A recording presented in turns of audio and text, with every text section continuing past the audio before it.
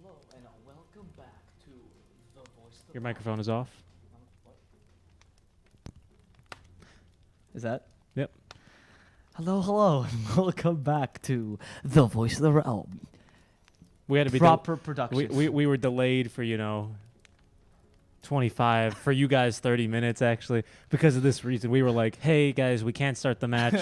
There's a problem. Alvaro, he can't figure out how to turn on his microphone. Yeah, And, but then Richie finally figured out when and, it then, came. and then we figured it out, and oh my goodness, we are live now with our draft. Okay, but the real reason before people genuinely say that is that there was an issue with a coordinator to one of the players. That's why it took so long. We would usually prepare content, but when it's an issue like this, where it's not like a scheduled, we can say 30 minutes it'll come back, 40 minutes it'll come back, we decided to not, wait indefinitely, right?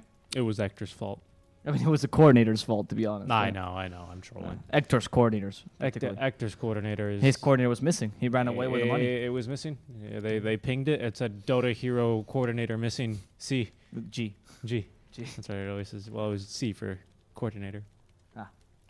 And we have a draft in front of us. Well, yeah, we do. It's already live. It's Lena Timber for the Zoomers ought to be 0. Anyway, on the Timber Saw, of course, they can flex the Lena.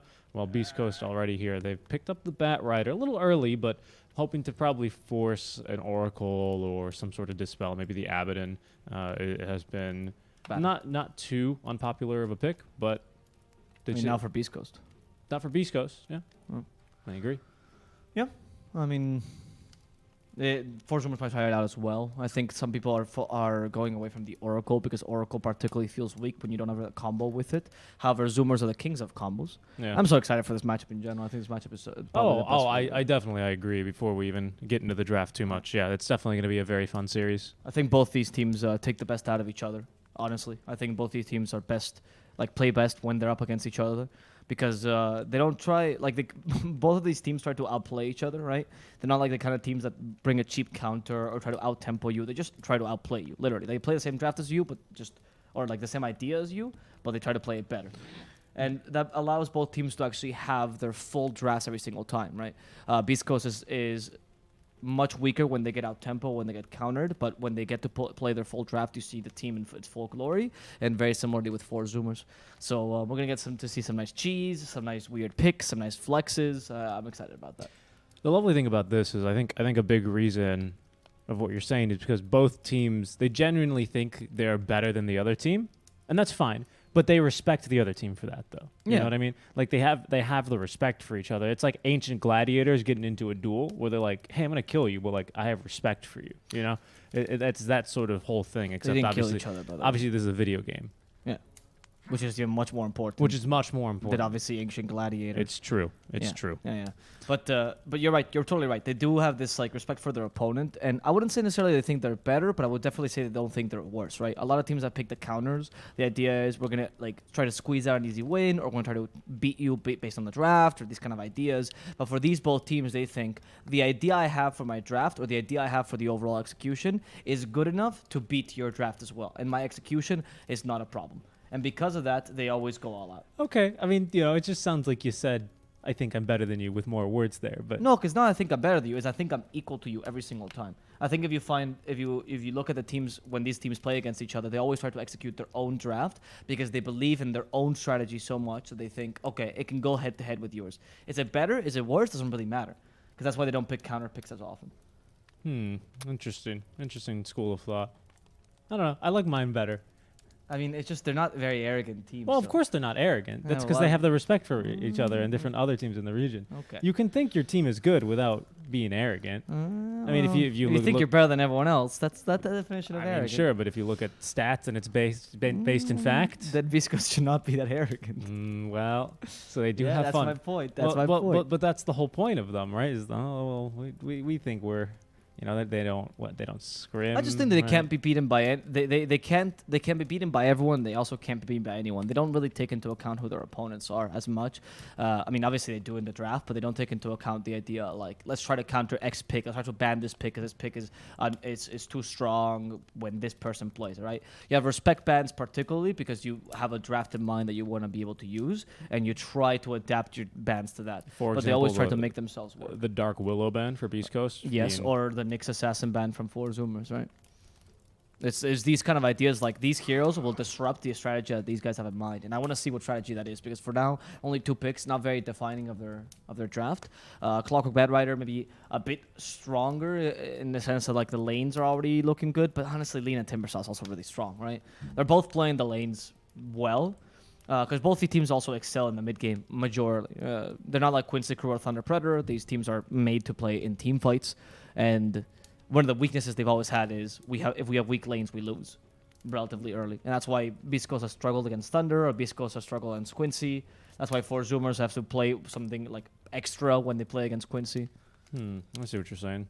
Not that their laning is weak necessarily, by the way. I'm just saying they're more oriented towards mid game. If I get what you're saying, especially in the carry department for really both teams, right? And here's the Spectre, which completely cancels out the Oracle because Oracle just dies to Spectre, to be quite honest with you. You can still TB to... I mean, I don't think you TB now, but like you could still TB now. It's like the 4th pick here for Zoomers and guarantee a good core-to-core matchup. Right. The 8th pick overall. Yeah, exactly. Yeah. I think you have some good options here as your position 5 that can deal with Spectre. Zoomers love the Ogre Magi. I particularly really like the Ogre Magi against the Spectre because you can tank her quite nicely and you offer a lot in the lane. If you're looking for a dispel, honestly, a Baton 5 is not bad here because you can dispel the Batrider and you deal with the Spectre very well as well. Well, you deal with the Spectre much better than an Oracle would. Oh, right? Yeah, because Oracle just dies. Oracle just dies. How does Oracle deal with the Spectre? Oh, no, he's dead. Well, you see, once Spectre has, well, anything really on her and haunts, Oracle dies. Yeah, exactly. It's really that easy.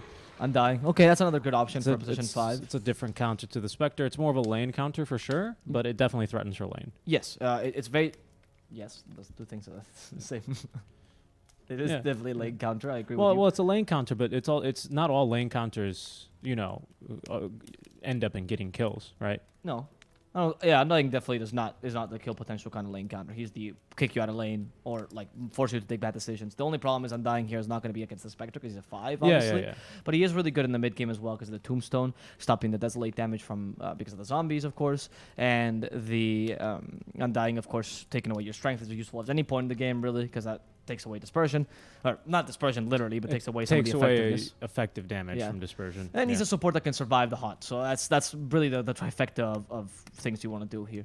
I like him more than Ogre if you want to secure, like if Zoomers is looking for a really hard carry, right, that deals with the Spectre, something like Naga, Terrorblade, whatever, then Undying is very good because it secures your lane a bit more reliably than Ogre most of the time. Okay. It also nullifies the enemy offlaner, which Beast Coast I think is going to run the Snapfire. I don't know if it's Snapfire off or Snapfire 5 here because they do like the Clock 5, but they also play Clock 4. So you're thinking then it's going to be Whisper Batrider then? I'm thinking it might be Whisper Batrider, but they're flexing it right now to see if it goes mid lane. Okay, I understand. Because they love that mid Batrider. That was just the implication inherent in your statement, is they're going to go for the Batrider instead of the TB Naga, which is nice because the Lifestealer instead of TB Naga. You gotta save the frames. Yeah, that's very true. But on top of that, Lifestealer has a really good matchup against the Spectre. Very, very fantastic. And it works better with Undying, right? Because Undying, as you mentioned, he doesn't just secure your lane, he forces the enemy offlaner out, right? You combine this with a Lifestealer, you essentially secure the early game completely for you. You can look to out-tempo the Spectre quite nicely with this, but on top of that, you also have a nice viability into the mid-late game. Like, even 30-40 minutes, a Lifestealer can deal with the Spectre. Yeah. Because of how strong the Feast is against that hero. And another benefit is, even if he's against the Batrider, he doesn't care, right? Because you don't have your Abba, you don't have your Oracle, you don't have anyone else that can dispel you in lane. Exactly. You need someone that can do it themselves. So I think it was reasonably either the Lifestealer or the Jug. I think we've seen Jug kind of just not really cut it in a lot of... It's not that good. I'd much rather have Lifestealer. I agree. Especially against Spectre. I feel like for the most part, though, the Lifestealer has always been in one of the early bans for one of either 2 teams, at least in the second phase. This time it made it through, and I think it's a good pickup here. They're banning Gunnar instead for the most part. That's what they're afraid of. And I mean, it makes sense. Gunnar's been an absolutely stand-up performer. Something that Beast Coast really likes to do, though, is they pick up the Batrider whenever their last pick, because then Batrider threatens the majority of the consistent mid laners, which makes it very difficult for Gunnar. First of all, Timbersaw, which can be played mid here, not really the case. If Batrider goes mid, he destroys Timbersaw. Yep. TA, same thing. Void Spirit, same thing. Ember can kind of hold his own, but still not great. Storm is banned, right? And Lesh is still in the pool. Lesh is one of the few ones that they can kind of... Oh, no, sorry. Lesh is banned. Lesh is banned, yep. So you have the DP and the Kunkka, which loses the lane, and DP, which can kind of survive somewhat. Yep. It's not great, right? Out of all the consistent mid laners, you've taken them pretty much all out because of the counter that is Batrider in the lane. And we've also seen how aggressive Chris Luck plays that Batrider when he has a good lane. That's why they're banning offlaners. Yeah, for Zoomers is smart. Like, the bat could be for Whisper for sure, but now that you've put the Lifestealer, you're definitely trying to force him mid. I want to see how Zoomers respond. Like, what pick would they want to do here? Because honestly, the idea for Zoomers right now is we pick a mid that counters Bat Rider. We force you to put him in the offlane where he has a bad time against Lifestealer Undying, and then you have to pick a mid later to try to counter us. Or you go for Bat Rider mid, which is less effective. I think the Ember Band's a really good one because then you could have flexed it with the Lina. Exactly. I think both of those heroes, they don't mind. I mean, the Ember more so. Yeah, but it's still a decent four. Yeah, but the Lina doesn't mind even more so laning against the Bat because you can kind of just outrange him quite easily. Pango's another option you have here for Zoomers, which they have played a fair amount. Very bad against Bat mid, but as you mentioned, you can flex it with Alina, and he's great against Snapfire and Spectre. Yeah, we'll see here. Queen of Pain. Queen of Pain okay, instead. Straight up counter the Bat Rider. So they're going for more my plan. Instead of trying to flex the Lina and stuff, I'm just saying, right, good luck with your Bat Rider. You can't put him mid. You can't put him off lane. Where do you put him, right? And Beastco has to decide, do we try to counter the Queen of Pain now, or do we try to counter the Lifestealer? I reckon they're going to then play the Snapfire in a core role, whether it be the off lane or the mid lane, and just throw the Bat on a position 5 then. Oh, yeah, that's a really good idea. Yeah, and then the Enigma. Yeah, okay that's so a good counter to I think that's what they're going to do. Yeah, I think that's been mid Snapfire, probably. We'll see here. This is, of course, Hector locking in his hero real quick. Let me change over to... Hector's the only one that they're sure about. Yeah. Like, chicos, ¿qué jugamos? No sé, Schofield is like, ¿dónde está el roster? ¿Cuál es mi basura? ¿Cuál es mi basura? Okay, right. I got Schofield on Clockwork. Zoomers. Yeah. Okay. Whisper on Enigma, and then Yeah. Good, Okay. Good call. Good call. It was. You're right though. I mean, because it was totally going to be. I don't want to say a pointless pick, but if you put it in the core position, it's going to lose his lane, and Bat Rider's a hero that needs to win his lane. And there's a 5 against Timbersaw, pretty decent as well, right? So you actually did. I mean, I wouldn't say that you're like the best counter, but you're decent, especially with the Flame Break build. It's pretty good. I like both lineups. I think Zoomers was very intelligent the way they drafted this. They're trying to out-tempo Beast Coast, which is a smart idea. But Beast Coast has a really good lineup to play from behind. Yeah, you have a Force Multiplier that is the Enigma, really nice for Protect 1, and a Spectre, which wins you the late game. So both teams can win this, honestly. It's a pretty 50-50 matchup. It depends so much on execution. The only issue I thus far can see in this draft is that we've got a couple of tanky heroes here that Beast Coast might struggle to kind of kill early on because Black Hole is kind of anti-synergistic with Spectre because you need that Desolate. I mean, you don't need it, right? Yeah. But you kind of want that Desolate damage, especially when you have tanky heroes. Right now, like Lina, Quap, if you catch those guys in Black Hole, they're dead, easy peasy, any stage of the game. The other 3, especially if Husky can get his ulti off and Timbersaw, maybe you're going to need kisses to kill him, they might have a little bit of difficulty, and then they might be able to turn... That's just my only concern. I think, for the most part, they're going to be able to kick their butts in a straight 5-on-5 team fight, is what I believe, especially because we have nothing to cancel the Black Hole until an Abyssal Blade comes out, right? And you're right, Midnight Pulse, which did get changed to magic damage. Yeah. So still powerful though. Still powerful, but gets ignored now by BKBs. Yeah. And can get reduced now. So that's the only reason I bring it up. But that's why I'm saying that execution is so important, because you're right about this, and Beast Coast just needs to do what you said, right? You play with Black Hole Mortimer's Kisses early, then with Hunt in the later game, and you also play with the Hookshot and the Bat Rider with the Hunt early, right? Because those are ways to get people to be singled out. Yep. So they do have effective techniques, however, the execution is a bit difficult for Beast Coast. A little bit. We'll see if they can especially early. The Spectre, in my opinion, is just going to lack a little bit of the damage, or maybe she won't because Zoomers want to be spaced out because of the Black Hole threat. So we'll see. We'll see. I mean, I think that the lineup for Beast Coast is quite solid here. So is Zoomers. Let's see if Zoomers can out-tempo them, though, which is pretty much what they're trying to do. All right. Both teams are going to be playing with the tempo. Follow us on Twitch. You picked a word in a different language. There's no way there's a rhyme. There's 2 couplet phrase. It's an absolute crime. All right. There we go.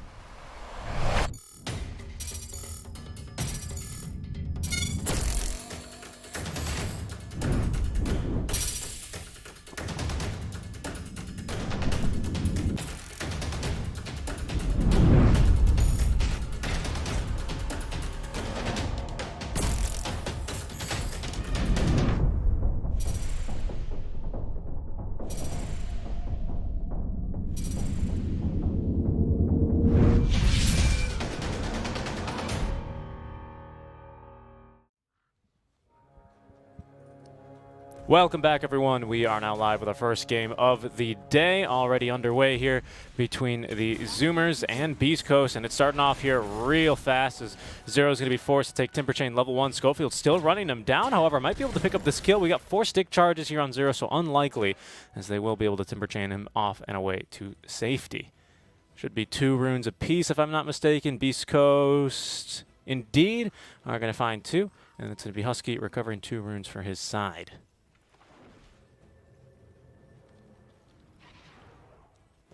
As we'll be getting underway here, let me just check a setting, making sure that we're not downloading here in the background, and we are not, luckily. Making sure we can get the best stream quality for you guys. Thank you for tuning in over the past couple of days, as it has been plenty of Dota 2 action. And we now have ourselves a quick pause. Already getting underway. This has been a long time. Alvaro still not joining the TeamSpeak server here. He's somewhat forgotten about it here, so who knows how long it'll be. I'm just going to sit here and wait for Alvaro to join so we can begin talking about Beast Coast a bit more, but it will be, of course, Stinger top lane, which is why he's going to be really looking to be just as aggressive as possible here with the napalm charges. The issue is, hello, Alvaro, is that it's going to be, no, you're good, a bit more difficult as you, basically we're going to be giving, you know, I mean, look at this, Ocean already, he knows what this lane is going to be like. He's already brought not only the 2 Fairy Fires for a little bit more damage, plus 4 damage on the Lena's pretty decent, it'll add up. But the full magic wand already for Ocean, which is going to be nice because he's going to be able to spam out spells much more effectively thanks to Stinger just constantly giving him plenty of charges there.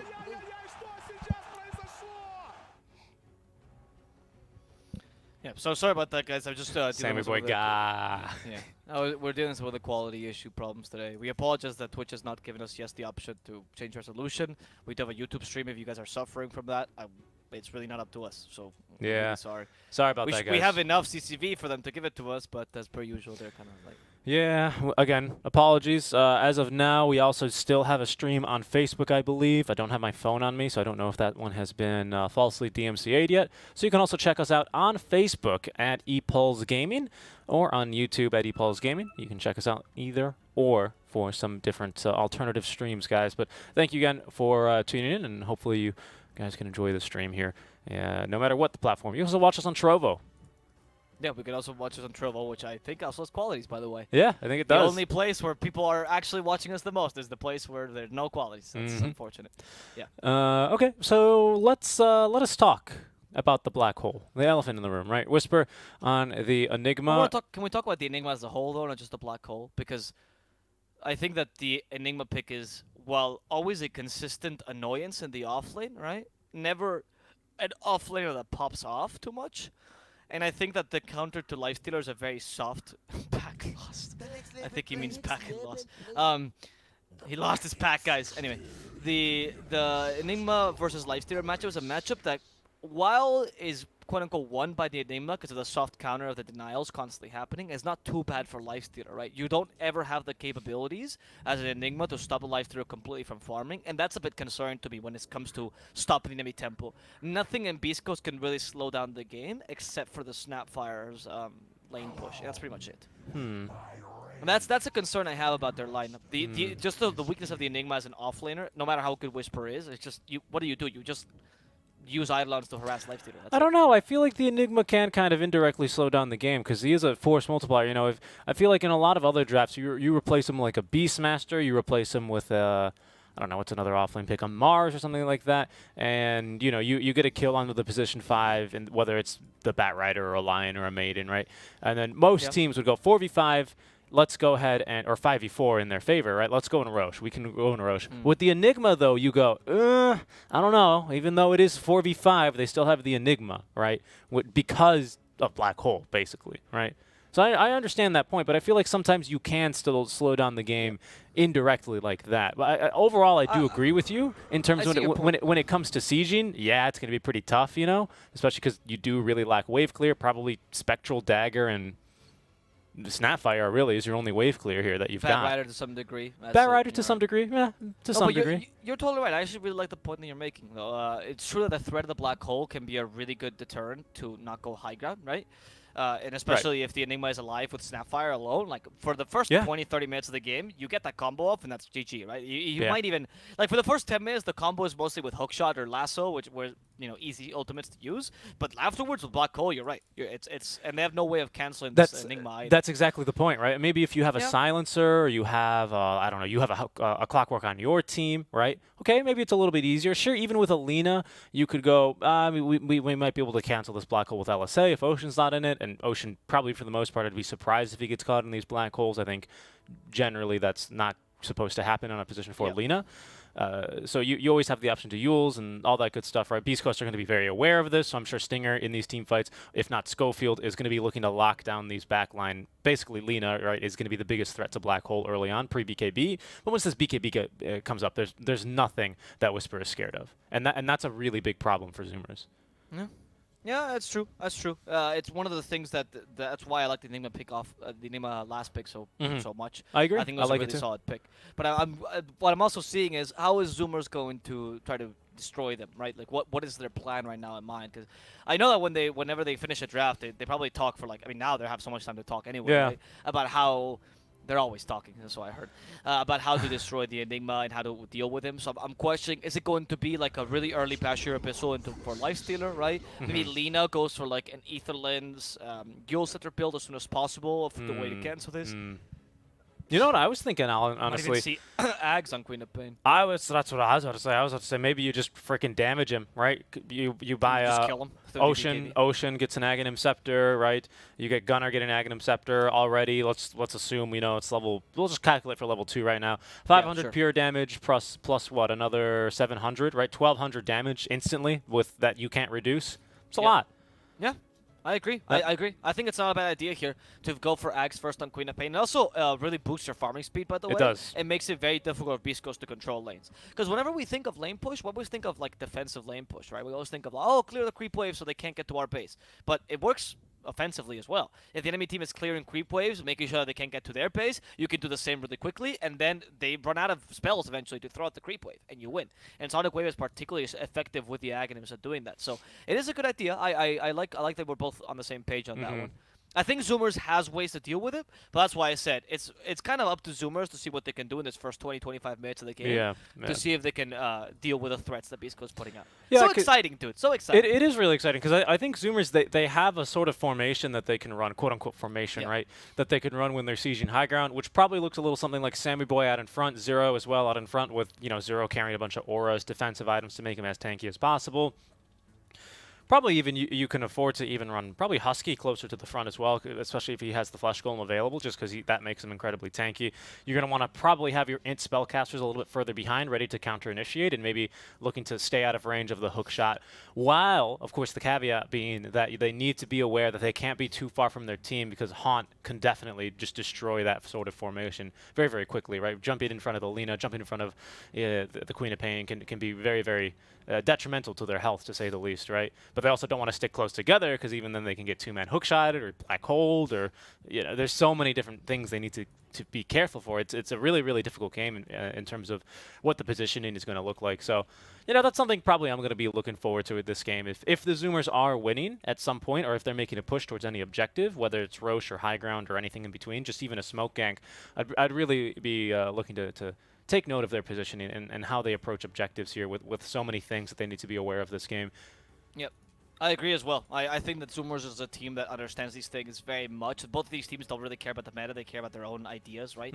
And they understand Dota in such a, I would say, deep and complex way that they often confront situations very differently than other teams, right? They don't go for the standard, like, what are our options? We have 3 options here. No. They're going to think outside the box a bit. That's why it makes it kind of exciting. I actually really like when either of these teams are tempted with an obstacle, like with one particular obstacle. I'm like, how will they face this obstacle? Particularly Zoomers, it's like watching someone play a puzzle game, right? When they play Dota. Yeah, it's very enjoyable. I totally get what you're saying there. I totally get. And then something, of course, that we should mention, because it is going to be a core Snapfire, is we're going to have a gobble up pretty quickly this game. Maybe 15 to 18 minutes if they want to really rush it. Maybe a bit sooner if you just go for it naked. I would be surprised, especially against the Queen of Pain. You're probably not going to want to do that. But, that also gives you some really great reach with gobble up that you can use use to really mess up that quote-unquote formation I was talking about, and potentially sow discord in the 4 Zoomers lineup here when they're looking to siege. So, yeah, it's a pretty scary high ground. As the Stinger might be dead top. No, he's got a stick as well. Okay, we're actually in the game. Thank God. I was really hoping that this wouldn't be paused and we wouldn't lose the game. That I'm so excited. Like seriously, you know what I wish this tournament had? I wish I had a lower brackets where it's just in my basement. I just have these 2 teams fight against each other endlessly, right? Just for my amusement, really. Because I think this is a really exciting matchup to get, particularly. It is. But it doesn't mean that these 2 teams are the best necessarily in the tournament, or that one of them is going to be the winner. But it's just something about their playstyles just makes it very enjoyable Dota. Yeah, unfortunately, one of these 2 teams at the end of the day is going to be eliminated, as we that's are worse in for our lower bracket. So both teams have quite a bit to play for here. Yep. We'll see.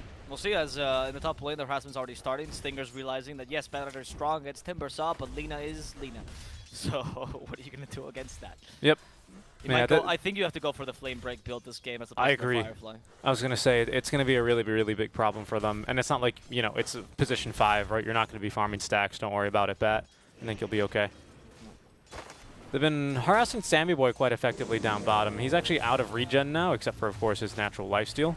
So that's going to be of some concern. As they drop a Tombstone here, level 1 in the lane. Doesn't have a point in the Soul Rip. That's pretty smart, actually, to farm the Eidolons, because obviously Whisper takes away farm out of the lane, or gold in general, with the Eidolon deny.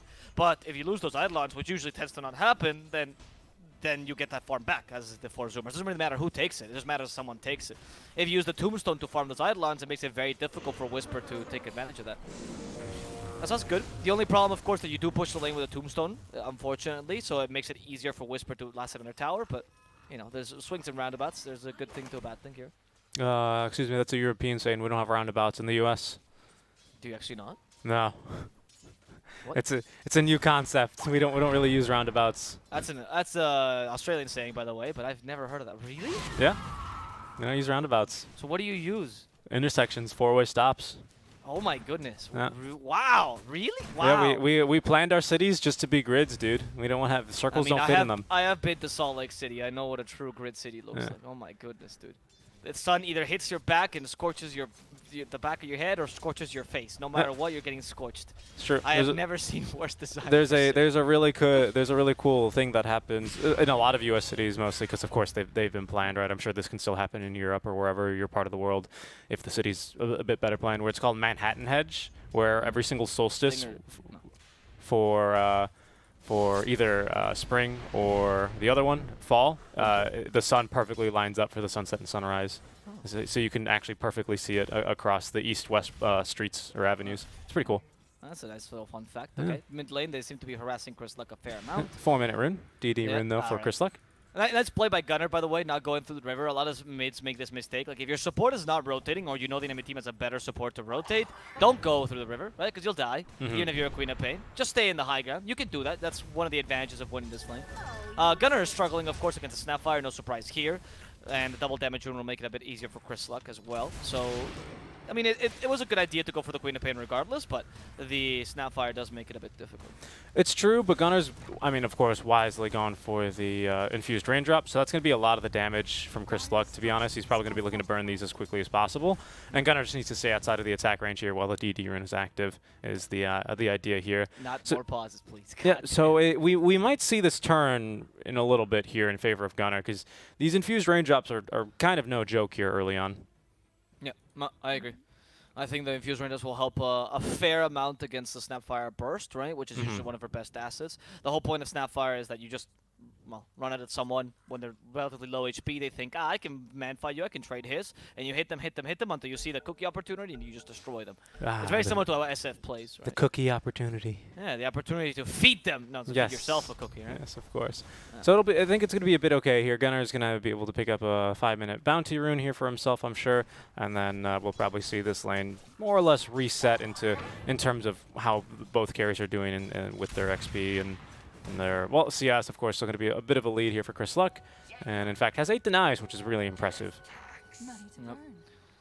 That's true. The 89 is the biggest deal. I mean, your projectile speed is third fastest in the game after sniper and gyrocopter, so I mean, makes sense, right? I mean, it is a gun, right? So It is a gun, yeah, but like Tinker has all this technology and his laser is the small, like this ball it's of a light. Star Wars laser. Don't worry about it. That's true. Top Zero on lane. the top lane. Yeah, he's struggling. Oh, here the Mortimer's kisses as well, by the way, Off to the kill mark. Zero. But they're so far away though, and they're just gonna be able to finish off Zero with the Firefly.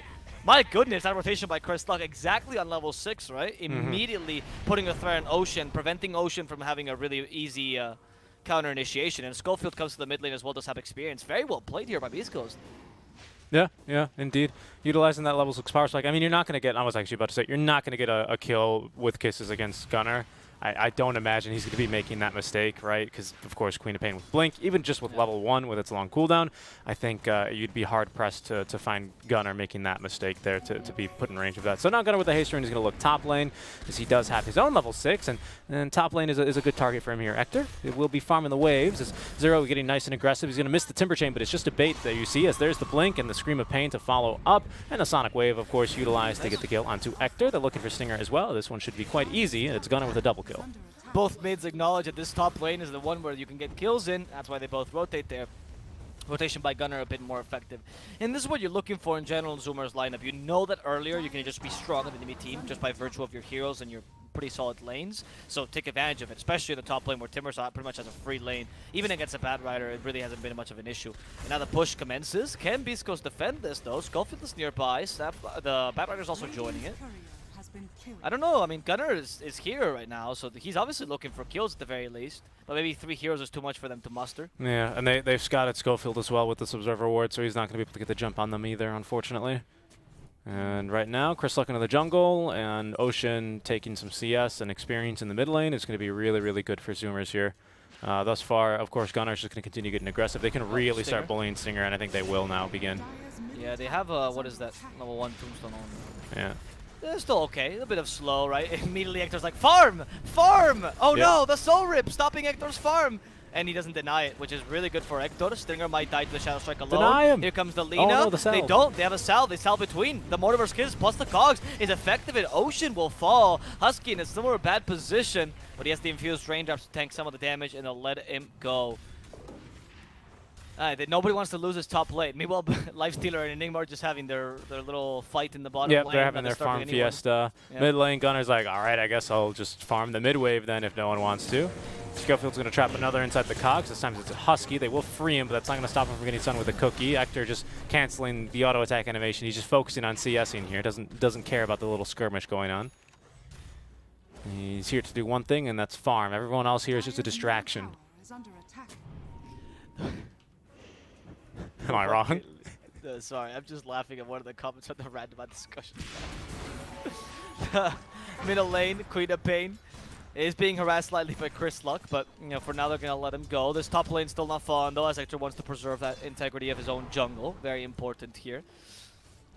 But Chris Luck is really much better at pushing this middle lane than the Queen of Pain. So unfortunately, it's just really easy for Beast Coast to deep push this. Very similarly, Zoomers is doing the same thing with Lina, but Queen of Pain needs to get these kills early. The Clockwork finds her. I think she found the Clockwork here with a Tombstone. Yeah, Ocean is nearby too. Lightstrike Array. Schofield wasting so much time though. Zero's even forced to rotate, and in the end, they do get the skill. But Schofield is wasting time. Hector has managed to farm with this. It's not too bad considering you're only killing support. So what Stinger is doing now, this is completely him cutting the lane. He doesn't want them to push whatsoever. He's happy to die. All he wants is for this game to elongate. Yeah. Samurai Boy as well is free farming during this time period, so that's just important to notice. The Schofield will look to trap him, and Samurai Boy will just lifesteal off of him.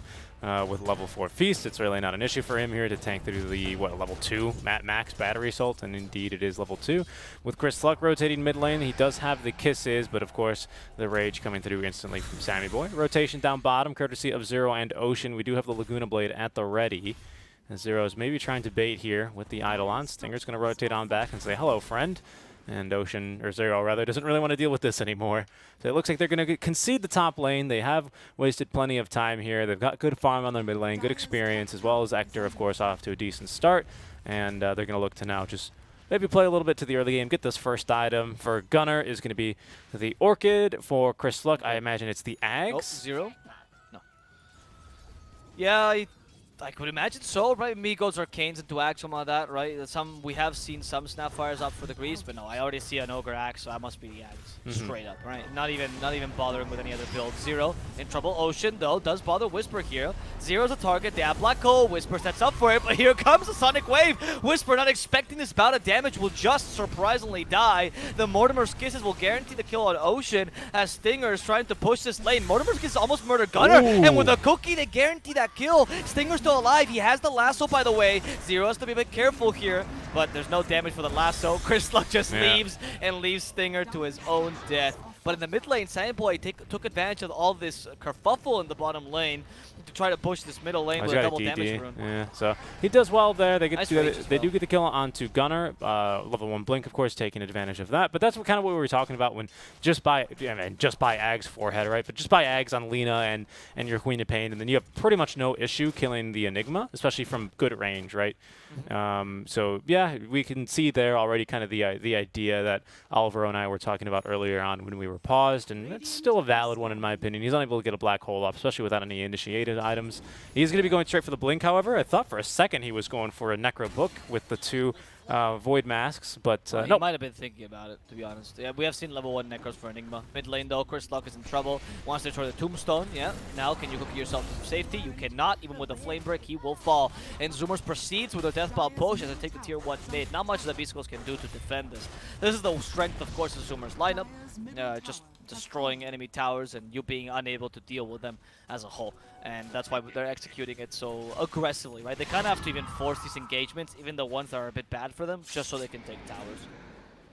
Yeah, I mean, and they've pushed now the top and mid tier 1, so they've got decent control here. Zector's going to show off his brand new spiky blade mail to Gunner, who will avoid hitting them for the duration. The Stinger rotating around has the lasso up in 8 seconds, but there's the hook shot that we hear. They will find Ocean. Can they free him, however, is the question. It looks like the answer is no, as he will die. Does get an LSA off before he goes, and that's going to set up for the kill in return onto Schofield at the least, going to 0. Sammy Boy mid lane looking for Chris Luck. He did use the cookie offensively, so it doesn't have one. One tree remains for 0 to Timber's chain 2, and he's going to use that one to close the gap, and Gunner with the damage for the kill. Nice job there. Second death there onto Chris Luck. A bit unfortunate for him as he was looking to push out that mid lane, but does need to be a little bit careful here. Easy. Gunner has no way to cancel this TP right now. His Orchid's not bad timing, but as many people pointed out in the chat, Queen of Pain has been trashed for a while, so we'll see how impactful she can still be with this more traditional build of the Orchid. What are you Orchiding this game, by the way? Probably stopping the Snapfire ultimate, sure. As a gank to Enigma, not bad either. But you don't have like a Storm or an Ember that Orchid really crushes, right? It's just like an extra bit of damage. Yeah, I think it's really useful against Sector, who would probably use Haunt if he gets ganked and just run away. Right. Yeah, I until mean, he gets Manta, until he gets Manta, right? Yeah, that's absolutely right. Which, you know, is a while. Of course, Blade Mail into Treads and then into the Manta style is usually the build. So 18, 19 minutes, you know, we're going to have Orchid up in, what, maybe an extra 2 minutes. So yeah, around then. So it'll be pretty soon. So perhaps that you can always look for a kill there. It prevents a cookie from coming out from Chris Luck as well, which might be able to save him. Stuff like this. Nothing major, though, you're right. Nothing like a Storm Spirit, Ember. Who else? Maybe for Schofield to prevent him hookshotting away. I don't know. Seems like you got decent targets. There's a good target. Black hole. Yeah, that's a perfect target with a Haunt as well. And they're going to get the kill to Hector for a bit of extra farm his way. Good play. That's a really valuable target, and they're using the black hole effectively like that, right? At this point, yes, you could use the lasso as well, but it's just much more reliable until you get Blink Dagger on Bat Rider to just use the black hole. And there's also the Blink Dagger reveal, of course, for the Enigma, which will net him the first part of his BKB, which is the Ogre Axe. Once he gets BKB, he'll be completely invulnerable until this Lifestealer decides to go for an Abyssal. Talk about Lifestealer, he is chunking Stinger. Stinger's forced to use the lasso for that. Might try to deny himself against the Ancients, not going to work. Sandboy a bit too strong, and the double damage, of course, helps out. Second double damage that Sandboy uses effectively. Yeah, seriously, he is. I mean, yes, Hector does Haunt in there and get a good kill, but Sandboy also has Armlet DD and is going straight into the Deso, so they're looking to try and, in my opinion, undercut this Beast Coast timing a bit. We'll see how it works. I like to see this. Usually I feel like Zoomers don't really play for tempo too much, so I think this time probably they know the Queen of Pain is going to be a bit weaker than even a mid lane Snapfire because of the meta and the nerfs, so we'll see here how they're able to convert this. We will see us in the top lane. They're going to take a tower here for Zoomers as well. And this is now the start of when four Zoomers can actually put pressure onto the map. The first tier 1 mid and tier 1 top are nice enough to just shorten the map for Beast Coast, but usually when you take this last tier 1, you pretty much force Beast Coast into one area, which is the triangle, and perhaps the enemy jungle. And if that happens, you know how to gank him with smokes. It's much easier for you to detect them and to find out where they are. As we can see, Hector is already in the triangle, right? Also taking advantage of the Ancients.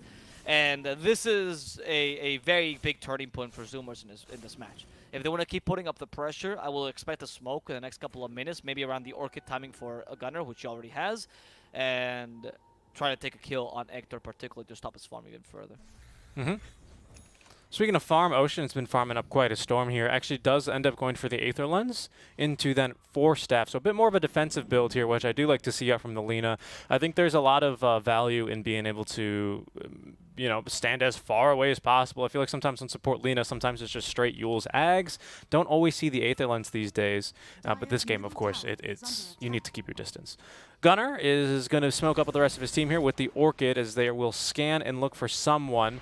Stinger would be not the ideal catch, but Whisper, not bad. And also not too scared of him here, considering he did just use Black Hole, as I think Zero's just going to miss him, as will the rest of Zoomers in the river. They might find a courier, and they will, but they really want Hector. Yeah, and in the end, Stinger is actually, look at this, he's cutting the lanes like these. Chris Luck as well, waiting in the trees to cut the lane himself. Is it more dangerous of a play by Chris Luck, mind you, especially if Ocean finds out that he's around here. But it'll be really effective at delaying the game, which is all that Beast Coast needs to do right now. And this is also their best playstyle, by the way, when they have to delay the game and they're losing. Schofield in trouble, TPs immediately. This should not be in... No, never mind, it's enough, it's enough. I thought they had enough damage with the Soul Burn, but in the end, that Soul Burn took a bit too long. I did too. Oh, they would have had him. That's going to be the Orchid reveal, as well as them letting them know that, hey, they have an Observer Ward. Probably either here or here, so that's going to be dewarded very, very quickly, which is unfortunate for the Zoomers because that's going to lose them a bit of their aggressive potential here as soon as that gets dewarded. Speaking of wards, just real quick, want to point out the Beast Coast wards. They got some pretty good ones as well in the jungle. I think they suspect that Zoomers are going to be looking to play as aggressively as possible, so they are going to do the exact opposite and play in their jungle then, right? Yeah, and so they're going to be able to set up some vision for that. So very wisely done, very smart move. My goodness, Chris Luck literally threading the needle here as he walks by the Lina, using the night vision to also get away from that compromised spot he was in and not get caught by the Lina, right? Really impressive how Beast Coast is playing currently the map and using the vision to their advantage to make this game really difficult for Zoomers. Because Zoomers doesn't know what to gank because they don't see anyone on the map and they're like, where are they? They're not in their triangle because we have a ward there, so where are they? And all of a sudden they're just hiding in the trees down bottom, finding farmers in the craziest of places. They can only really catch up to Schofield, which we've already seen is quite tanky. Beast Coast is along getting this game really effectively, and Zoomers is playing it smart as well. They're just going to wait for the there's the gobble up. The Stinger didn't find anyone though, but they can still go for Ocean. Cogs, Mortimer's Kisses, and I think Ocean's dead, but they do lay down the Tombstone, so that Beast Coast cannot continue with the aggression. Here comes Gunner, going for Schofield. They'll cookie to help him out. They dupe. Last one to the high ground. Can they kill Gunner based on this? We don't see Hector realitying just yet. Now Hector finally going for Gunner, but there was an illusion rune to prevent some of the damage. Hector could be in trouble. He still has the Manta style to dispel a Shadow Strike. They don't have any more initiation. They want to use the Whisper Black Hole, but Zoomers is biding their time and using their space effectively. Instead, what they're looking to do is go for the Roshan. I don't know if they could do that, though. I don't know. There's no Tombstone. You're up against Blink Black Hole right now. Sure, you don't have Haunt Hookshot. Nope, Stinger it's a might bit die, risky. though. Okay, maybe the Roshan was just a bait to get that easy kill. No, they'll continue to go gobble for up. it. Another gobble up. Silent Boy avoids this. Yeah, they understand they can't really fight against the Black Hole, but they got a really nice bait out of that. And took advantage of the Lifestealer Desolator, which came as a surprise to Beast Coast. Yeah, I think the Matan just as surprising as well here to the Beast Coast, to the Zoomers, as we had 2 core items really come through there. 3 actually, the Deso Manta for the Deso was going to be for Sammy Boy, and then of course Manta for the Spectre, but also the Agnum Scepter for Snapfire, making them a 2 versus 1. So a bit of a lopsided fight. Zoomers, they come out relatively light in terms of losses of what that really could have been. So I'm sure they didn't want to fight, right? They were only trying to space exactly. the other team out. And that was effective. Oh, there's another gobble. They want to catch Gunner, and there's going to be no follow-up. Here comes the Lifestealer inside, and they silence up the poor Snapfire. That's the Mortimer's Kiss is gone for the next team fight. It's up in 16 seconds. He'll be up in 40, though. Schofield trying to outrun his robotic brother. I don't know if it's going to work. Timbersaw not only gets the bounty run in front of him, but might also get his life. Schofield used the hook shot, blocked immediately by Zero. Schofield with the cogs, up in the high ground. I think this is your end, though, Schofield. They have a Shadow Strike, first the silence, a blink in a second. Schofield's wasting so much time. But he'll die because of a Stinger in the top lane. Yeah, they also get Stinger, though, and now without these supports, another no hookshot duration. Maybe now they go for Roche here. I was talking about earlier how you don't really want to go against Roche when they still have the Enigma up, but a 2v5 is without Haunt is a pretty good time to go, I would say. So in they go. Black Hole, though. I guess, yeah, no Clockwork, no Bad Rider. The kill them on Snapfire, I guess, the most important one, right? Yeah, plus they have an observer right outside the tier 2 tower. They have the outpost here. They feel pretty darn comfortable taking this one. Yeah, that makes sense. Now they can set up much Sammy better Boy's for gonna it. die. No, he armor Wow. Oh, What goodness. a snipe by the Rocket Flare from Schofield. Oh, Sammy, He armlet toggled right at the last second, tried to regain his HP. Yep, Wow. he is going to regret that one. He is going to regret that one. Well, it's okay. I mean, you still get the bounty, the experience, the gold. You deny a Roshan opportunity as well for Beast Coast. Obviously, they would have loved to have that Aegis, but, you know, it's not a kill at least, so. Yeah, it's not too bad. It's not too bad for them. We'll see. We'll see, though, because it slows them down, right? And Beast Coast, all they're trying to do right now is not try to get favorable trades. They're just trying to elongate the game. So these kind of plays are exactly what they're looking for, right? These small but effective trades where you get something for nothing and you don't lose much of your advantage. Spectre's still the most farmed hero on the map, which is impressive, by the way, because you're up against a Lifestealer. So really good job on Ektar, as per usual. His Ingrained Midas working as it should. That's true, but we also don't really have a quote-unquote farming item for our Lifestealer like we sometimes see. Point. So. Oh. Bad Rider could be in trouble. Laguna Blade. Okay, they commit everything, and Bad Rider's dead for Whisper's in sure. trouble. He's got BKB. He's got to use it. He has to use it. He still has the black hole. They want to kill him. BKB only lasts 5 more seconds. And there's a lot of damage. Whisper knows he can't just commit to channeling that black hole. It'd be a huge loss. They still have Gobble up on Chris Luck. Chris Luck TPs. The way of canceling. They Yule do. Scepter. There's a Yule Scepter now on Zero. And that TP by Chris Luck was way too hopeful. Yeah, Schofield's not going to survive either. He was hoping to TP too, but he will die. Can you gobble up an ally who is magic immune? Actually, I don't know that either, to be honest. I checked the ability, and of course, not very descriptive. I imagine you can, because otherwise, I imagine he might have just, you know, Chris Luck might have just yeeted his boy away to safety, right, rather than risk anything. But I can't say for certain, so we shall see here. So that's going to be then the mid-tier 2 tower down. 4 Zoomers picking up a few kills here, basically for free against a Beast Coast, as they are a little bit too mobile and find themselves caught off guard. Ooh, interesting build. Zero has gone for, what is this, the Kaya and Sanj. Also known as the Kanj. Okay. What are your Sanj. What are your opinions on that? On the Yeah, I was Timber thinking Saw? about that. That's what I was. I mean, I have theorized about this being a pretty decent idea on a Timber Saw in general, like, you know, in my stupid commentaries, right? And I've thought about this. I've talked to a couple, like, casters and players, like, yeah, I can see the Timber Saw. I remember there was a stream, particularly a 4Zoomer stream, right, where they were talking about Timber Saw. And I don't mean to cut you off. Beast Coast are smoking up and baiting near mid. Sorry. No, you're good. Let's go for the smoke first, and then I'll explain this Yeah, little yeah, anecdote from Gunner's stream. Big fan. Anyway, Beast Coast, what can they find? The Timber Saw, maybe? The gobble up. They don't need to blink dagger on battery with the gobble up. They They break smoke. the smoke with a battery. catch That's four. perfect gobble up as well. With the Mortimer's Kisses, can they kill Ocean? With the Haunt as well. The Black Hole catches 2 and a Courier here, but it's the most important 2 as Sammy Boy and poor Gunner are torn to shreds. Stinger gets away just barely, but now they catch up to Zero. Poor Zero can't really last this. The Yule Scepter plus the Timber Chain combo is a really good idea to get away, but is that going to be enough? Schofield still hell-bent on murdering him. The cookie does not get him as Ektar was facing the wrong way, and Beast Ghost will have to give up on this hunt. Schofield, careful. They're looking for you, dude. Look at this. The robotic fight. Who is going to win these Robo Wars? Zero. Perfect placing of the Chakram. He's committed to this. They throw an Ektar in, and that might deter the Timber Saw, but Husky in the wrong position will get punished for this play, and this should be the final kill in this engagement. Zero still trying, though, to murder the Clockwork. Yeah, he's buying time, though. Zoomers didn't use any of the ultimates there except for Tombstone and the Flesh Golem, so they need to be a little bit careful here because they're all going to be up rather soon. Beautiful couple up. That was a huge AoE as, Schofield nearly dying. Just eats a Laguna Blade real quick. He eats those for breakfast, lunch, and dinner. The Eul Scepter, though, that's a full course meal here, as well as Zero here with the Whirling Death. They will be able to get him. Alright, so my anecdote about the Gunner stream is that I was watching their stream, right, and they were talking about, they were actually casting some open qualifiers back then. They were talking about how Timbersaw went for Eul Scepter or something else first, right? And they were saying, like, you know, it's so stupid every time I see a Timbersaw going for anything that's not Sanj, you know, because it's just such a strong item on him, right?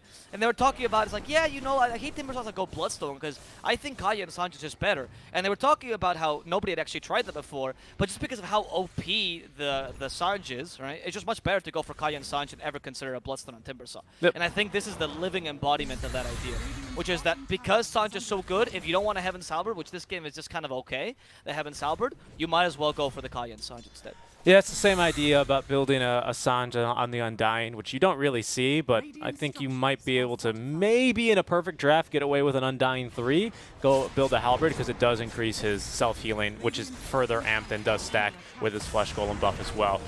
Schofield's going in. They're going to spit Ector right into Ocean as once again Schofield eating another Laguna Blade. This time though plenty of follow-up damage, the Chakram, and Gunnar blinking up to find him. Ector though, he wants to farm the Tombstone, and damn it if he's going to not finish this thing off. Because now he's going to receive a bash out from Sammy though. That'll trigger the buyback out from Schofield as the kisses begin to rain down, courtesy of Snapfire. Chris Luck, though, not really finding too many targets there with the kisses. The Gobbles not slowing anyone either as Husky, well, Sammy's going to go ahead and climb inside and run away.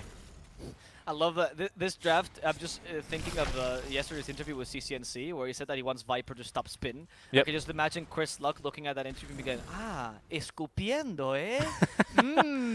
Quiero escupir. Yo también quiero. They banned the Viper and then he's just spitting Gobble up everywhere. Yeah. They've learned. This is the true meta. Ow. It's the spitting meta. Apparently you cannot gobble up the wagons. You can.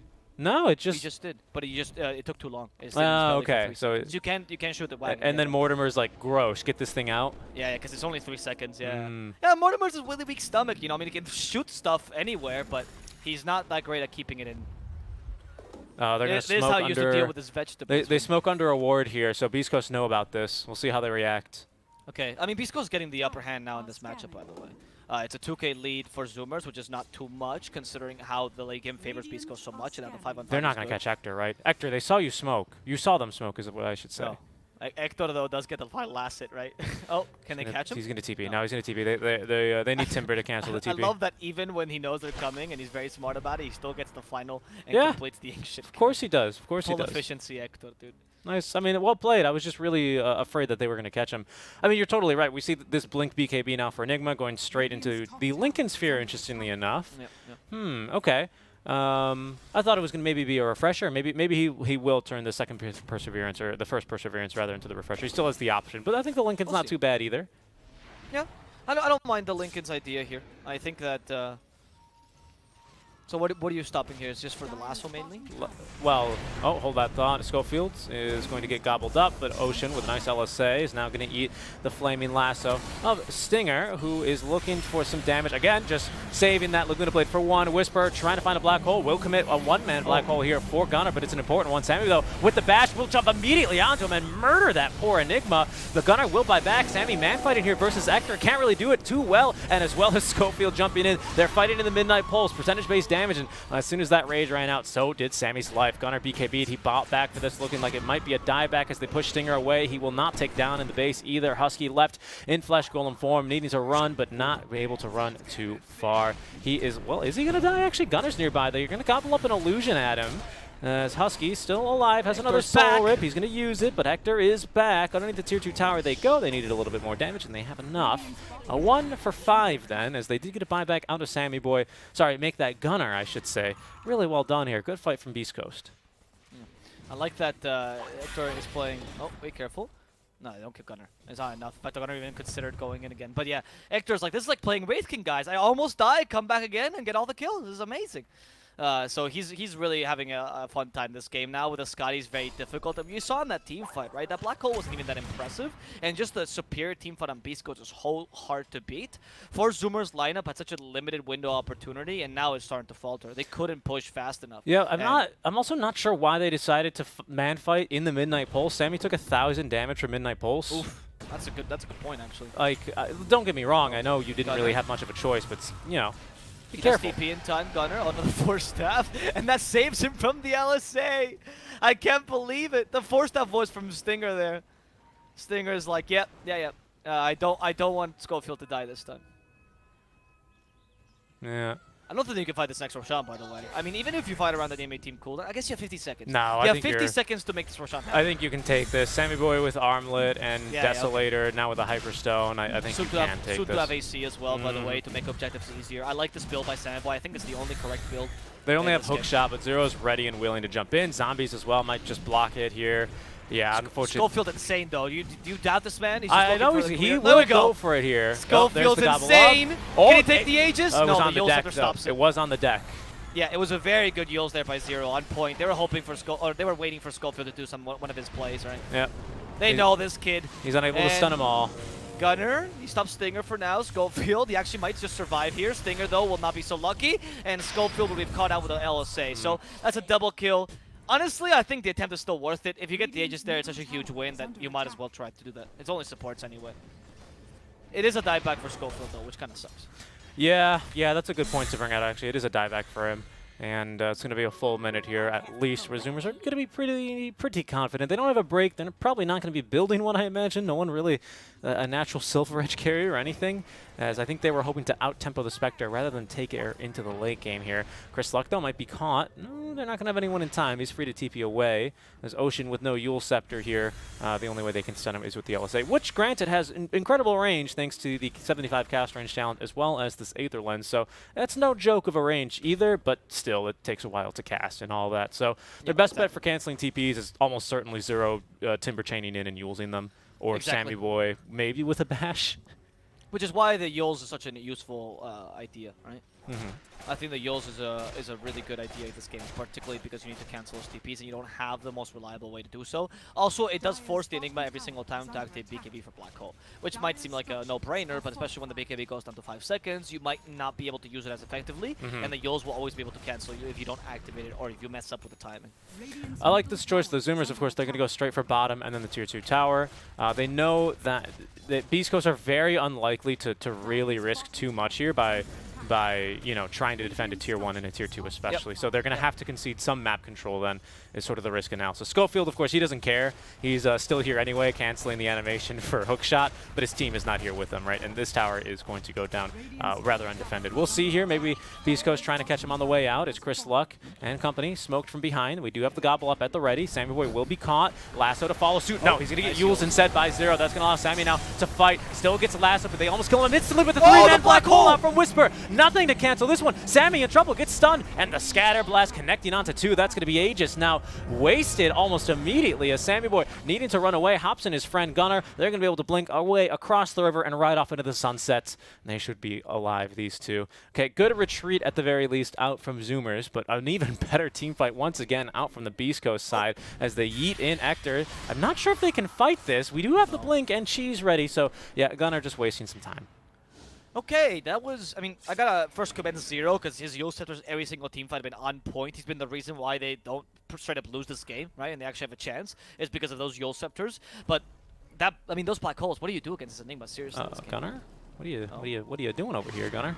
I'm not really sure. He's playing with Stinger. Yeah, he's just saying hello to Stinger. Sammy's like, take me to my ancients, please. And Gunner's like, okay, the ancients are gone. Where do we go? Take me home.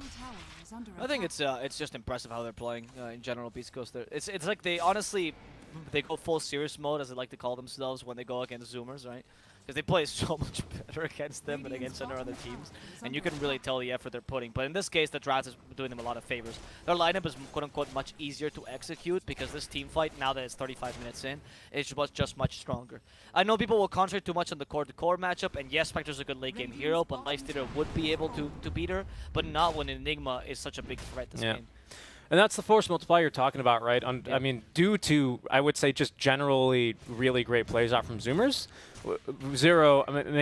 Stinger has not really had too much of an impact this game, right? The biggest impact he's really been having, I don't mean to diss him, it's really just having someone carry a force staff, right? Yeah, exactly. Yeah, And you're totally right. you know, he's good on the force staffs, which makes it sound like I'm insulting him or being mean. But no, it's just really, you're right. It's just totally the Yule Scepters being on point this game.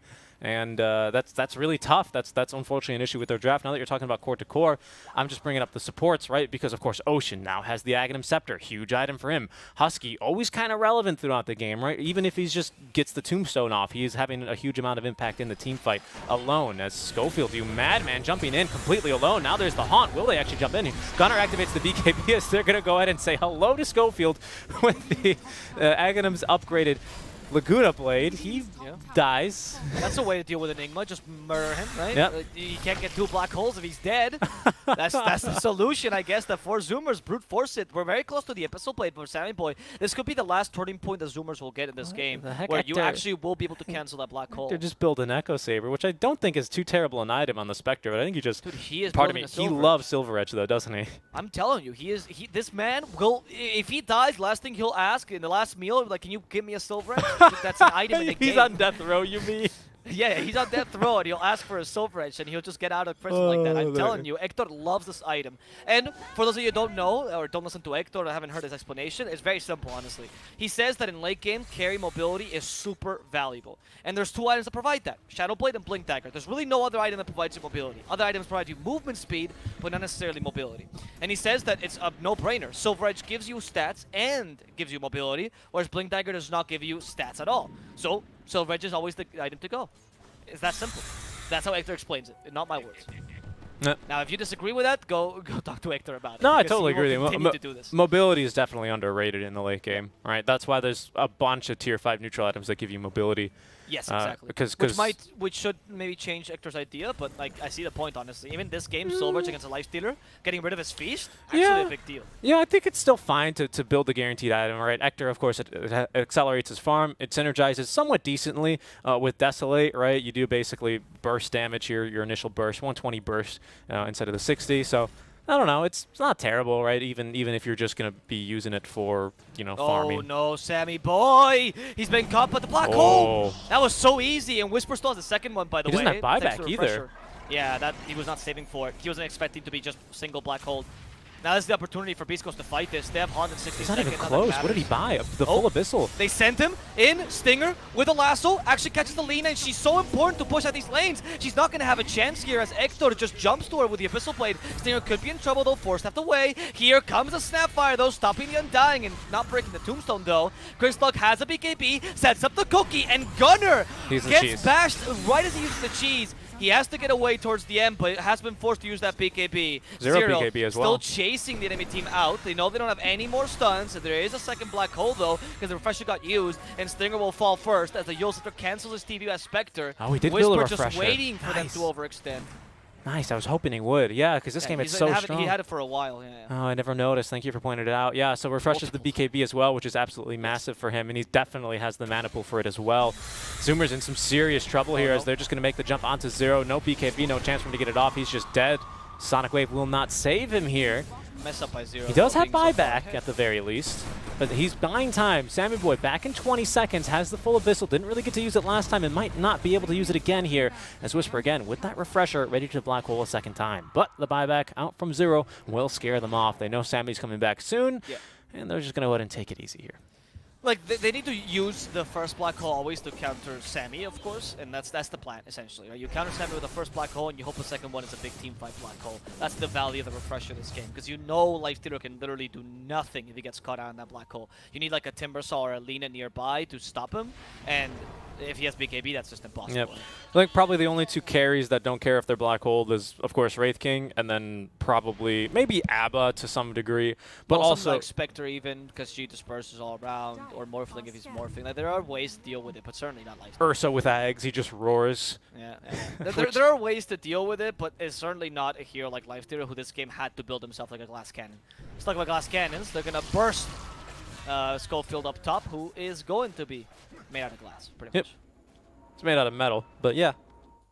A very Definitely. cheap metal, though, And at that's this point. Roshon now if a Lifestealer is respawning. just clawing Oh, what does through. this Rosh have? This Rosh has Refresher Shard. Okay, so Zoomers are going to scout it first here, but Beast Coast, they want to They fight. want it. Yep. They have Refresher in 23 seconds on Beast Coast. Throw Stinger again. This combo, the lasso is dirty, and they're always going for the Lina. Lina's down Whisper, for there he 70 goes. seconds. There's the black hole. Catches Saiyan Boy and the Undying. Saiyan Boy dies a second time, and that's going to be again Saiyan Boy without the buyback. They stop Zero from Timber chaining away, but they have found Gunner in the back. That's just much more valuable.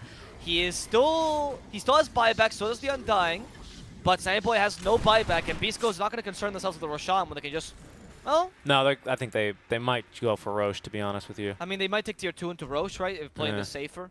Because they don't know that Saiyan Boy doesn't have buyback, right? That's the problem here. So I would think like to they force might, to be honest. I think they might, because the Abyssal is brand spanking new, and they've killed him twice since he's gotten it. Yeah, so they can assume. They can assume, right? Yeah, I agree.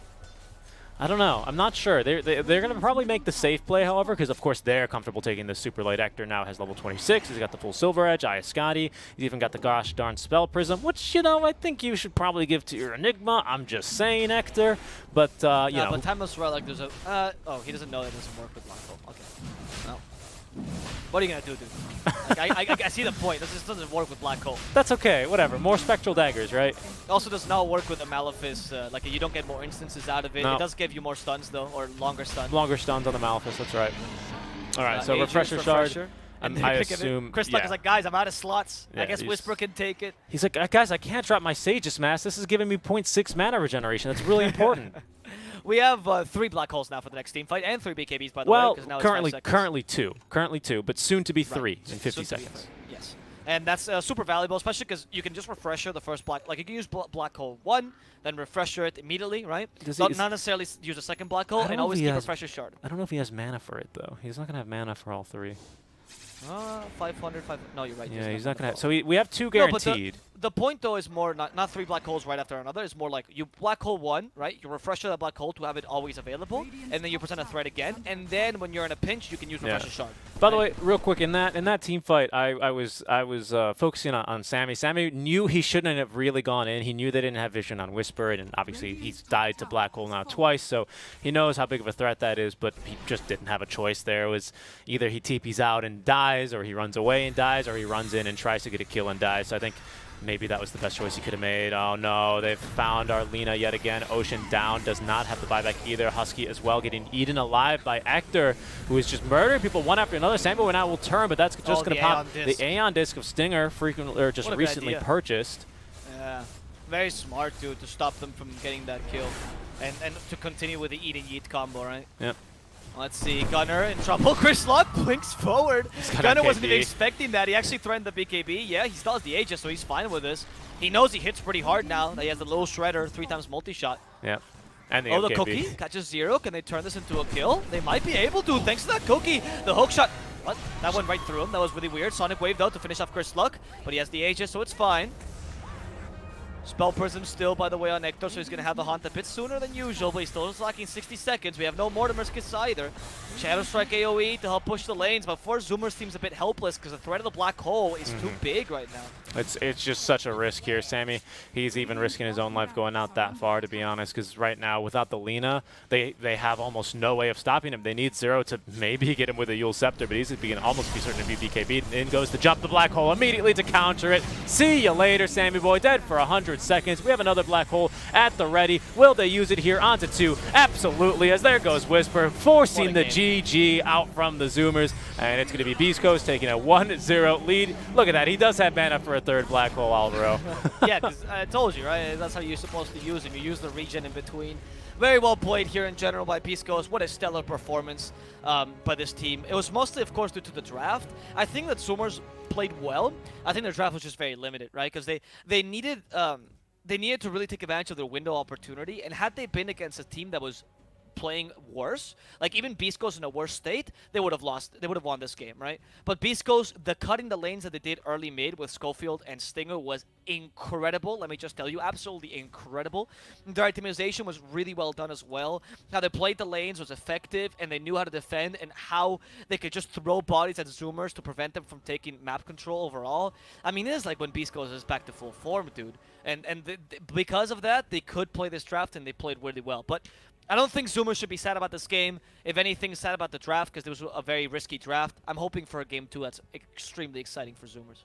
Yeah, I agree. I think Zoomers, I think they itemized, I think, correctly on Sammy.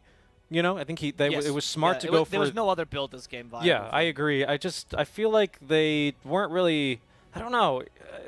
They didn't really seem too convinced in the early push. They did make a really strong tier 2 push, and then probably losing Aegis immediately after the first Roche, dying to the Rocket Flare, probably stopped them from a lot of their potential momentum. So I think that kill was actually really massive out That's from true. Schofield. 'Cause I think if they had that Aegis, we probably would have seen a lot more pushing power from them early on because they were able to sneak a really early Roche, relatively speaking. And then the next time they do Roche, all the team fight is ready for Beast Coast, and they just unfortunately don't hold a candle to it, especially because what are you going to do against BKB Enigma? Really, really great game out from Beast Coast. And like you said, can't wait to get into our second game, but we do have to wait a little bit, guys. We're going to be going to a short break. When we come back, we will be getting into game number 2. You guys are watching Realms Collide 2. The idiom something here with Ava Plus and Seek and Strike, but we're going to go into a short break, guys. When we come back, game number 2 between Beast Coast and 4 Zoomers.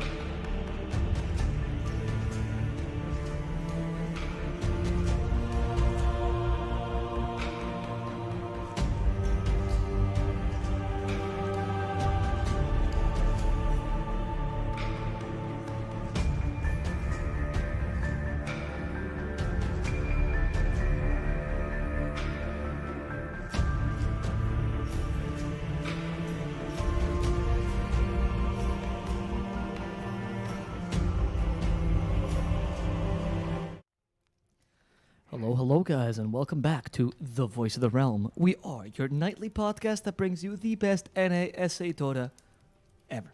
Ever? Quite a bold claim there. Because this is the tournament in SA with the biggest prize pool ever created. Tournament from an SA organizer. Because of the biggest prize wonderful wizard he is. Because- Ba-dum. We're off Because to see the Beast Coast. the wonderful Beastcoast of SA. Yes, indeed. And with that, we do have our draft beautifully done here. We're going to probably get copyright claimed for that, I would imagine. They can't do it anymore because they've already done that with the Dota music. Haha. Goodness gracious me, guys. Suck me off, you We do have our draft here now live already. We see some pretty scary picks from Beast Coast. Some comfort picks, I would even say, right? Schofield, he loves the Nyx Assassin. I'm not going to say it's early, but because he's good on the Nyx. You know, we've seen him hit a bunch of burrow strikes somehow that he should. This is very clear what happened. Not burrow okay? strikes, by the way. Impales, but yes. This could be, or this matchup, right? This is the one like leeway match that Beast Coast gets, right? This is the last best of 3 of the tournament potentially for them, right? Yeah. Yeah, This is the last best of 3 of the tournament potentially for them. And what Beast Coast was doing is Schofield was just talking to Stinger. He's like, hey, you owe me one. I played Ursa 4 that one time. I get to pick my hero. Stinger's like, true. I don't really want you to pick. I want my Nyxes. Okay, you're picking your Nyx. Okay, the Oh, Nyx. vale, Schofield. Hey, what do you? I mean, it's a good Schofield hero. Is there a hero that he really does enjoy playing in his pubs, perhaps? Nyx and Tusk. Nyx and Tusk. Those are the heroes he enjoys the Okay, most. well, I mean, hey, it's good that they're both. Yeah, Well, Tusk the- is really strong with that. the Nyx be- isn't bad, The but best thing is watching a clip of Schofield, you know, the few times that you get the, like, because they have the voice comms and stuff like that, right? And if you ever hear those, it's very useful, by the way. Beast Coast makes great content in general. I think their org really works hard on this. And they have these ones where you actually tell where the voice comes. They release the voice comms for some of the matches. And you can, there's moments when Schofield is, like, wasting time, right? And then he's literally telling his teammates, no me matan, no me matan, no me matan. Like, they can't kill me, they can't kill me. Yeah. And his teammates are like, Schofield, like, we don't care. They're not answering him. He's just, like, having time of his life. Scofield's having fun, running Schofield's around. having fun. It's very, very funny. It's really enjoyable. They don't see me. Schofield, shut up.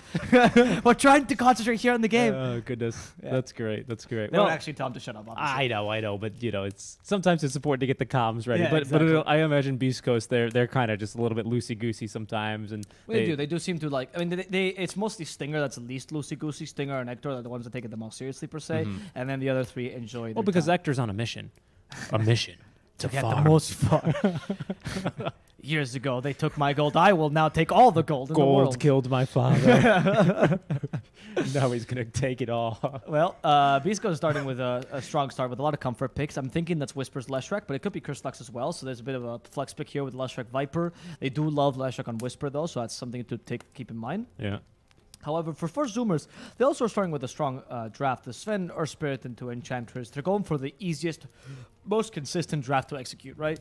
And that's what Zoomers does whenever they lose a game. They try to cheese a bit, always in the first one, and then second one, they immediately go for something that's consistent, easy to play, right?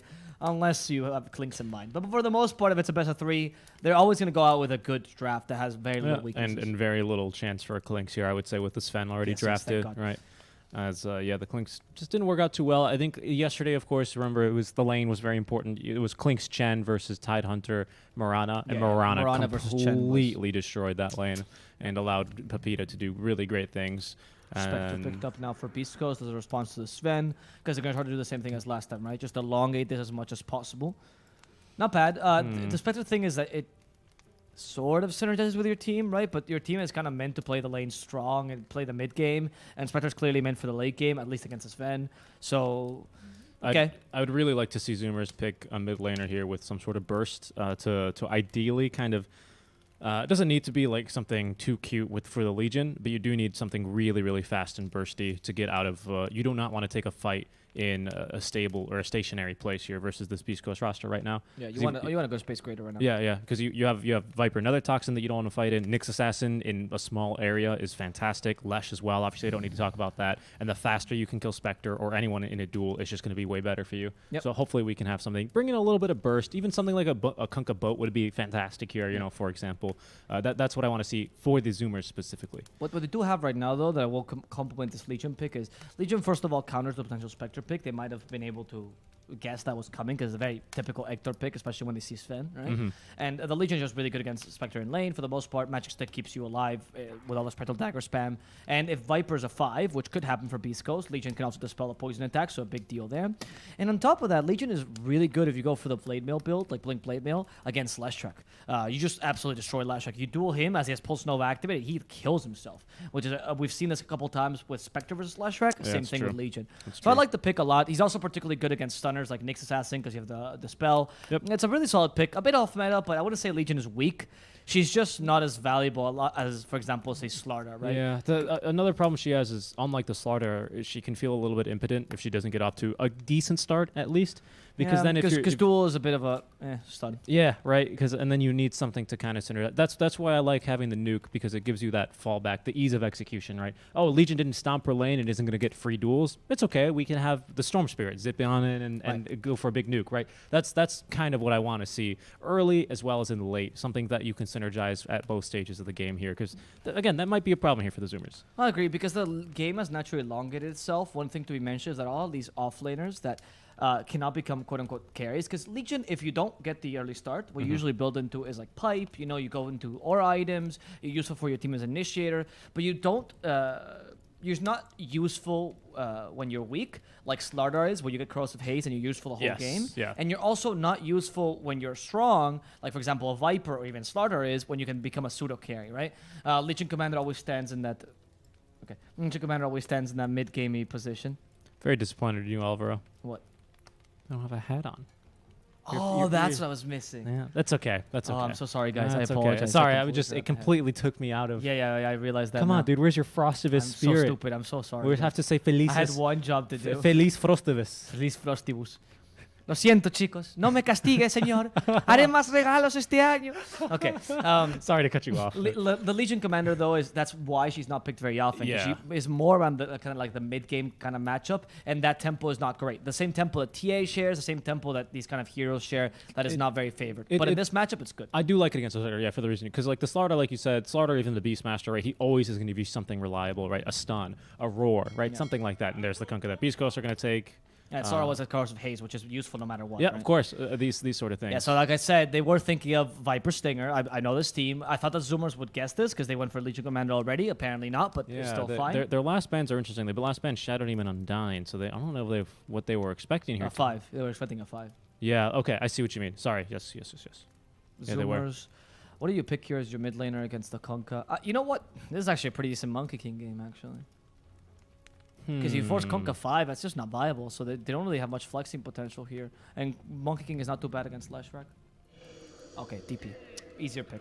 Easier pick to execute. And also very effective against Spectre. I like this DP pick a lot, actually. Why?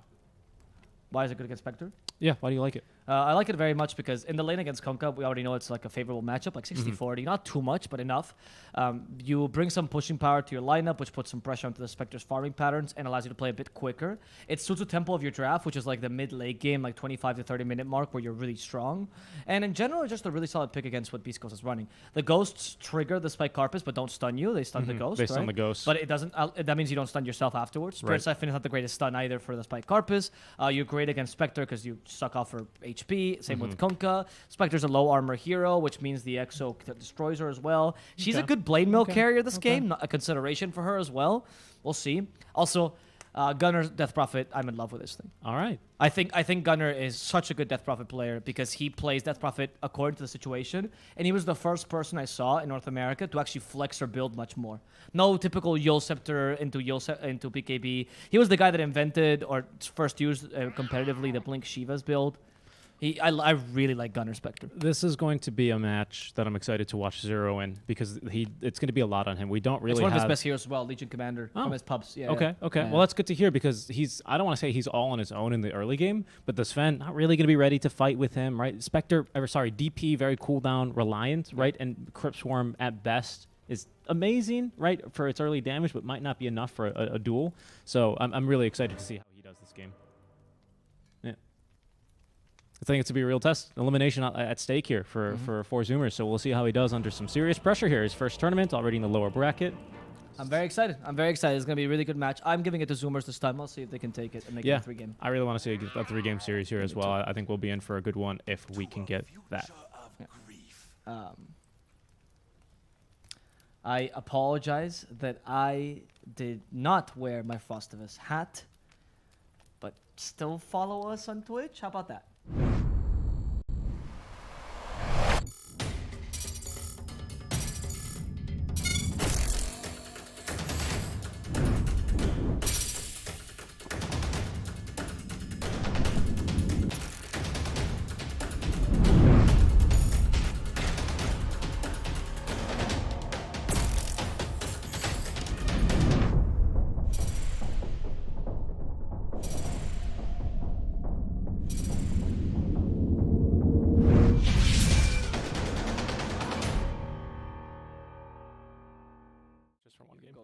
No, it's okay. Welcome back, everyone. We are now live with our game number 2 here. Beast Coast taking on 4 Zoomers. Alpha Plus and Seeking Strike here on the call. Thanks for tuning in, guys. Hopefully you're getting nice and cozy on what is, for you Americans, a Friday night. Friday afternoon, really, I would say, because getting nice and cozy is going to be Whisper with the fist of Sammy Boy, that is, as the Stormhammer will fly out. He does have the Split Earth level 1, but 4 heroes here versus him, and the enchant should make for a very easy kill, and they're even going to make sure to give it to Gunnar. Very, very great start for the Zoomers. So I see a couple people in the chat, by the way, that are mentioning quite correctly that this is very similar to last draft in terms of like Zoomers started out tempo Beast Coast. That's very true. But you have to also consider that this game, Zoomers has a much bigger window opportunity. Last game, their window was honestly kind of limited. And this game, not only do they have push with the DP, which is a very consistent push, but also if they just keep the Spectre slightly poor, they can fight her easily 40-50 minutes in. You know, it's just about Spectre and Sven kind of fighting well against each other. Whereas LS does fall off quite considerably against Spectre, especially because of the build he had to go for. Because the only push you had last game was really Lifestealer's build. And this time with DP, it's a bit easier for Zoomers. That's why I'm actually rooting for them this time, whereas last time I thought Beast Coast was going to take the win. Mm-hmm. Yeah, I think that's going to be a good thing to point out here. Yep. Yeah, we'll see here. We'll see how it develops. Again, I'm really looking forward to seeing how Zero does in this particular game. That's going to be what I'm going to be primarily looking to see, at least, you know, in retrospect, right, how he played this game and what else could he have done, for example. And just because I think it's, you know, a good storyline to play out here, because this very well could be the last Zoomers game of the tournament, as Ocean is just going to get right-clicked down there by the poison attacks of Stinger. Oh, that's a nice little kill in the bottom lane, right? Ocean is the weak link in the bottom Gunnar might lane. be dead? No, he's going to be okay for now. That was close. He is playing very, very aggressive this lane, though, trying to take advantage of this matchup. The thing is, the matchup doesn't become easy for DP until you get level 2 Spirit Siphon. Yeah, so he's healing back up. That's good. Mm-hmm. But you have to be really careful in this matchup, because Kunkka is not completely useless. Like I said, it's 60-40. It's really not as DP favored as a lot of people try to make it. It's slightly DP favored, yeah, but a good Kunkka can deal with this matchup quite nicely, as you're seeing here, right? Mm-hmm. And the biggest advantage really comes from levels 1 to 3, where Kunkka's Tidebringer plus the Quelling Blade extra advantage are enough to net him a lot of lasts and denies that DP cannot take.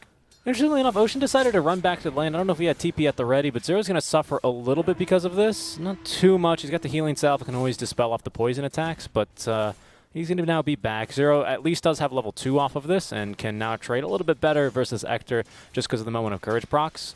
That's going to be at least nice. So a little bit of a win there. We'll see how it plays out.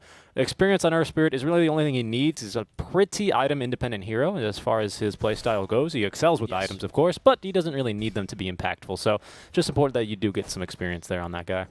I agree. He just goes for whatever's useful in the game, right? Yep. Particularly, but he doesn't need like a build. And there's no core, quote-unquote, items for him or anything like that. Except for boots. That's all he Except needs. for boots, yeah. Arcanes at some point, maybe. Not even sometimes. Yeah, top Husky. lane. In trouble. In trouble. Schofield, though, does get crushed for this. And this ends up being kind of a win for 4 Zoomers here. Because Sandboy getting that kill is much more valuable, right? Yeah. You kill a 4 as opposed to a 5. Yeah, Husky is meant to die. Your position 5 is dead, so they don't sap experience. Yeah. As you can see, though, from this lineup, by the way, the big difference for Zoomers, particularly, is that their lanes are not as strong as last time.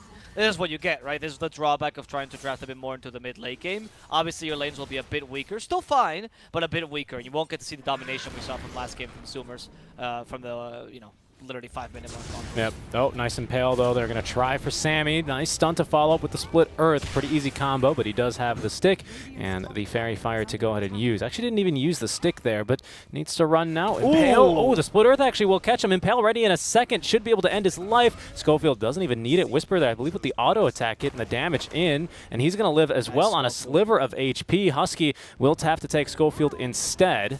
And what? He still died?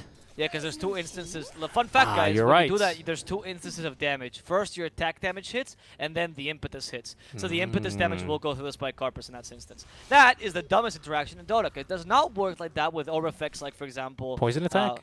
Well, it does work with poison attack, but it's different. But aura effects like frost arrows and searing chains, they don't work like that. What about like Shadow Realm?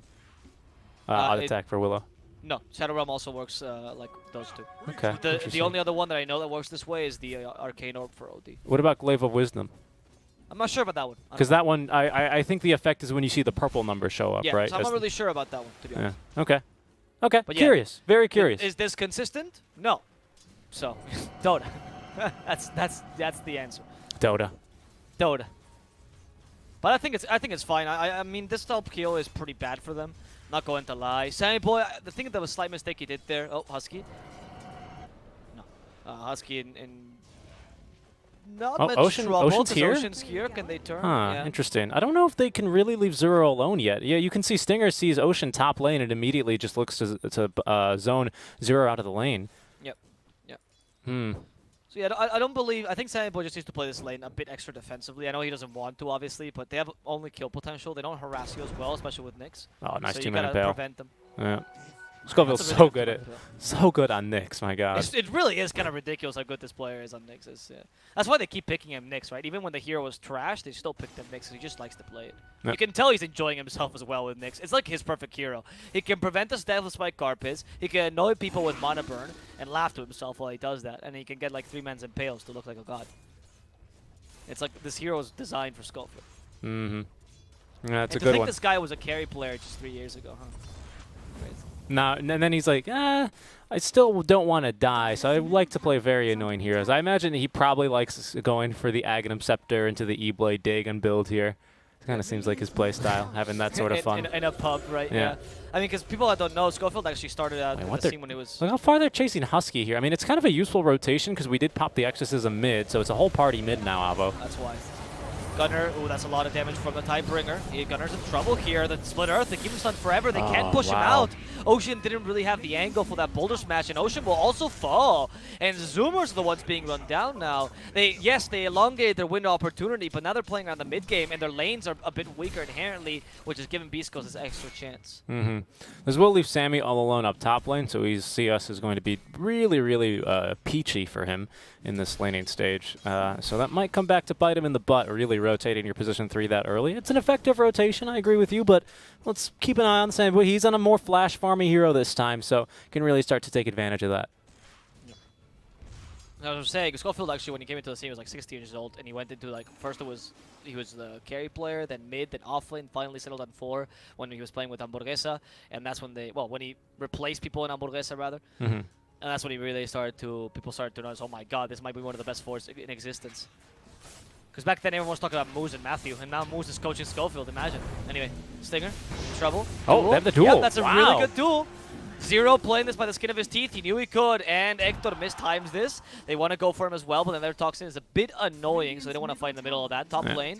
I'm also seeing an attempt on Husky's life. We have Impale and the Spore Enchantress. I mean, she's very fast, though, with boots. Yeah, even Leshrac can't catch up to her. Yeah, Lesh with boots even. Couldn't get in cast range there, the Split Earth. Does that cast range increase with levels? It doesn't, but the radius does, so maybe you can actually catch her with that auto radius. I'm not really sure. I've never played too much Lush, to be honest, but I'm sure there's like some sort of, like with Maiden, was it Crystal Nova, you can catch people kind of outside of your cast range. Split Earth is, there's a 0.35 second delay that makes it impossible, I see. Right? Okay. Nice Impale, Sammy Boy in trouble. Maybe it's Whisper. It's hard to tell who's they're trying to go on he's got here. strength. Yeah, they use God's Strength, which makes him scary, but doesn't make him scary enough that he can just run at them, right? They still have a lot of damage that Sven has to be wary of. And Whisper, by the way, is leading in terms of net worth this game. I just noticed. That's just how good his lane is going, right? Sammy Boy quite crushed. Legion Commander similarly struggled along this lane because she was left alone. Yeah, starting the ball, you know, getting it rolling anyway with that first duel is really nice, right? It's gonna make the Boulder, I would say. yeah, it's gonna make Stinger, not the Boulder, huh? It's gonna make Stinger maybe think twice about really staying in the lane solo. Of course, he was solo with Zero for so long. Now they're gonna rotate 4 heroes bottom. This time for the side of the Zoomers, as in comes our DP, looking to suck off Stinger. Zero really wanted the duel, but unfortunately, they are not gonna be able to coordinate that, and the kill goes the way of Husky. Sammy into the mid lane, he will go. As they will now abandon the top lane. Although, Chris Luck with the DD rune, landing the torrent onto Sammy Boy, does have the boat, doesn't have the combo though, so needs Schofield to body block him here if they want this kill, but he's just a little bit too fast with the Warcry. Active nearly died thanks to the Warcry. He is A-okay, about 23 HP I think I saw. Schofield, mana burn, is he going to be able to catch him? Needs to be careful of the path here on the way home. Just outside of range. No, he's not going to be able to reach it, unfortunately. And he knows Sammy Boy is not going to turn around and look to stun him, because obviously he just has the spike carapace. But that's going to allow Gunnar then to get the tower down bot lane in exchange for the tower top lane out from Whisper.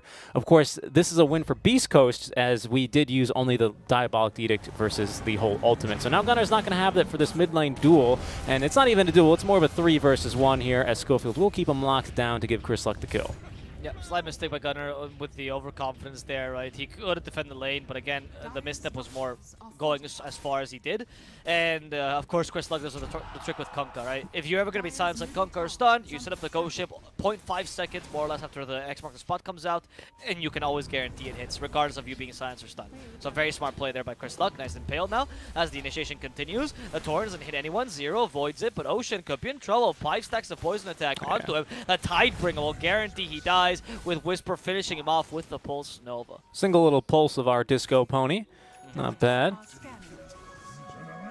He will be then looking to recover a little bit here in the farm department. Of course, Sammy still farming quite comfortably, actually picking up a couple of bounty runes as well in enemy territory before retreating. But mid lane, there's another brawl. It's only for Husky here. This should be a kill pretty easily. The silence will scare him away, but the Tidebringer from Chris Luck to pick up the kill with style. Duel now onto Whisper with all his magic damage active. They will be able to burst through him without a problem. Schofield does have Vendetta at the ready, as well as the Spike Carapace looking to turn. Now will do so here, but does have that Magnetize applied. They need to refresh it though, and they're not going to be able to find him, so he's off and away into safety.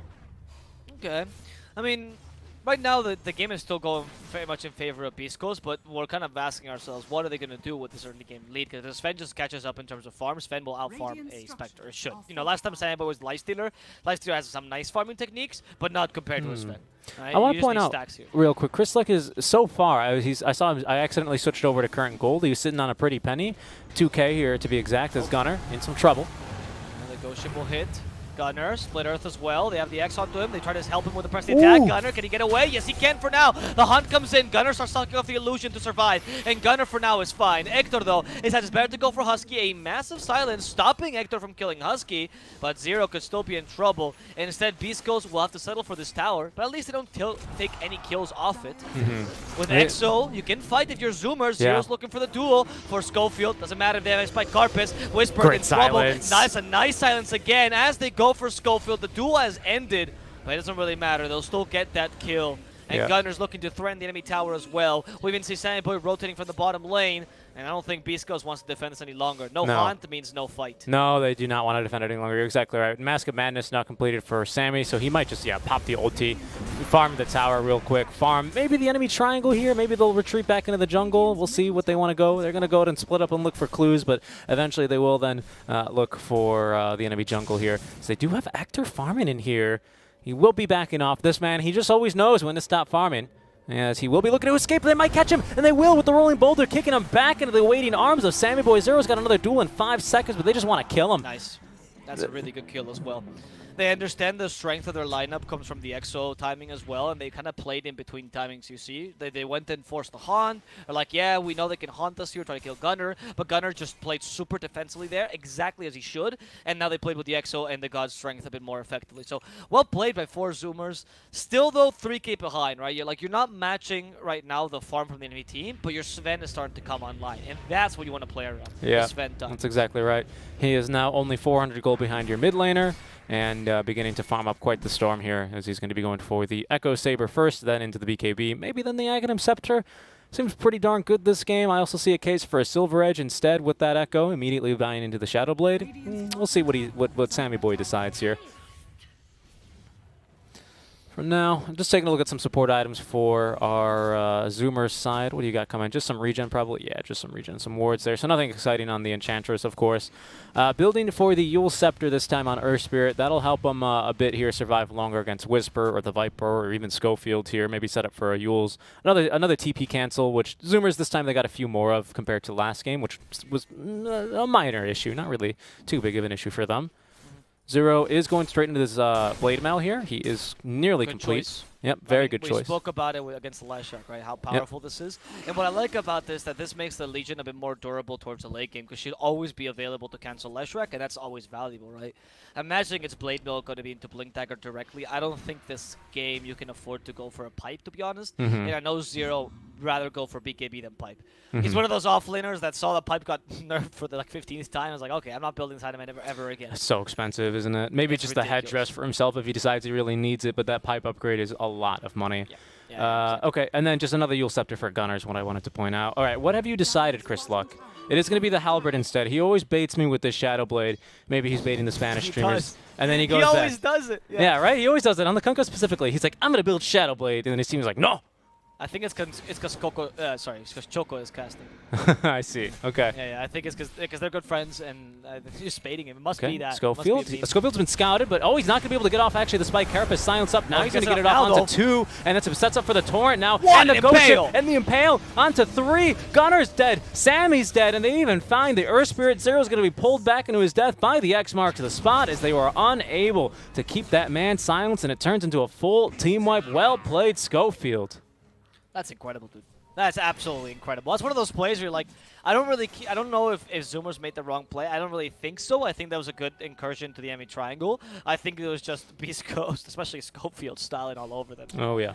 Schofield's like, this is why they pick me the next assassin. That was an incredible impale. That said, 4 Zoomers should probably try to reconsider their positioning for these team fights, because you are getting hit by these impales because, well, you're lining him up for the next, right?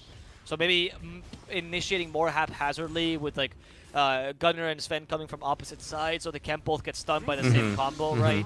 Or Legion Commander trying to also flank them. I like when you go for a 5-man smoke into a triangle, but against this lineup, you might consider going in from different spots, as that way you avoid choke points. I understand the play though, right? Like they did the right thing. They Yeah, dropped the it's not wrong. sentry. It's not They knew they had to kill this guy first because Schofield's insane and can do exactly that if you let him, right?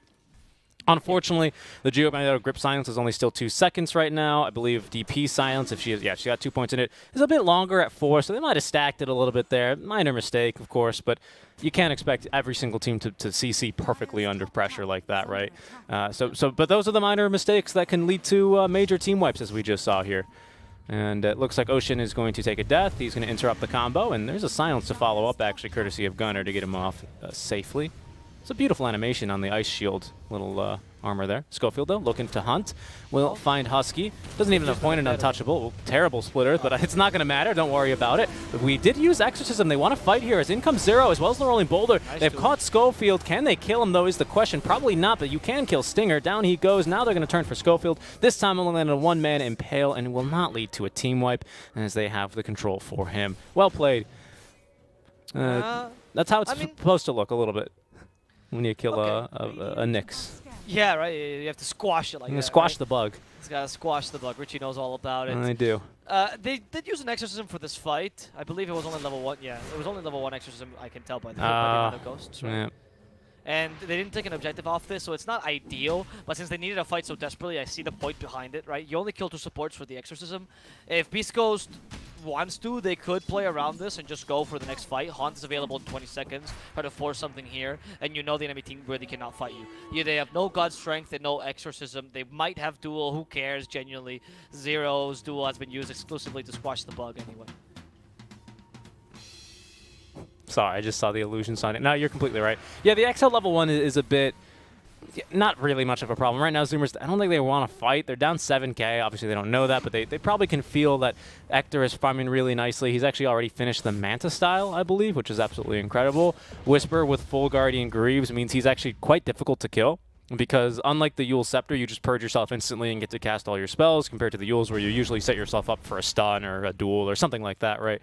So it can be just as powerful as an item without giving you that 2.5 seconds of magic immunity.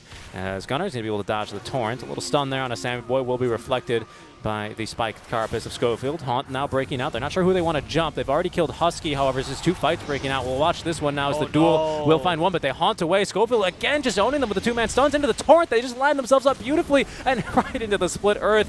CC is gorgeous from the side of Beast Coast. Gunner's the lone survivor out of this fight.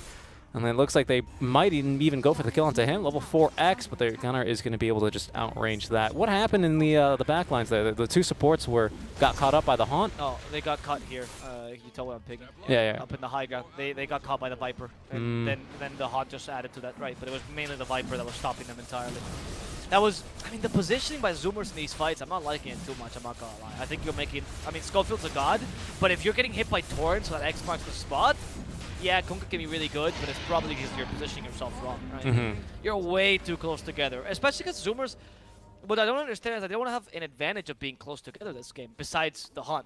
Like, besides mitigating the Haunt's damage, they really don't have an advantage. Death Prophet can really easily enter solo. Sven as well likes these haphazard team fights. So does Earth Spirit, so does Legion Commander. You don't need to bunch up together ever in this fight. So, be a bit more wary, Zoomers. You're not going to be able to win the game, even if you get to your timings, if the team fights are played this way. Yeah, I definitely agree with you. It's a bit difficult. We keep just kind of seeing them get wombo comboed by these, I don't want to say simple stuns, but stuns that really, you don't think of multi-hero stuns and think Impale, Split Earth, Torrent, right? I mean, Impale, 2 people fight, but you've got like 3-4 people Impales multiple times, right? Yep. You've gotten 2-man Torrents almost exclusively every single team fight. There is some fault in the victims in this case. We'll see, Schofield. Just casually starting the Meteor Hammer up. And I love that his solution after he messes that up, right, is to walk into the creep lane. Like, even though it's a DP, he's like, does not care. Just walks into the creep lane regardless. It's only level 1 Impale, by the way, that they've been ravaging with. Because they actually max Spike Carpus and Mana Burn. So, very fascinating. Yeah, I mean, it's just, you just need a setup stun, right, for the Split Earth, for the Torrent. He knows this game. The most important thing is just Spike Carapace. You can stun more people with it a lot easier for way less mana and do damage. So, I always enjoy maxing that one as well. I'm sure Schofield has better reasons than I like doing damage, but, you know, maybe he likes doing damage as well. I mean, sure, this game, why not? You know, I mean, you're getting really nice Impales, but do you need more stun time? I don't think so. I think with the Kunkka, you already have so much stun and so much catch in this team. And it's incredible. This shows the strength of Beast Coast, right? They're playing a completely different draft this time. They're playing up the tempo, and it's working. Yule Scepter done a bit too late for Gunner, and this will condemn him. Wow. Ghost Ship, not even needing the Hunt. Going with the Shivas, catching 0. Ocean's the target. Ocean is killed in a matter of seconds.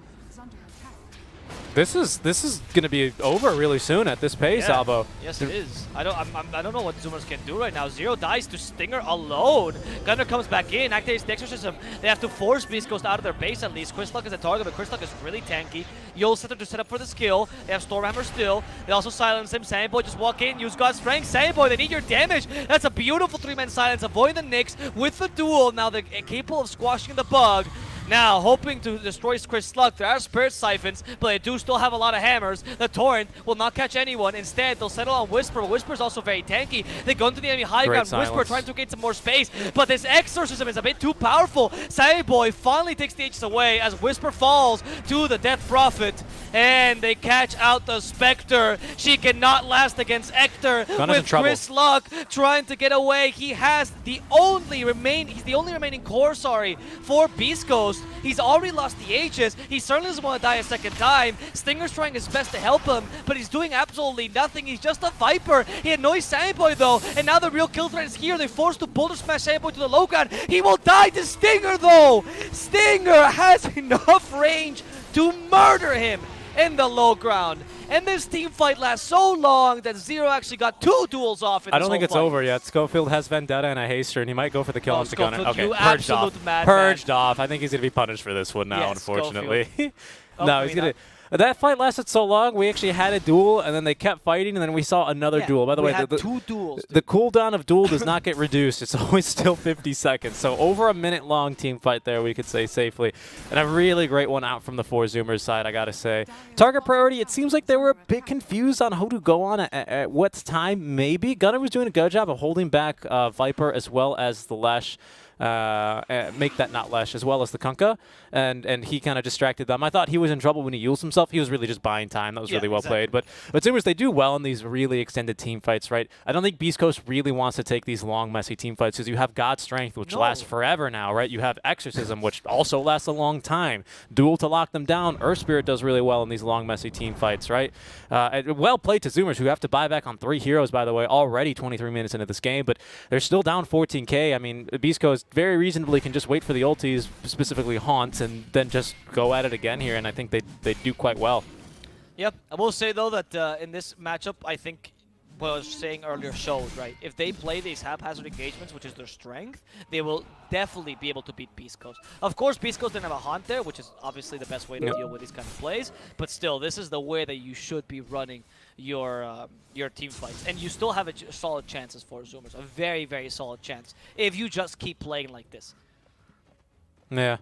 We'll see here. They do have a chance. This BKB for Sven is huge, but they might just engage here onto a party they don't really want to go to. So the rest of the team kind of baiting Whisper. Yeah, they're going to scout Schofield, and of course Haunt ready means that really all 5 members of Beast Coast are here. There's the jump. They want to go for Schofield. The Haunt on the way in. Sammy Boy's a little bit late to the party. And look at the boat, the turret, the ghost ship, so much damage. 2 heroes already dead. Gunnar's dead. Broken and disarmed is Sammy. He needs to run as they're going to buy back on the edge, but Gunnar is getting exploded here with no support. He's now dead. He bought back. That's another hero dead. Husky's going to go too. He just kind of gives up and accepts his fate as Sammy can do nothing but farm the camps nearby. That might be GG. That might be the one that settles it, to be honest. I thought the duel was kind of fine, but I didn't like the follow-up afterwards, right? Again, it's Ocean going in with a rolling boulder after the duel is there. Like, Legion for sure is going to get torrented. She's stopped for 4.5 seconds. She is going to get torrented. Don't run next to her, please. It's the 3rd time we've seen this happen. In rolling boulders, an extra stun. Why do you need to stun if you just dueled, right? Yeah, most of the damage comes from the smash. Exactly. Anyway. It is kind of small things that, like, I could see the point of the duel to try to kill Schofield. If Ocean dies, no big deal. But the moment that you heavily commit to that team fight, and the moment you heavily commit also in the middle of that plethora of stuns, it's just so difficult. Yeah, I mean, it's really hard, right, because he kind of needs to be rolling past Schofield or through Schofield, ideally, to silence the backline. Backline really being Chris Luck, Whisper, Stinger, namely, right? Because Silence and Hector's not really too effective in doing much except getting yourself killed. And we'll see here what they want to do. No Exo up, however, for another full minute. God Strength back in 30. But we will have at least 4 Zoomers at, well, full capacity. Not quite full strength without the ultimates. Or maybe even less, as Schofield will be silenced. Nice job there to make sure that they didn't follow up a stun. But it's still going to be 1 lane of barracks deleted. Sammy Boy looking to do whatever he can around the map. Trying to farm his next big item. I mean, it's just looking so hard right now. 19k, the deficit for them, as they are down 13 kills here already, 26 minutes in. They will TP back 1. It's Chris Luck, but just kidding. He's back. He just wanted to clear the wave. Yeah, they're not afraid of them anymore. They just want a massive team fight. They want to turn this into... Like, they want to force the last fight. We don't have an Exorcism for Gunnar. If Gunnar dies here, this game is over. Glimmer Cape saves his life there, but the Racks are about to die as well. Here comes Sammy Boy. God Strength is ready. You have to fight around this. Even if you don't have Exorcism, you have to start the fight now, or else you're going to lose the game. There we go. The Torn catches Sammy Boy again, and the duel. Nyx will win it at this rate. Nyx actually wins the duel. He is stronger than the Legion Commander, who's also dead, by the way. Sammy Boy killed in a matter of seconds. That's GG. That is called, as we will end the game here with a whole, 20 bonus damage there on our Nyx Assassin. Very well played. And it's going to be Zoomers eliminated in the series. I mean, they were looking so good. Zoomers the top seed. They get 2-0'd by 2 SA teams. First 2-0'd by Infamous, and then in a very similar fashion, 2-0'd by Beast Coast as well. Yeah, I mean, I was not expecting this at all. I thought Zoomers would actually put up a much bigger fight, but they were unable to deal with Beast Coast. I think the team fight execution for Beast Coast was much, much cleaner than Zoomers. Much, much cleaner. And it doesn't seem like Zoomers today were playing as well as they did in the group stage in some of the games, right? I mean, the pressure got to them. It's hard to say what happened. I think that Zoomers, out of the first, I actually liked their first game better than this one. Because at least in the first game, they executed their strategy. Whereas this game, they just seemed like they couldn't play at all. Yeah, they kind of just it looked decent when they were starting, and then as soon as they smoked into the triangle and got wrecked by Schofield, because he was a god on the Nyx assassin, the game just kind of upturned on itself. Really, it fell head over heels just in favor of Beast Coast from there on out. Really, really great game out from them. And yeah, Beast Coast, they're going to take the 2-0 and move on to the lower bracket semifinal. So they have guaranteed themselves at least a 4th place finish. They will then be facing the winners of our next match, which is going to be Omega versus Thunder Predator. So SA versus SA coming up next, guys. That match will start in approximately 20 minutes. I believe we do have something prepared in the meantime, however, don't we, Avo? Yes, we do. We have to give him like 5 minutes or so because he is watching with delay. But we Of have course. the CEO of Beast Coast, CEO of all people, right? That's coming in here for an interview. It's a pleasure to have him on stream. So it's going to be very exciting to be able to have him and interview him. So it's very exclusive. The guy is, of course, American, so the interview will be fully in English. And just stay tuned for that. He's already confirmed with me, so we have this interview for sure. Hopefully you guys enjoy it. It's a different form of content, the usual player interviews, but I think a very interesting perspective no matter what. Indeed, guys. So we're going to be back after a short break, but when we come back, an interview with the Beast Coast CEO, and then shortly to follow will be our second best of 3 of the day, Omega versus Thunder Predator. For now, you guys are watching Realms Collide 2, The Bittersweet with Avo Plus and Seek and Strike. We're going to be back after a short break. We'll see you then.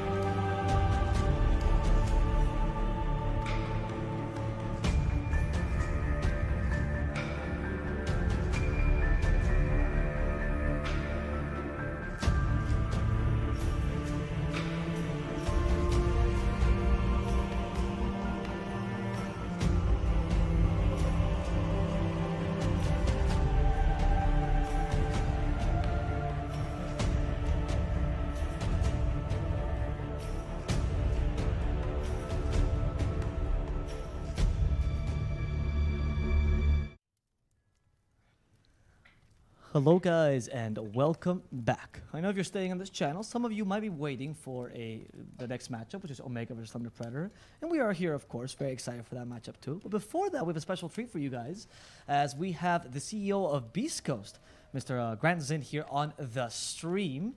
Grant, hello. How are you doing? Thank you for joining us today. Yep. Hello. Hey guys, thanks for having me.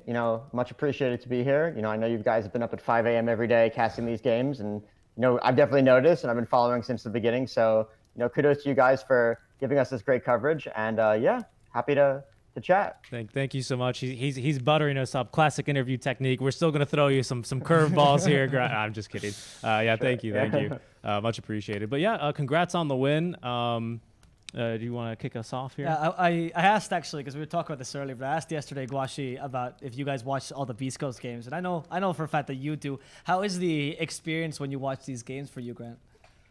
Oh yeah, it's definitely great. I mean, I love watching all of our games. It's sort of sometimes a roller coaster in terms of they can be pretty crazy. I think some of the games that we've played in this tournament have definitely been crazy. One of the things that I've always loved about this team is that it's a roller coaster. Like we're never out of it. It's never too late to win. We've had these crazy comebacks throughout our tenure, and the boys just never give up. And so, it's always fun to watch them. It's always great to watch them. They've always been improving, and it's just, I love watching Dota, and this team always brings great Dota to the table. So it's always fun to watch. I've noticed that even when Beast Coast don't play the best or they lose or whatever, it's still a really entertaining game because of the way that they face the Dota world. Like their creativity and their kind of the spirit as well makes it always just have a huge entertainment value. Is there something you guys consider when you were picking up the team, that this team is just fun to watch no matter what? Yeah, I mean, I think that's definitely part of it. It's part of the reason why we have such great fans and we've been able to, go on these crazy runs. I think in a lot of ways, we're still very much an underdog on the international stage. And, it led to things like, us versus Enigma when we picked mid disruptor, and, ESL Hamburg when we had some crazy drafts and some crazy comebacks. And so, I think that a lot of teams sometimes maybe count us out or think we're a little predictable. But, I think when you play even weird stuff like support Ursa and it doesn't work out, you never know, in the next game, we might play something that is also weird, but it does work out. So, it's a little bit of a mixed bag, but I'm confident in the boys, and they always manage to bring it together when it matters. So it's definitely fun to watch. That's something actually. So in terms of fun to watch, that adds value to a team in terms of obviously making fans, and of course just adds value to the scene overall. But not only that, but I noticed Beast Coast has a lot of just a big presence on social media, and in fact one of the biggest in the entire American community. Probably only EG with a bigger. Probably only the bigger org, I would say. Why do you think that is, that a lot of teams don't really I don't want to say put effort into it, but don't have such a great presence in terms of social media, like on Facebook, Twitter, sort of that sort of stuff? Because yeah, I'm curious. I think part of that is just it's an unfortunate reality of the ecosystem that exists right now. In a COVID world, right now, there's not as many sponsor teams as there were historically, and I think that is a mistake because the level of competition is only getting better and more interesting and more impressive. I mean, if you looked at NA Dota or SA Dota a couple years ago, there was one team on top and the rest were behind, but the competition is closer than it's ever been. Teams like Four Zoomers and Quincy Crew and Thunder Predator and Beast Coast, and even Infamous and Eagle Boys, and Omega now in this tournament. Yeah, I know. Yeah, there's so many. Yeah. Everyone is playing really, really well, and the games are all super exciting to watch. And I think that, for a lot of the international sort of scene, a lot of the interest has been focused pretty much exclusively on European Dota or Chinese Dota. But I think that, as the DPC leagues come back and the teams start playing, in majors again, people are going to realize that NA and SA, don't sleep on them. They're real talented teams and real, talented rosters and players. And I think right now, just, because Beast Coast and Evil Geniuses are the only sponsor, North American-based organizations, I think that's why you've been seeing just from us, the most social media approach. But I think that, as some of these teams like Zoomers and Quincy get picked up next season, hopefully you'll be seeing a lot of love from their organizations as well, because there is so much interest out by the fans and in the market, and the fans want this sort of approach. This is why we've been able to do it and why we've had success with it. So for any prospecting teams out there who are watching this tournament and thinking about playing Dota next season with one of these rosters, gotta embrace the fans. Gotta make some content, gotta do some social media outreach. That's what the fans want to see. It's what the fans like. And, look at Secret. They've been doing a great job, too, in Europe. And so just take that model and follow it into NA and SA. Mido Meepo is also a god. I Yeah, absolutely yeah. love that guy. I would want to ask you as well, when you first invested into Beast Coast as a team, were you also looking for this kind of long-term growth of the SA scene in general, or were you just thinking Beast Coast is a really good team, therefore we're gonna take them on board? I think it was a little bit of both. I think that, we obviously saw them at TI. last TI9, which was, a million years ago now. Yeah, right. And they played amazingly. Everybody saw, like, it was, you never saw a South American team play that far and go that well. And then when we started doing our research and thinking about the scene in South American Dota, we realized that there's just so much talented players in the region that have just never had the opportunity to be exposed at the highest level yet. And, we sort of broke the mold in that way, the infamous roster that became Beast Coast and Burguesa. But there's so many players down there who are just extremely talented, as we've all seen this year with like the rise of Thunder Predator and some of these other teams. And I think that for us, it was not so much even just the super talented players, but the super passionate fans that just gave us this huge platform where, we come to the table with a great team who's ready to play, and the fans are standing right behind us, ready to support us. And I think, in other regions, maybe, people say that, oh, NA Dota, there's not that many fans anymore, like why bother? But We're still I here. think that, yeah, we're still here. The fans still have to see it. The fans still have to watch it. I think that they're just waiting for the right sort of organizations to sort of embrace these teams and put them, in the limelight where they deserve to be. And I think that, once the world is back to normal and the DPC is back to normal, Dota will be revitalized. I mean, that's my hope that, Valve is going to look at the scene and do what's necessary to allow it to be the esport that we all want it to be. And I think, starting January 18th, hopefully we'll be on the right track towards that. Definitely. I wanted to ask and get your perspective, because there's a lot of obviously armchair experts generally on Reddit, right, deciding and debating what the best communication is from Valve. And you were talking a little bit about, the investment in SA Scene or NA Dota, right, and why there's no sponsored orgs. While we have an expert here, I decided to ask, right, because we interviewed Gorko earlier, who has said, your dollar, you can really stretch your dollar in SA in terms of supporting a team.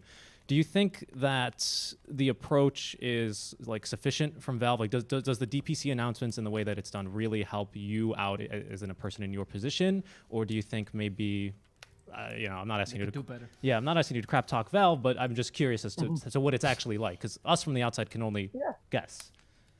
Yeah. I mean, I think it could always be better. I mean, it's easy to say that. I don't think it's hopeless. I think a lot of people have painted a picture of the scene being, a nightmare, and it's like there's no way to make any value out of it, and like everything revolves around TI, and everything that's not TI doesn't matter, and for that reason, Dota is like doomed. And I think that's like painting a little bit of a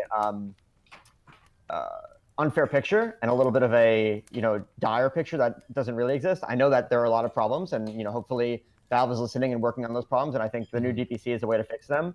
But I definitely think that if it was really, really bad, we wouldn't have tournaments like this. We wouldn't have Valve support on this 40 tournament. We wouldn't have Valve support on the Summit tournament that just happened. I know it's just the beginning and there hasn't been that much of it historically, but it just shows that they're listening, and maybe it's not exactly what we want, but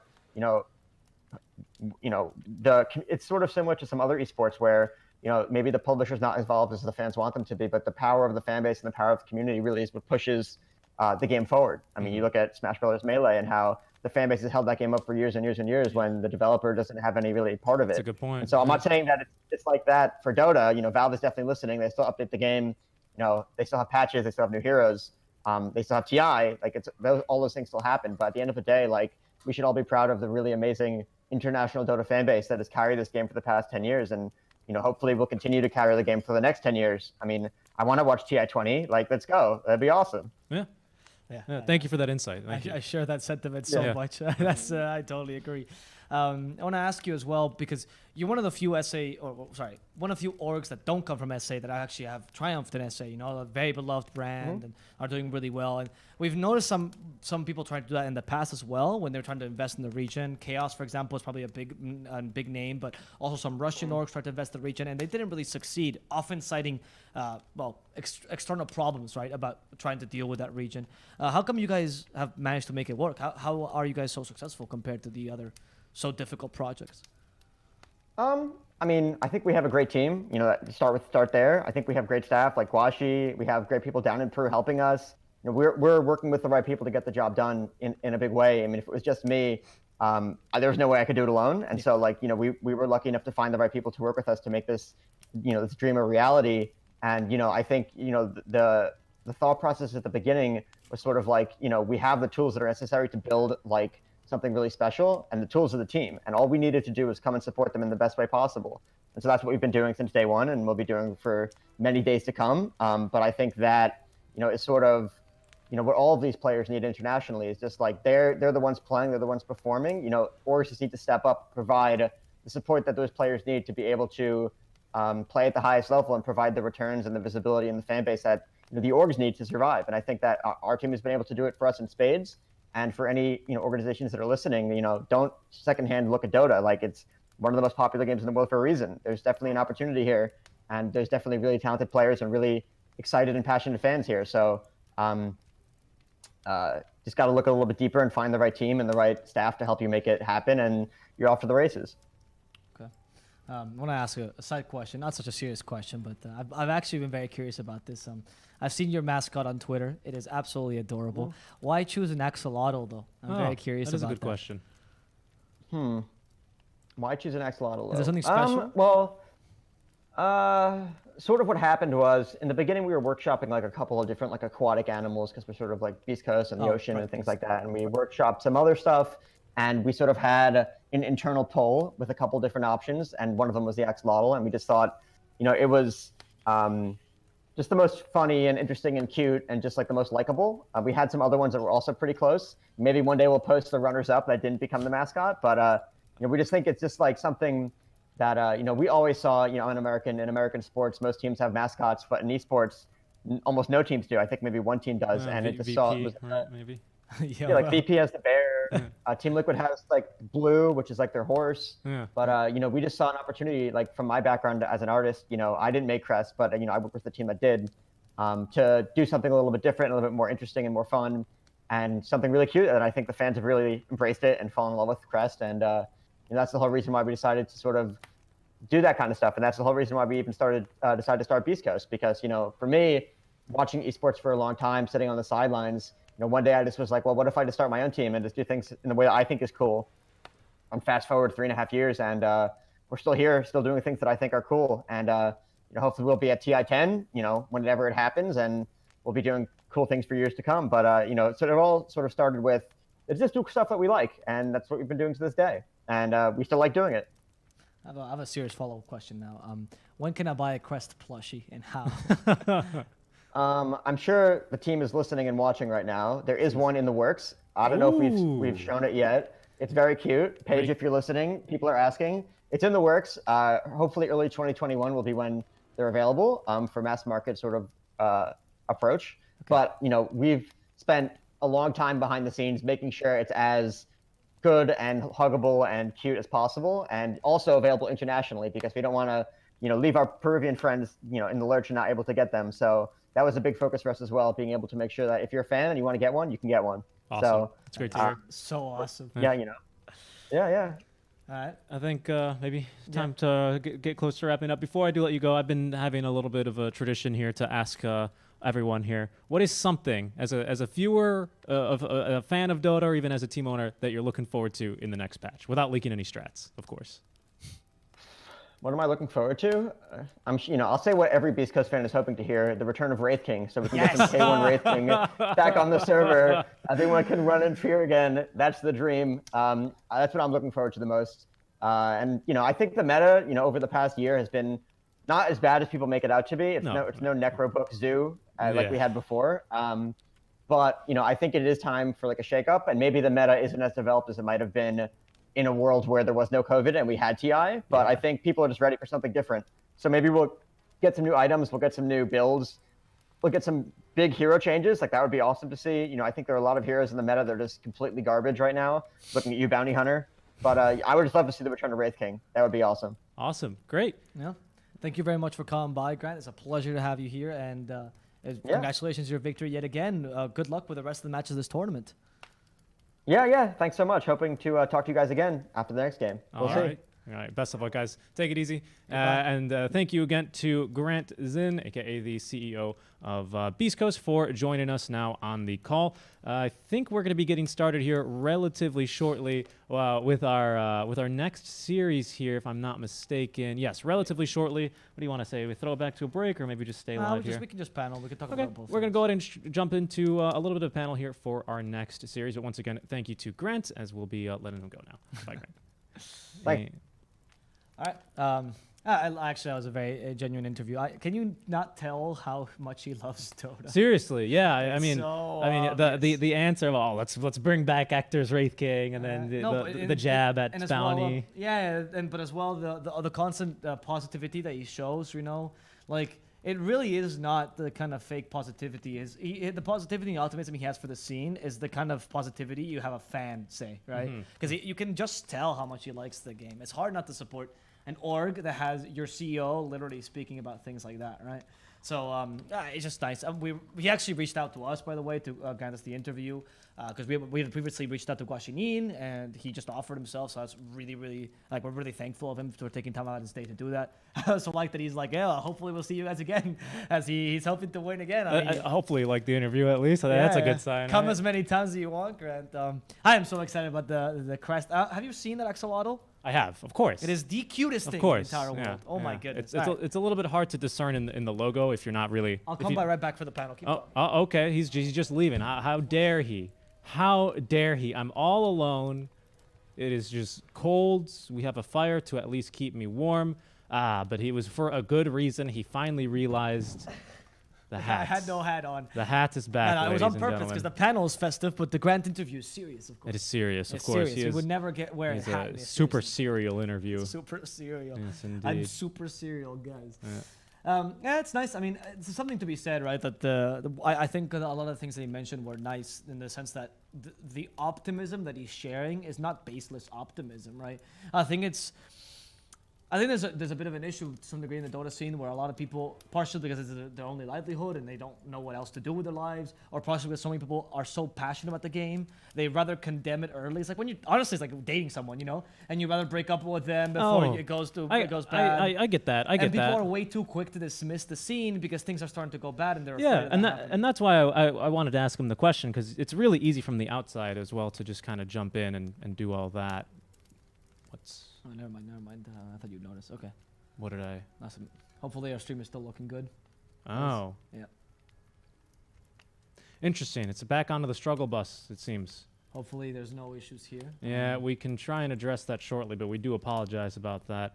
All right, well, looking forward into our next match then, Thunder Predator versus Omega Gaming, as we do have ourselves another great best of three here between two teams. Omega did get 2-0'd by Quincy Crew after losing the best of one tiebreaker to Zoomers, but Zoomers now out of the tournament, so that's not a name we'll be hearing too much anymore. Thunder. They just scrimmed against Thunder, by the way. Oh, Literally really? While they were playing. I was about to say, because Thunder, they're coming off of a 2-1 victory versus the Eagle Boys, as I believe, correct? Yeah, they beat them in the lower bracket round 1, lower bracket round 2 here, and they are playing for 4th place. Yep. And so Thunder and Omega just scrimmed it while we were watching the other match, right? Some of the Omega players told me they were doing that, and they're ready. They're ready. I mean, Omega's coming into this game at least with a really. I haven't talked to Thunder, unfortunately, but Omega is coming to this game with a really solid, positive attitude. They know that they can win this. It's a matchup they feel confident in, and they've fixed all the problems from yesterday.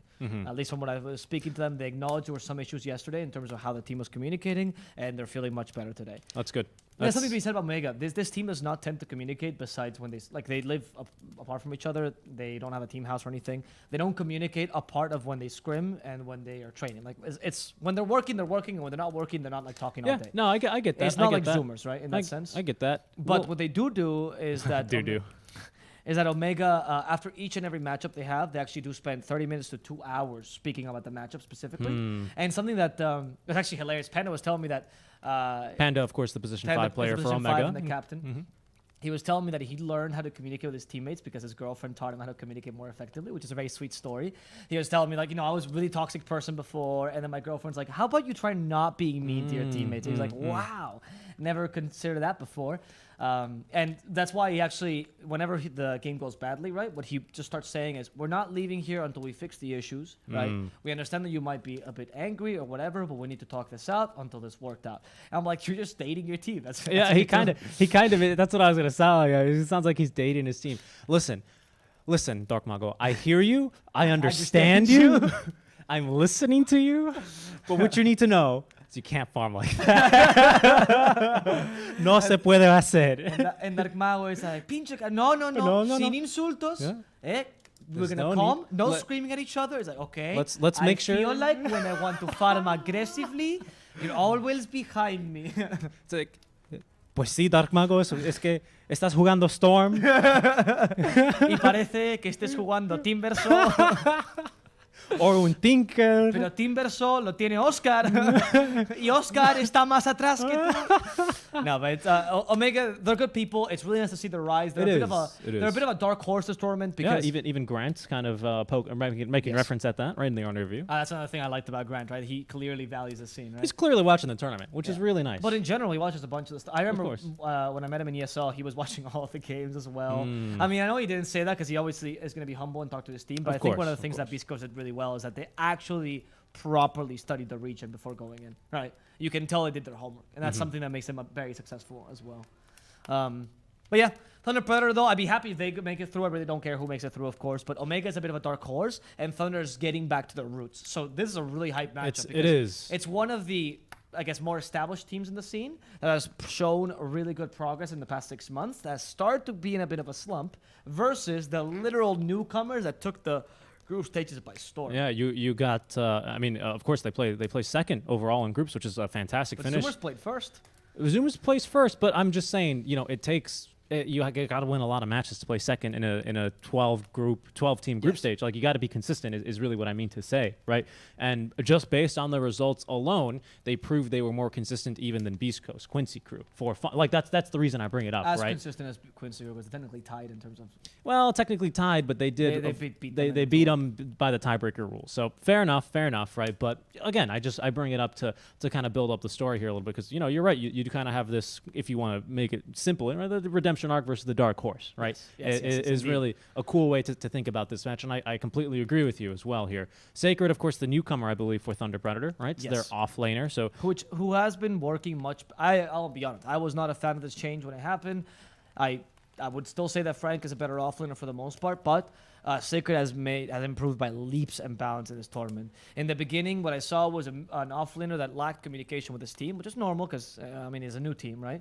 But he lacked communication with his team. He liked playing quote-unquote solo, and he was effective when they left him a good lane, but completely ineffective if he sucked at his lane and had to go create space elsewhere because he just was not that good at doing that. His tempo and his timings and tactics are lacking compared to a much more experienced player like Frank. However, as he's been playing more and more in the tournament, I'm seeing Sacred rotate much more in the right times, playing more aggressively when he needs to, overextending much less. He is improving a lot. Very similar to Mr. Jeans. I am happy to see this player do better now. I completely agree with you. As Mr. Jeans is in the upper bracket, isn't he? He is in the upper bracket. So this is an elimination match for both teams. So I wanted to actually bring this up on your earlier point when you were talking about how Panda dating his team kind of, I don't want to say brings them back down to earth, right? But that's gonna become a meme. But after a loss, it's definitely, I can imagine, a little bit tense for most teams, right? Maybe some teams are maybe a little bit more relaxed and maybe have a different approach. But I imagine my initial reaction would be one of anger, a little bit of sadness, right? There's a lot of feelings to really work through. But that's the benefit of starting in the upper bracket, right? Is that you have one of those times to reset, think about what went wrong, and try and patch the holes in the ship here. And here we go then, right? Against Thunder Predator. This is it's lower bracket time, right? I think as Guashi said, as Liquid says, it doesn't matter unless it's lower bracket. And now this is when it really matters for both teams here. As we're just what? Uh-oh, is there an issue? I literally just got texted about this. Okay. Breaking news? Dark Mago lost. Okay, Dark Mago has been having issues with his electricity. Okay, I see. It is,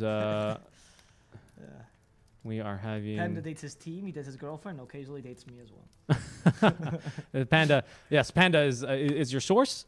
He's that my source. he is your source? It wasn't 4D that told me. It wasn't 4D, it was Panda. So having a few issues here, we might decide to continue paneling it out as soon as we can try and figure out how exactly long this break might end up being. But for now, we are going to keep on paneling for you for just a bit. Everyone currently in the lobby, and we're just waiting for the go-ahead from both teams to get started. Yes. As we'll be getting underway with, again, just an amazing match. That's something here the tournament has definitely been able to ride through the Realms Collide.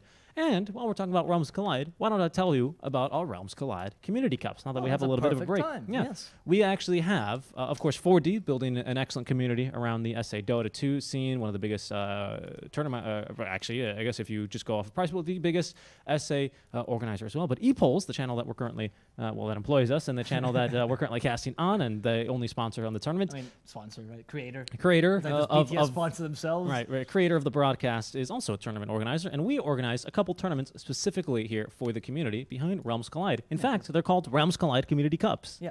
As ePolls, as he mentions, are actually much more on the TO. It's a TO for the amateur, the tier 3, tier 4 scene to make sure that people have a chance to taste what competition feels like. That's what, honestly, what the two brothers always say, the three brothers on the Focus company. Yeah. They always like to taste the competition, and they want to give that taste to a bunch of people who never really have a chance. Exactly. And if, there's been some Reddit Cups, for example. There's the Amateur Dota 2 League, which is fun. We recommend those projects, of course. Of course, They're great they're projects. great, and if you're looking to get involved in the scene, that's a great way to get involved as well. Start, It's where a lot of us started as well. Yes. Where you started. Well, I started in a couple of them. Yeah, you did. He was part of the casting group in 82L. 82L, more. Oh shit. Echo League. Echo League was the big one, and then joined Dota, and I mean, this is how it gets started. I was in Joined Dota season 1. Yeah, I joined Dota season 11. I want to say is when I started off. A bit of a Dota boom. But yeah, back to the ad read, right? So actually, one of the brothers has quite an endearing story of he played at a LAN and he won like 1,000, I think it was $500 Swedish krona or something like that. So he's like, I want to give people that experience, right? And that's kind of the core of ePolls as the tournament platform for more of the amateur scene. We do the $500 cups about once a month, so you guys can enter that. There's a bunch of different ones for each server region. But for the NA, Peru, and Brazil, this time we have 3 specific tournaments that you guys can sign up. The cool thing about this is that it's an infinitely scaling prize pool. So for every team that signs up and plays, we're going to add $5 to that prize pool here. So you guys can check that out by typing !RCCC in the chat. The bot also spams it to get the 3 tournament links where you guys can sign up. I believe signups are open for about another week here before the tournament begins. So get your 5 stack together and start playing some Dota here, as that's going to be the biggest way to show support here for the stream. You can also follow us on the Twitch channel or the YouTube or our Facebook page, all at ePulse Gaming. Or if you like, you can also follow us two individual casters here at our Twitter handles, which are going to be below, at Seek and Strike Dota and at Mr. Avo Plus. Do you have an update? Sorry, I'm joking on the phone, by the way, guys. We're just checking to see what's happening. Of course. It does seem like right now they might be playing without Dark Mago at all. Omega, because of. This is important. Speak it into the mic. Sorry, it might be. It's looking like right now, Omega Gaming will be playing without Dark Mago, which is their mid laner. Okay. Oh. More bad news. That's it. No, that's it. I just confirmed it completely. So his electricity right now, he's not able to play. Yes, that's unfortunate. Okay, so we will have a last minute stand-in. What the hell is this, dude? They're like Omega literally cannot catch a break. Yeah, they couldn't play the tiebreaker match with Dark Mago. They can't play this one with Dark Mago. My goodness. Dark Mago, of course. Some backstory there is for the best of 1 tiebreaker versus Zoomers to decide first and second place in the group. It was Dark Mago had an exam scheduled for the day, so he was unable to make that specific game, unfortunately. So yeah, it's going to be instead PP that's going to be playing with them, which is a relatively known-ish mid laner, kind of like the level of Tao or the level of. What was the one they played with last time? Noah? Noah, yep. So it's that level where they're decent as stand-ins. You can use them for 1 or 2 matches, but it's not going to be the same level as Omega. Would you look at this? We're like a real radio show, breaking news live on air because someone got handed a paper. Except it's my phone. Except it's a phone this time. That sucks so much for Omega. That's really so unfortunate. Terrible. Well, hopefully maybe they can resolve it here in the 1 game, right? And then perhaps for game number 2, 3, we'll see. Hopefully there's maybe a computer that Dark Mago can run to and find, bring his mouse and keyboard, get plugged in, and get ready to go. Best of 3 series here.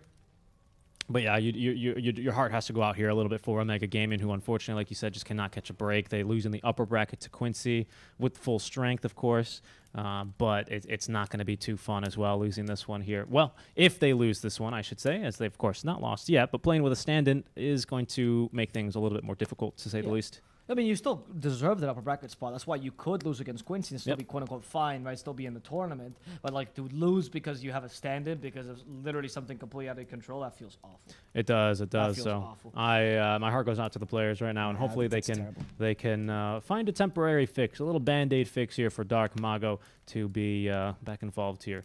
We're quite uncertain, by the way, as to when the games will start. They're trying to communicate with us if there's any issues. But today, in case you might be having some more issues, but the coordinator is actually not working too well. It is not. For Dota 2, particularly for South America. Yeah, yeah. So, yes, particularly for South America, so they have been having some difficulties there, to say the least. Well, what do you say here? Oh, okay, here we go. The draft actually has just launched, so we're going to be getting underway here in just a bit. I was about to say maybe we're going to throw it to a little bit of a break here, but now we are live with our draft for game number 1 between these two teams. So we'll go ahead and switch over to that overlay. Some people always wanted to see the first 2 bands. Well, now you get your chance. As probably just going to be Lina, maybe Timber, and plenty of voice line spams before they all get put on cooldown. You know what's amazing is that you actually have to bind a key or type the command in console, and these players, they do it every time, without fail. Yeah, of course they do, dude. Do you think they're professional memers? That's like half the whole point of being in Dota. It's true. Yeah. All right, well, the draft's getting underway here. This is the only game where, like, you know how in other games they're like, we don't really like our players BMing. We should probably, like, put things in place to not make sure they don't happen. And Valve's like, here's tools to make BM that is not racist. And there you go. You know, it's actually a really smart way to clear it, right? As opposed to insulting each other or giving each other slurs or whatever, you tip each other. And that's the ultimate insult in Dota, like, genuinely. Or just, you know, cuckoo typing it in all chat as well, right? I mean, those things happen, right? But the best way to prevent those things from happening, and I agree with Valve's stance, is, of course, trash talk each other. But let's make that trash talk is, you know, just healthy trash talk. Let's control what you're saying. Exactly. Yeah. It was the same thing they did in the fighting game scene. Fighting is, by the way, do a really good job of trash talking. And one of the things they did was they quote-unquote implemented rules for trash talking.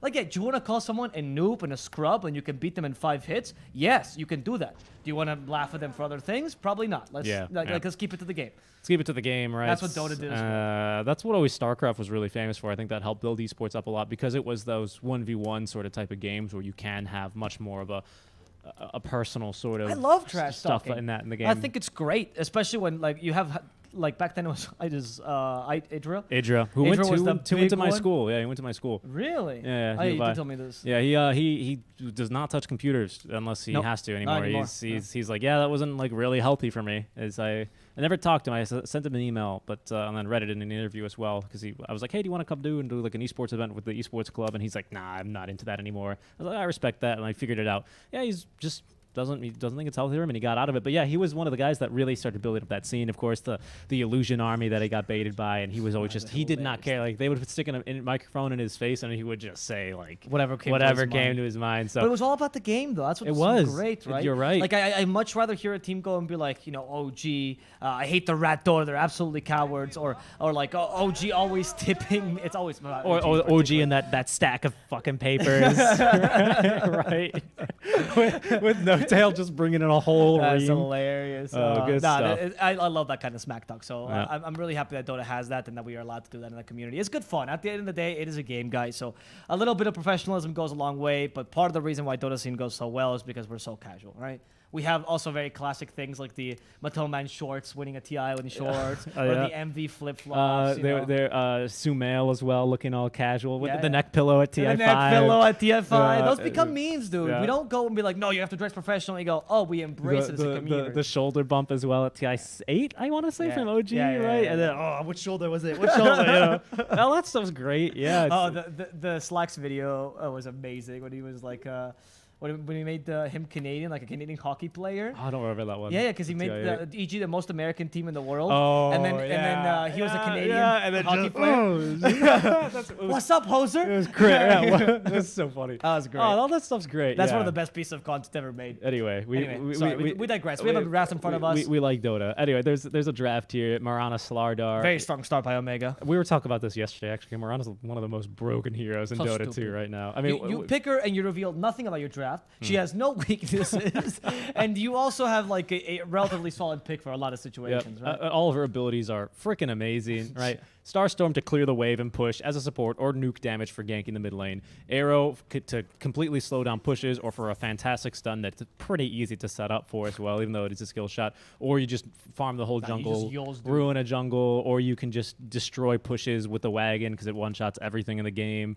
Her leaps are amazing at baiting out enemy supports. Any creep in the game, yeah. Her leap charges are amazing, and you get 3 of them, and they give you bonus attack speed so you can kite out supports, and even if you're slowed, you leap full distance, and you basically have a free smoke of deceit. Like, what is this hero? Yeah, I agree. It's ridiculous. And with a Slardar, your lane becomes just impossible. You have so much physical damage in that lane. It's so difficult to get rid of it. Thunder answer with a PA, which is an interesting answer. Usually, the picks that we've seen against this combo, or against Slardar particularly, is the Drow Ranger. Sorry, it's the Medusa sometimes as well. You know, ranged heroes, Troll even. But there's an advantage to PA, which is that because you're not hard committing to this lane, you're saying, yeah, PA is good against Slardar. You can sort of last the lane. It's still a bit difficult, but it's fine. You don't Omega can't taunt you by going, oh, we'll flex a Slardar as a 5 and now completely counter you, right? So because PA doesn't have great lane counter. She's always a consistent laner. She's always going to be useful in this draft. So I kind of see the idea for Thunder. They're playing it safe because they respect Omega's drafting, and they know that if they start with Slardar and Mirana, they have something up their sleeve in case you counter that combo. Well, and not only that, right? I think, thinking from the team perspective, you know that they're playing with a stand-in. I think if you just play a safe, sort of reliable. I mean, like you're right. That sucks to say, but it's a lower bracket match. That's what I would do, and it's for all the marbles, dude. And I think that's what Omega would do if they were in the opposite situation. You know, you got to have respect for it. It's a really unfortunate circumstances, but it's not like Thunder Predator cut his electricity lines or anything. You know, it sucks. It really does, but it's a reality. It's definitely not their fault whatsoever. No, and it sucks because it's not Omega's fault either. You know, I hate to say it, but again, that's part of unfortunately playing online tournaments, right? That's part of what happens in online tournaments, and part of what happens as well when, particularly SCA in South America, with underdeveloped infrastructure, these things are more likely to happen. Yeah, in addition it's a real shame. Nature hating those places for some reason. Yeah, it's a real shame. It's a lot of earthquakes there. But well, we'll see here how Omega want to do with it. But I suspect we're going to see Thunder play a much more reserved play style and just play a very, you know, the safest way you can play. A safe way where and abuse the mid lane. Abuse the mid lane and abuse also any openings. A draft that can really abuse. Oh, someone's out of position. Boom, we go in and we get this. And that's already what our Spirit and PA are actually really great at, while still not being super like, oh, it's a broodmother, you know, or anything like that. So. You know, just I think that is something to think about here in terms of when we look at the draft of Thunder Predator. Omega, maybe they want to play something a little bit more basic and safe as well, just so anyone can kind of slot in and do that. You know, we might not see a Dark Mago Invoker. You know, obviously because Dark Mago's not here, but like an Invoker because he can kind of sometimes ruin a team fight if you're not in the same pit. You know, stuff like that. I just want to say it's a little bit of a different way to picture this draft here. Right. What I like about Thunder Predator is that they're still drafting as Dark Mago was there. They banned the Conca. So there's something to be said about that, right? Like, is taking advantage of the stand-in, is this just the best way to do it, right? Is this just the best way to draft and be honor and preserve your honor, right? I mean, I don't disagree with this. They're banning Dark Mago's heroes still. Maybe they don't know it's not Dark Mago. It's as a what's it called, to an homage. You know, it's like the effigy that you burn, Viking funeral sort of thing here, as we'll be continuing to draft then. Thunder and Lightning, very, very frightening. But they're going to have the pick here and last pick overall in the draft. Second phase could be really strong for Omega. They do end up, they do prefer, what are you talking about? Stupid. I don't understand what you're, it's scary. I can't believe I'm laughing. Omega Gaming, they do like to have first pick, and I think it's in particular for this phase, to be honest. I think this is really the strength of first pick. I mean, sure, you can get a Mirana outright, but like, who cares? It's pretty easy to also second pick a Mirana. The 8th pick that's very powerful. Yes, you it present is. it with the last bans, and chances are you've already banned preemptively for that as well. Yeah, I mean, and not only that, right, but if you really want to be like smart, quote unquote, in your draft, you can try and get away with something greedy. Like, could you imagine you pick like something really prone to counters in your 8th pick? You get 2 bans immediately to follow and first pick for an effective 3rd block pick. So you can really like use that to your advantage. I like here. the Baton 5 a lot. That secures your lane completely against the Mirana because the Aphotic Shield blocks your stuns. You know what I'm actually thinking Omega might be thinking about an anti-mage, by the way. And this is first pick is a draft that allows you to do it, by the way. It's this sort of the I think because it's true because anti-mage first 2 picks is bad, but anti-mage is the 4th pick is great, or 8th pick rather. Yep. I think they might be thinking about the anti-mage. Darkseer is the one I don't understand, but both Legion and Magnus counter him, right? You have a pretty solid lineup for the anti-mage. Anti-mage is really good against PA because, well, you return the Stifling Dagger. Yes, the crits can annoy you, but PA is usually slow enough that she can't out-tempo you reliably. and the Basher is very useful against that. I think they might be thinking about an AM just because of the bans alone. Because otherwise, because the bans are interesting. They clearly prefer a melee hero that's weak in lane, and I'm thinking, okay, it could be Spectre, but Spectre doesn't make any sense. PA is already picked, right? Yeah, because Spectre's not weak, and Yeah. she's banned. Lifestealer, you wouldn't really ban the mag. I don't think. you ban Okay. it. So if you want to pick an AM here, let's go with that school of thought. What do you pick here as your position 5 then to protect it, or do you just pick your mid laner? I would pick something like a CM or Undying. Okay, I was thinking the Undying's banned, so maybe the Maiden. No, the Bloodseeker. They're going to go with their off lane. off laner, so that And means that's probably that's Oscar's second best hero. it's after it's Underlord. probably then going to be a Slardar support, almost certainly a 5, I would imagine, with this one. Yes. I'm surprised by the Bloodseeker. It could be though. It could be that is Mingate's Bloodseeker. We have seen carry Bloodseeker play before. That's true. In That's the true. SCA playoffs, it was played by Army Geniuses. That's actually another kind of weak laner that's in melee. Yeah, like I wouldn't say a weak laner, but definitely you can't trade with a lot of the physical laners. So Magnus and Legion just beat you, right? Your Yeah, lane is yeah. really strong, but you don't trade. So in terms of attacks. So yeah, I kind of like the idea of the Bloodseeker carry. That's what they're going for. Or of course, it could just be simple Slaughter 5, right? We don't really know yet. I'm just fascinated by those offlane bans. I think there's something planned here for them. We'll see if that's true. Thunder. They don't have a lot of draft time either. I think they just got to play their game here. If I were them, I would really just try. Yeah, I pick my offlane here and then reserve mid for last. Yep, play just a safe game. Make sure you can get a good start in that mid lane and be good to go here. Okay, they're gonna pick Storm. I mean, that's fine. Some things considered. You leave Omega a really solid pick of the Leshrac here for the Yeah, mid you do. lane. And Leshrac is really good with Bloodseeker as well because you amplify his damage by a lot. The Blood Decent Rage. against the PA because you don't miss your magic attacks. Yeah, Leshrac is really good here for Omega. And then you still preserve the last carry. And I'm questioning what the last carry is going to be, but I think Omega has a variety of options. If they really want something like an AM here, like they really want that, they're going to pick it now. But otherwise, I would say Leshrac is really strong. The AM was Unless also, PP can't play. I'm not really sure. the Lash is, I'm sorry, the AM's also really strong against Storm. Just a walking bomb for you That's and your true. team. It allows you to actually join team fights a bit early because Storm needs to expend all of his mana, and all of a sudden you show up early to a team fight just even once. That's going to change the way Storm has to play the game. Yep. That's really going to change the way because then he's, oh, well, sorry, guys. The AM did 4,000 damage to you because I was killing people. It really does change the way. So I wouldn't be against it here. We'll see. Okay, Void, Faceless okay. Void. Okay, so that was the idea behind the bans. Because that makes more sense. Because the only ban I wasn't understanding in the AM case was the Darkseer. Because AM destroys his lane, so this makes more sense. You saw, guys, where I was going, though, with my thought process, right? Just not the right hero, but the same idea. You want a hero that can't trade with Void as the offlaner, because Void can trade really effectively with you. You actually have a pretty solid Void team right now. Crossway hits amplifies your damage.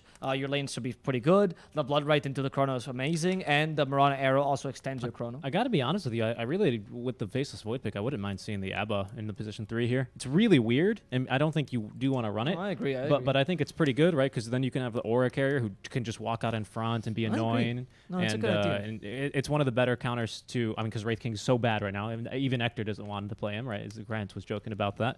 But I think it's pretty good. I don't think you want Abba carry. I don't know if I'm yet on the fence. I'm not still on the fence about that one. But I think Abba in the 3 as a Aura carrier, as someone to tank in a Chrono, as someone to go in and lane against Faceless Void, not bad. It's good because it's also good against Bloodseeker as well. Yep. So yeah, I don't disagree with the Abba in that position, especially because in this case, actually, it's ironically a good game for Greaves on Abba because you Yeah. can dispel the silence from Bloodseeker, and then you can dispel silence from someone else, so Blood Art becomes much less effective. Just- Yeah, I like your idea. In that case, though, I need a position 5 with some sort of stun, though, because then you lack we catch. do. Like, Yep. what are position 5s with stuns, though, that are popular? Because you can't really go Undying. I don't think CM is really that great. Undying's banned, so he's not an Okay. option. CM is not really viable here. Venge would be decent. Oh, Venge would be pretty good. Oh yeah, Venge. Venge is really Oh good. yeah, That's one of Wu's heroes. you picked the Venge here, and I think Thunder Predator have an amazing draft actually. And I honestly I wouldn't know if I were a guy, I wouldn't see it coming either. I almost certainly think this ab was a 5. They ban the DP. Okay, that's another good combo with the Void. They concentrate more on the Void. I still like the Lash. I think Lash is very solid here. You just Lash and get away with it. Yeah, I think you can go with a Lash. I think a Snapfire mid lane wouldn't be too awful. Oh, Sapphire mid lane's a good idea too. Yeah, wanna because you be- destroy the Storm as well. Uh-huh. I'm thinking of Lash because you destroy the tower right after Storm leaves the lane, which is why it's so That's a good impactful. point. That's a good point. But with Snap, she brings tower push, so it's not as instant. But No, she's not bad. She's not bad at pushing either, and she's good at playing the early tempo. But you're right, Lesh is way better. Okay, so I really would like to see the Venge.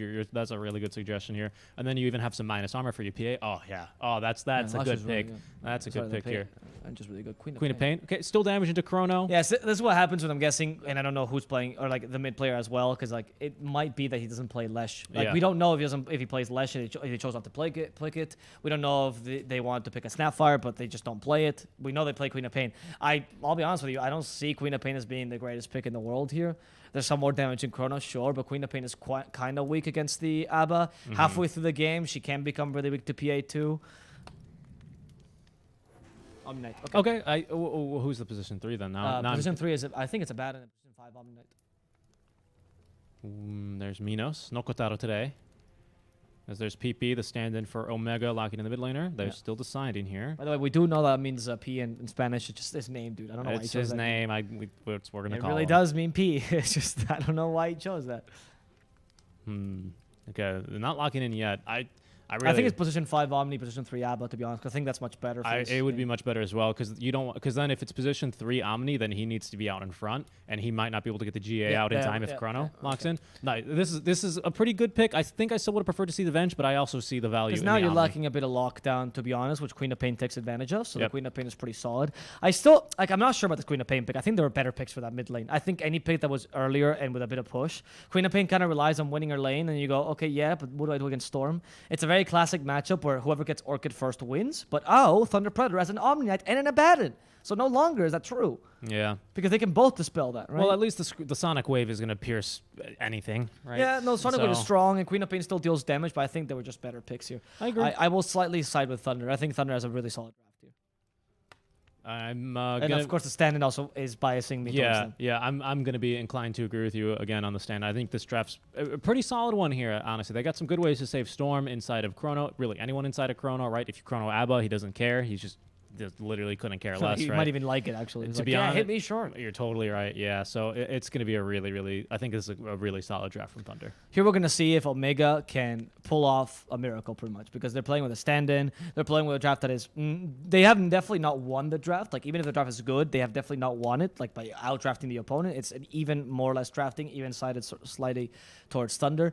So it's really going to put Omega's skills to the test. Can the 4 players, 3 Bolivians, 1 Peruvian, take this? We'll see. And PP, how will he perform? Hopefully better than his name. I will not be able to cast this game seriously. In my mind, dude. We shall see how PP will perform if he is better than his name. Follow us on Twitch so that we don't have to take the blame.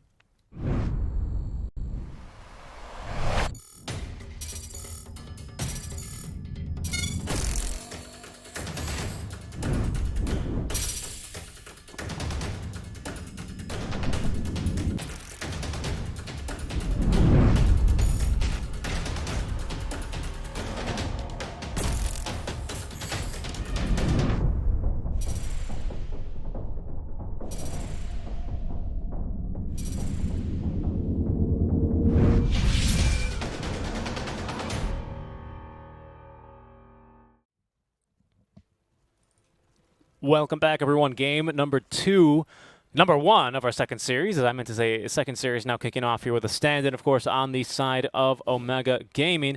It's going to be PP in the mid lane here on the Queen of Pain. And we'll see how this last-minute stand-in will get going, as, of course, Omega unfortunately having some internet issues, some power issues, rather, I should say, with their normal mid laner, Dark Maga. We'll see if he is going to be able to make it to a separate PC or resolve the issue for our second game here of the series, as this is a best of 3 and elimination on the line here for both teams.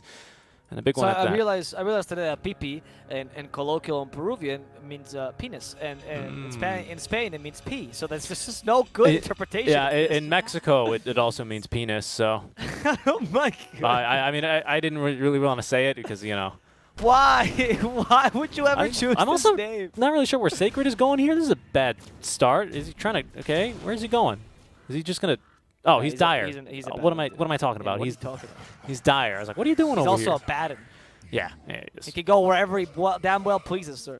For the most part, that is true. He does start off here, of course, with plenty of regen and a Ring of Protection, so he knows there's a lot of damage coming his way in this lane, and it might be even a tri-lane here for the side of Thunder Predator. Perhaps early, and then they're going to rotate Matthew on over after we get a few more levels in the ABBA. We shall see, because he was forced to take the point in Curse of Avernus, which means I think then he wants a really level 2, right, for the Curse of Avernus so he can actually trade. I wonder They if they're might going just secure the tri-lane. I don't know. What do you think? Oh, it's Panda. It's position 5 slot. All right. It's position 3 Oscott. That's right. Yeah. That's right. Yeah, in that case, then you don't really want to trade whatsoever in this lane versus the position 5 starter. That's the benefit. You don't really mind trading against the cores in terms of whether you get bashed or not, but when it's a support that you're trading your HP for, it's not as good as a trade. I don't know.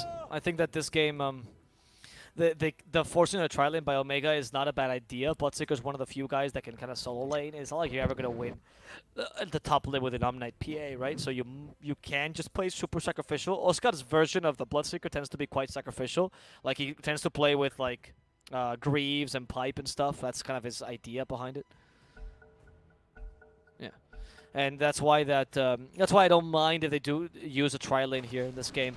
I've noticed that Omega, for the most part, what they try to do is they always try to secure Mingate's lane, and they're one of the teams that's least afraid to go for tri-lanes. But at the same time, completely selling out Oscar in this lane is not great, because then you don't utilize one of the advantages of a Bloodseeker, which is his great laning presence.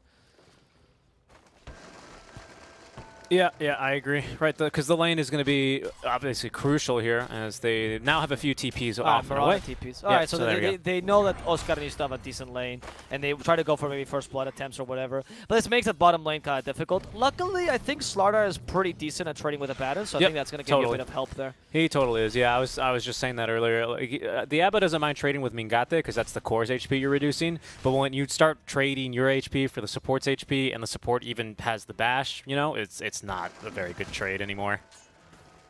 No, I agree.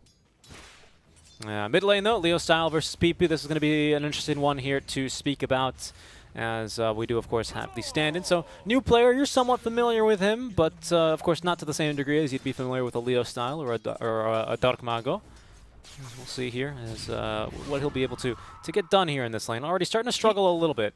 But he is the level of more or less the level of Dao or Noah, with a slightly different playstyle from what I've been able to hear, right? BP is a bit more about kind of winning his lane. He might be dead, by the way. Yeah, BP is in trouble.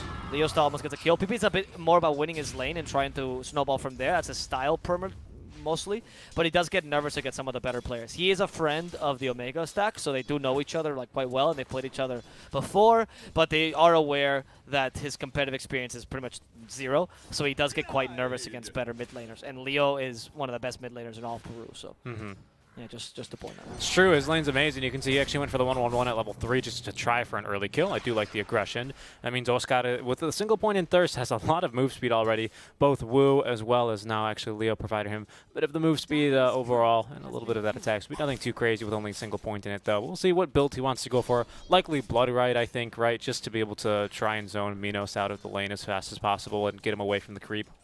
Force him to try and last it with the dagger, and that protects you as well, obviously, with your stick, so you'll be nice and good. Nope.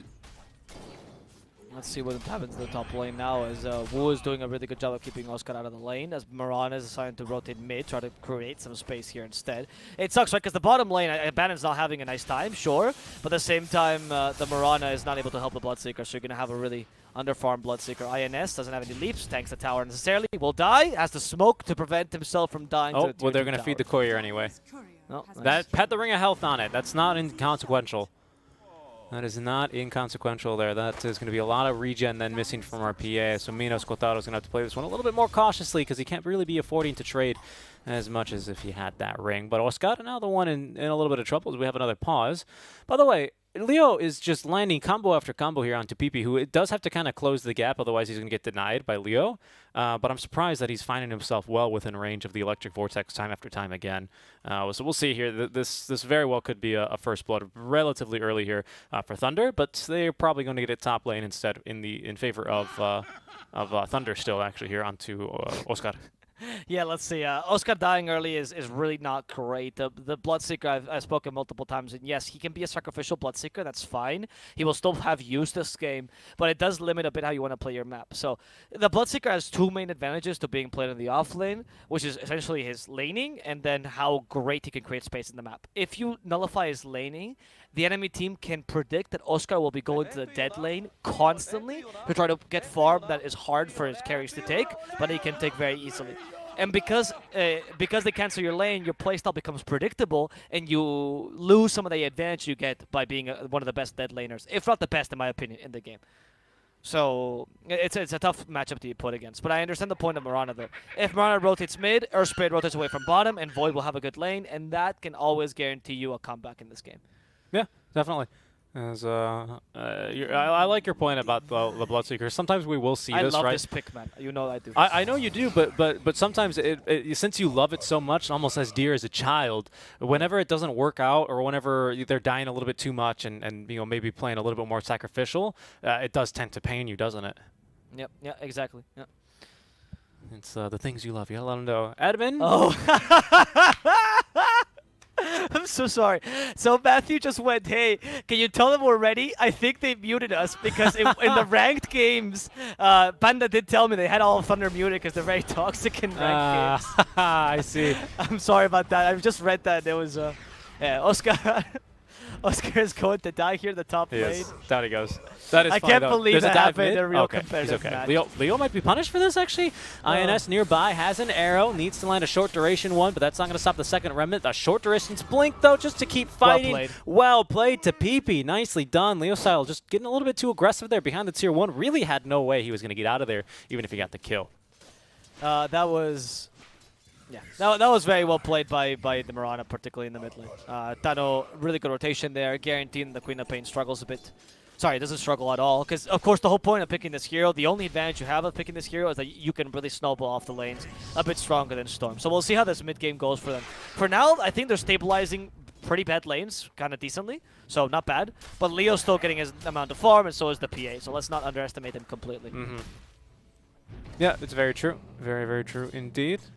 I mean, one does not simply stop a Storm from farming either, right? I mean, I guess actually probably Mirana does because she just comes in and ruins his jungle because the hero's balanced as hell.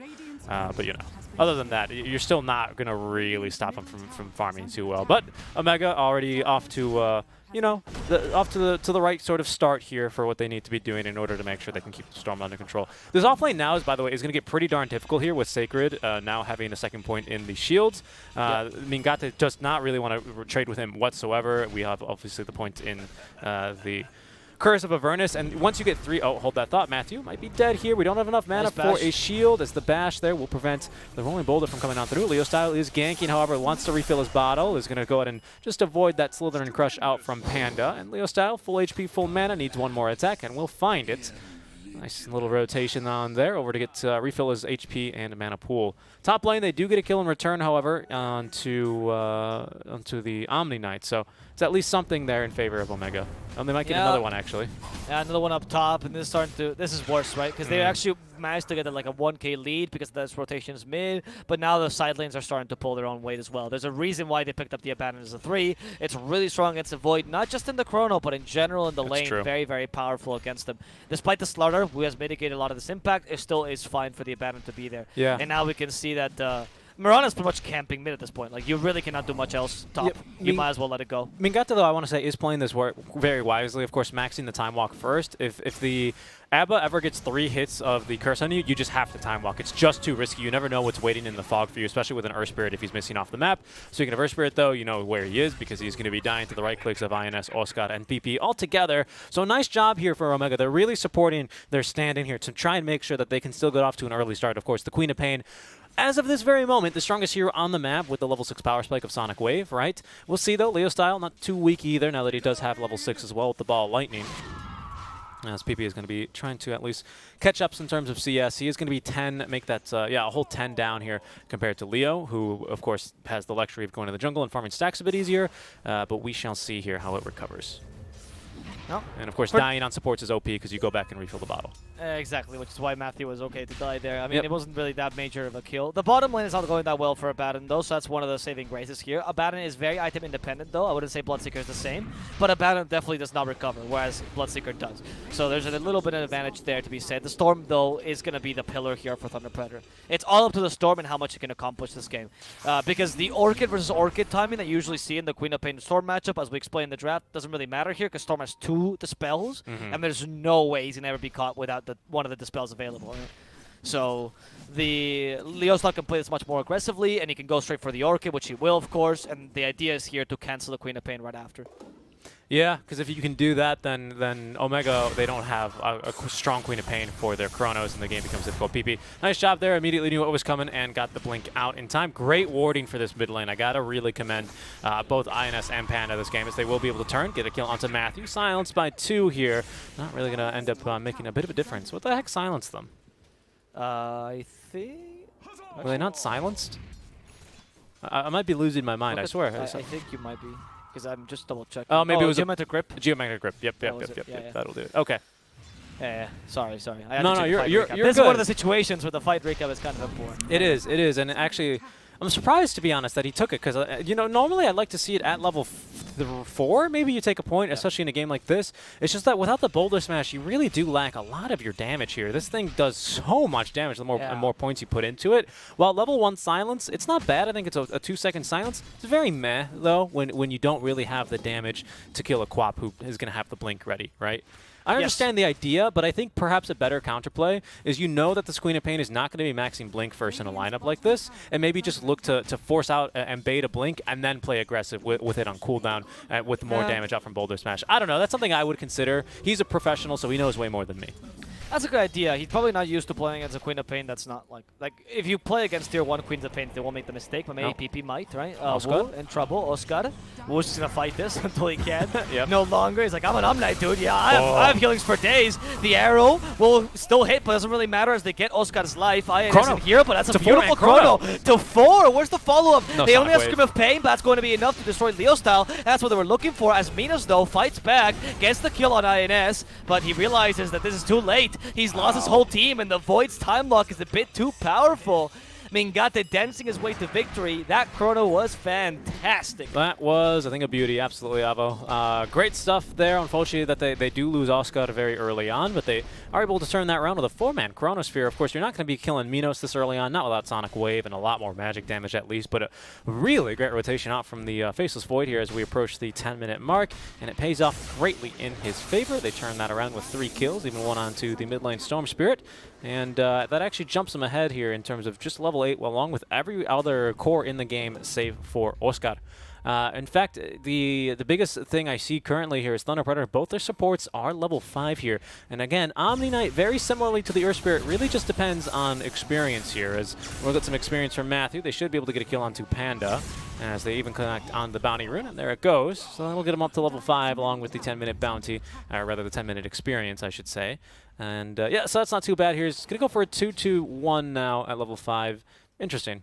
But yeah, the Omni, he does need his levels as well, just because of Heavenly Grace. The bonus strength you get is ridiculous, and you definitely want to be maxing that first. Yep, exactly. And then this matchup was specifically as well, because you want to max it for the PA to just go ham, right? That's the whole point of it. In fact, actually not bad with the Abaddon relatively early. You can kind of play around him as a tank / carry. Yeah, just to absorb spells. Like, look at that this. arrow is so stupid. You fortify. That arrow is so stupid. And now the push is over for Sacred, for Sacred. Thunder Predator. And he's an Abaddon. They have to leave. They have to leave. Goodness. Why can a hero do this? Why can you still arrow through that? Like, come on. What are you doing? Stun the creep for. It's better than Midas. It's the strongest hero. Just stun the creep for like double duration or something. That's fine, you know. But like, at least force him to like aggro the creep wave behind the tower or something. Like, there's so many mechanics in Dota 2, and Mirana just goes, nope, arrow, haha. Right? Arrow go whir. Come on. That's why PPD made a tweet recently where he literally at Febby and went, oh yeah, Mirana is such a hard hero to play in the position 4. And he shows a screenshot of him going 9-1 and 12 because he's never played Mirana before, and that was like the first time. Yeah. Because his arrows are not that hard to land, right? It used to be the case, but now it's not that hard to land. They did nerf the damage any, at least. You would like land like a 1 meter arrow and it would be like half their HP pool. I'm full on in the Nerf Mirana club. Nerf right? Mirana. Everyone is up in the Spectre and the Sven camp, and I agree with that. But also Mirana, please. I agree with you. PA already has Battle Fury. Thank you for pointing out. That's really fast. With treads, by the way. What? The standard timing for Battle Fury on PA with treads is 15 minutes in.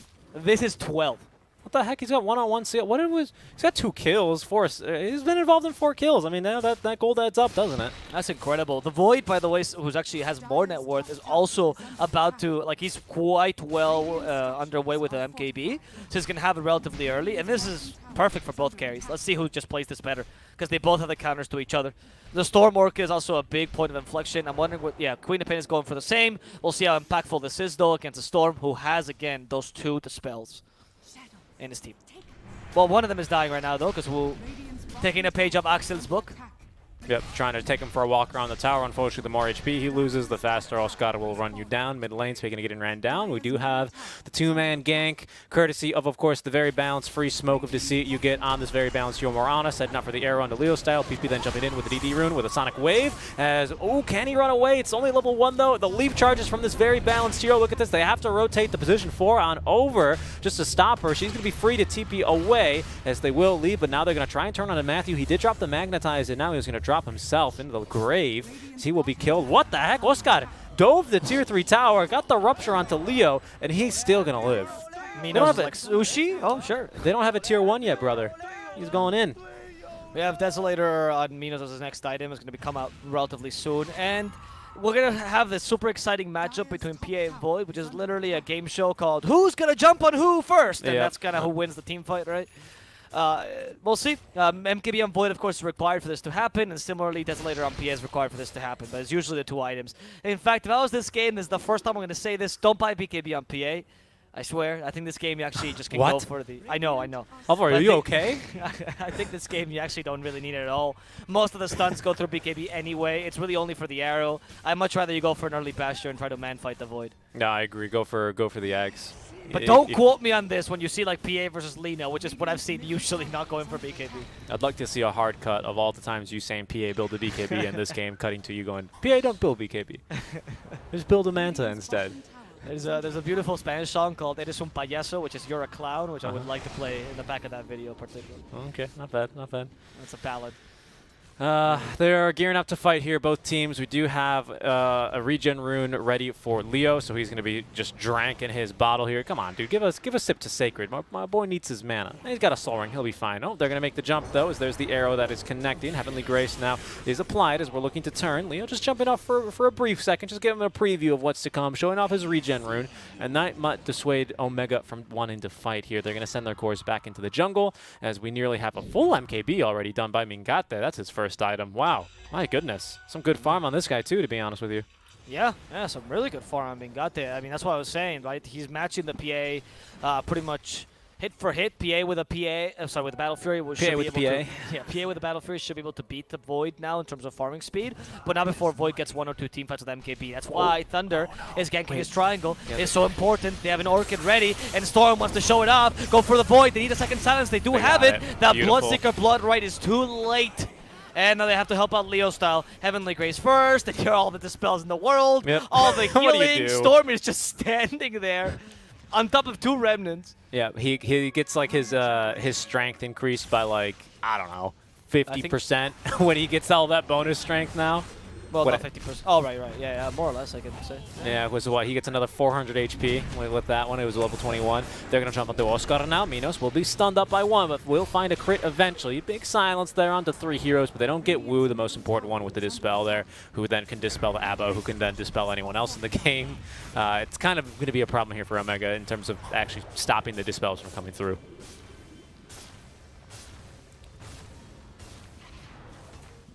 It's going to be another arrow onto the wagon. Very cool. That's just the push. It's over. It's done. Screw Marana. Yeah. Right, let's see. Well, Leo can still initiate. And by the way, notice that they actually both got Orchid around the same timing, but Leo's has already been more impactful because Queen of Pain, I honestly don't see the point of the Orchid this game. We'll see now if it's effective though. Blood Right. Leo style does not care about this Blood Right. Ignores it completely. There's the Yule Scepter, but what will that do? Absolutely nothing. Astano is put in difficult position. They do rupture Leo, but Leo just walks forward. That's a nice Sonic Wave with Chrono though. Guardian Angel to prevent the damage in the Chrono. Sacred's not even going to die. They even get the Nephonic Shield before he gets out, and Mingate will get bursted down.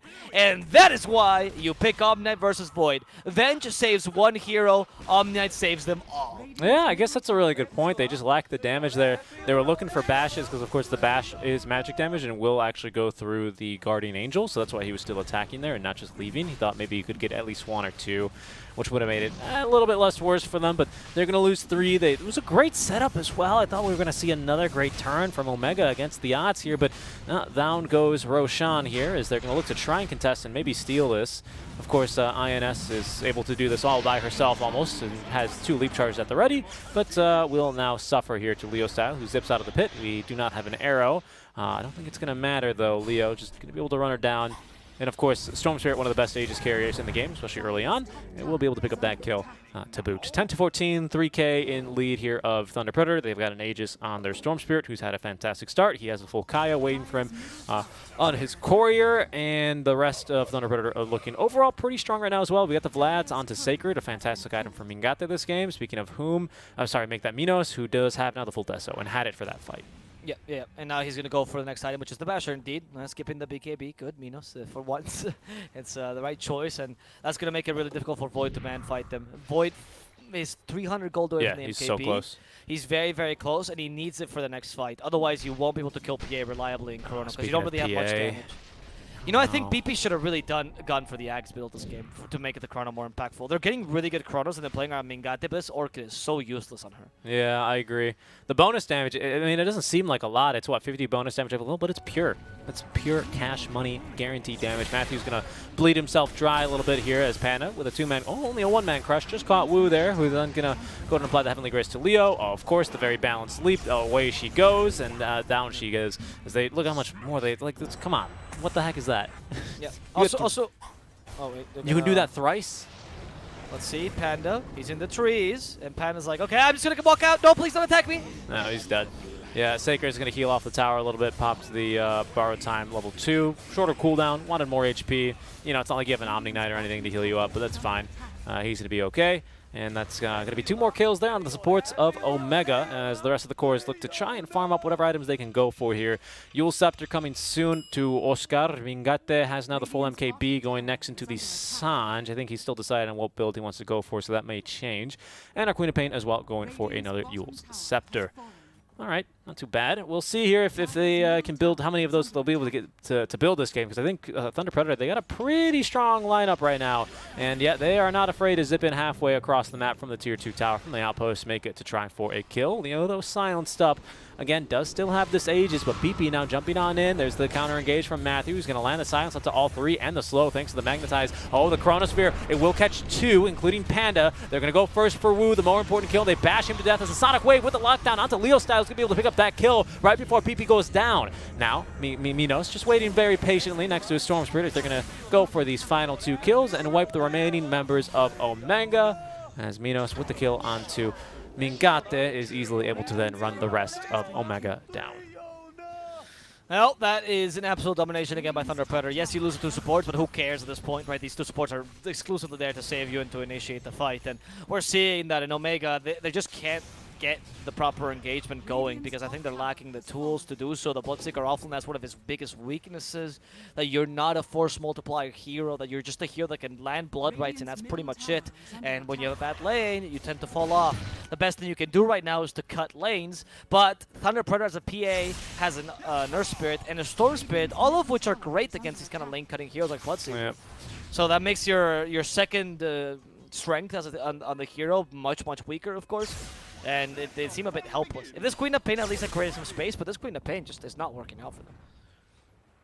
Yeah, it's not the player, by the way, the pick, I mean. No, yes, I completely understand, and the build and the play style, absolutely. And yeah, it's rather difficult. I mean, you are, you know, landing the combo correctly in the team fights, right? I can't criticize that. It's just the lack of damage is the problem, isn't it, Avo? That's unfortunate. I mean, they're going to be trying their best here, cutting more waves here and seeing what they can get done, as it will be BKB next for our Queen of Pain. Still can't turn that Ogre Axe into an Axe, but it's the problem is it's quite an expensive item compared to the BKB. Sacred running around here, feeling quite confident now with his medallion. Will find one. Minos, by the way, just murdering PP. Just jumped in there at the very end to see it. Has the full basher now. Nearly enough for the Abyssal Blade already. Minos, what are you, an alchemist? What is this farm? Yeah, it's kind of ridiculous. I mean, I can't imagine. Like, this was because of an 11-minute, 12-minute Battle Fury, but it's like, You know, as Bisco said, they're going modo serio because now the TPC started. Minos apparently did the same thing, right? Oh Yeah. my goodness, what a performance by him this game. Like, absolutely stellar. Didn't make a single mistake. He hasn't didn't dive, hasn't dove in tier 3s just yet, so that's a good sign. He divent. He dived. He humps diving. He whoomst has not divent. All right. Well, I mean, yeah, I agree. Sorry, He's playing a Bird very language. restrained game, coming in at the end of team fights and really doing quite well here.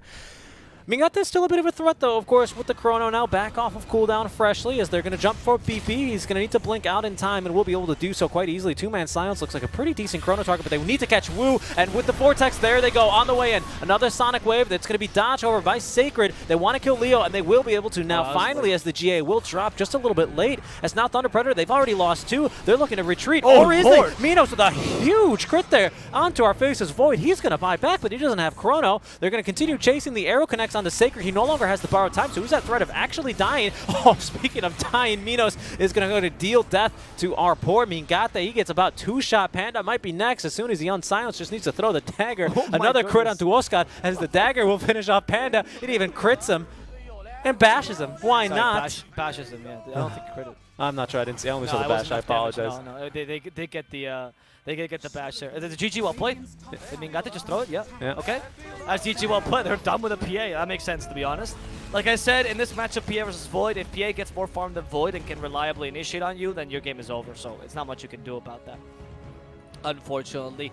Thunder Predator, they'll take game number 1. To be expected, honestly. I think there were, I mean, a couple mistakes, right? First of all, the draft was better for Thunder. We both said it, right? It was relatively, I think it was much easier to execute. I think that Queen of Pain pick just, it was all around the mid lane. I don't want to fault PP for everything because, of course, he's just not on this team. But he is a stand-in, so, of course, that's coordination. His item build this game was just not ideal. Didn't work out with a few good chronos you got. Ags would have been 10 times better.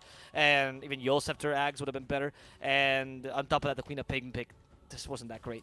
The Bloodseeker was more understandable because at least they picked that like a 3rd pick. But the Queen of Pain, your last pick, was completely wasted.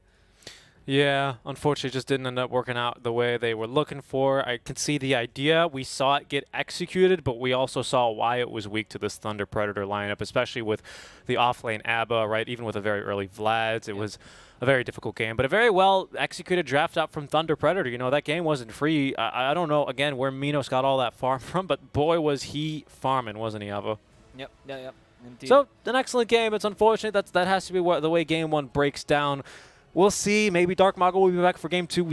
I don't have any idea as of this very moment, but Thunder Predator, they will go down in Game number 1. I'm sorry, make that Omega will go down in Game number 1, and now are against the ropes of elimination here. We saw our other upper bracket team fall 2-0 in the upper bracket, followed by another 2-0 in a very similar fashion. It might be the same here for Omega. Who knows? We'll see if they can rally and force a game number 3 as their tournament life is on the line. You guys are watching Realms Collide 2. The Darkness Burns with Seek and Strike and Apple Plus. We'll be back after a short break, guys. Do stick around with game number 2.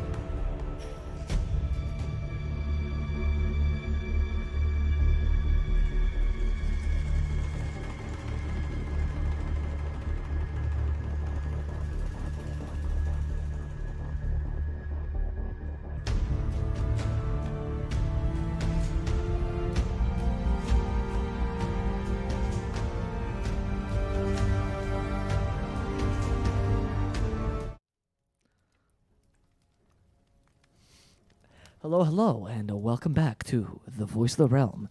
We are here in what could be the last match of the day. I hope it's not, but Yeah, it could it's- very well be. You know, it was crazy because we had our first day was it was a long one, right? We had a two to one. best of one tiebreaker, and then a 2-1, and then another 2-1. All, kind of back and forth, but still a 3-game series overall, right? Whereas this one, it was and even yesterday, it's kind of been more decisive matches to say the least, right? Yeah, I mean, this last one is just so unfortunate. I'm sorry that I keep mentioning this, guys. I know like it might seem like I'm a bit biased towards Omega. It's not. It's just that I want them to play their full He said game. the words.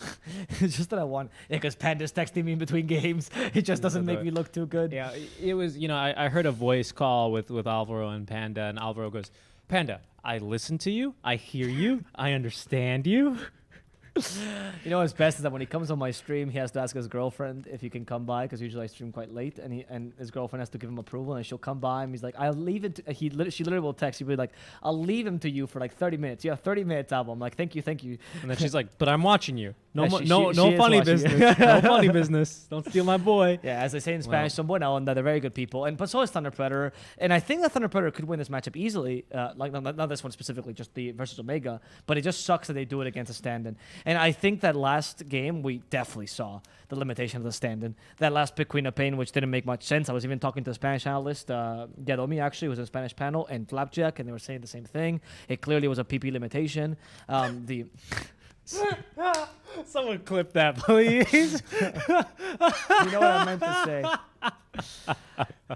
Anyway, it clearly was a limitation of the stand-in, who happens to be called PP, and I'm sorry. build was also- my age is 23 years on this God-given earth. That's how my brain is. But mentally, I'm like 12. But if you allow me to finish my point, You said but. the Orchid build on PP was also not that great. I think Ags would have been much better, and yeah, just in general, I think. I mean, what can I ask of the player, though? I'm not really here to flame him. The player Yeah. has no competitive experience. Yeah, right? he probably didn't even get to warm up. It seemed pretty last minute It as well. seemed last minute because it was a Like- complete surprise. Like, if anything, they're thankful that he's supporting them. But like, Yeah. obviously, he's not going to be as good at Darkmao, and that's not a big deal. But it just really sucks. Yeah. Thunder's not even banning Darkmao I heroes get now that. because they It's- know PP is in the pool. Yeah. No, it is. It's pretty tough. It's always really hard to get the PP in the pool, isn't it? Especially if the water's cold. This game, I'm sorry. We're so sorry. I don't We're mean so any sorry. disrespect. It's just I'm 12, so I mean, his name, he did choose that name, dude. And he is Hispanic, so he knows what it means. See, that's Spectre and Lena have been picked up for Omega as Thunder Predator go for the Snapfire and Undying. Spectre, oftenly called El Prohibido de Mingate. Notice that this time, Omega actually did choose. El Prohibido is the banned one, the forbidden one that they don't want to, the one that nobody lets them pick. Omega did choose actually to go for last pick this game. So usually they actually consider the first pick to be stronger. According to Panda, they think first pick is much stronger. But this game particularly, because of the stand-in and because of how much it matters to get a good matchup, last pick is much, much better for Omega. So I get that point. Well, that makes sense. That makes a lot of sense, actually. That makes a lot of sense. And this is, excuse me, I like that you pointed that out because I pointed out that maybe Thunder are drafting differently for game number 1, and of course Omega, they have to draft differently as well. It's you have to always draft not for the game or the meta necessarily, but sometimes even against the other team, right? And you have to adapt to whatever situation. Like, for example, playing with a stand-in mid laner. Yeah. If your mid laner's a stand-in and you're usually used to drafting your mid laner early, chances are the stand-in mid laner won't be as good or Yeah, won't be at the yeah. level, and he won't be able to. You can't draft him an early mid laner and get countered and still be fine. You need to ensure that his lane at least goes fine.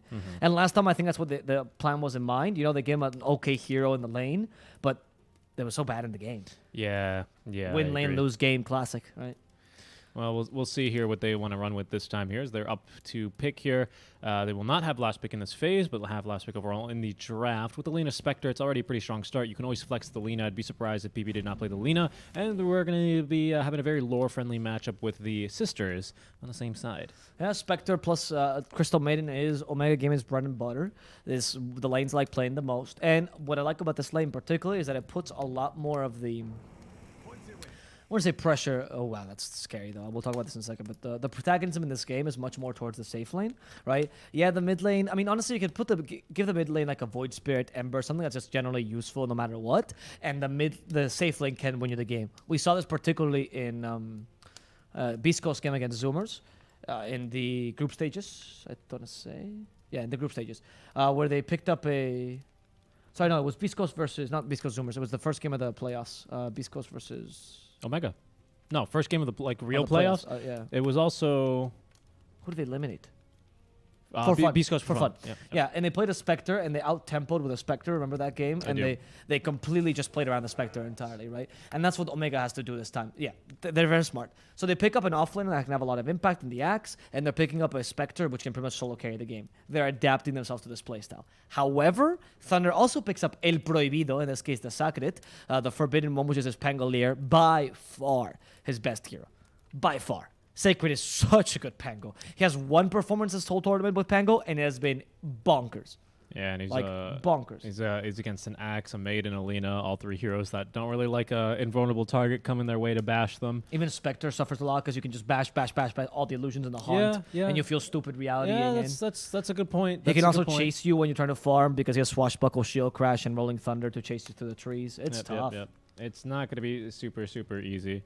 And we'll see here how they're going to be able to make it work. I mean, last pick here in this phase for Thunder Predator, I was going to say they're probably going to draft their safe laner here and then try and get as best of a mid lane matchup as they can by Oof, banning that lane some is things so they difficult have. for Axe. It is, right? Drow Undying, or Yeah, Drow yeah, Undying. probably Yeah, Drow definitely Drow Undying. Undying. Yeah, that lane is really difficult for Axe, and the Spectre is also countered by the Undying, by the way, which it doesn't hard counter you.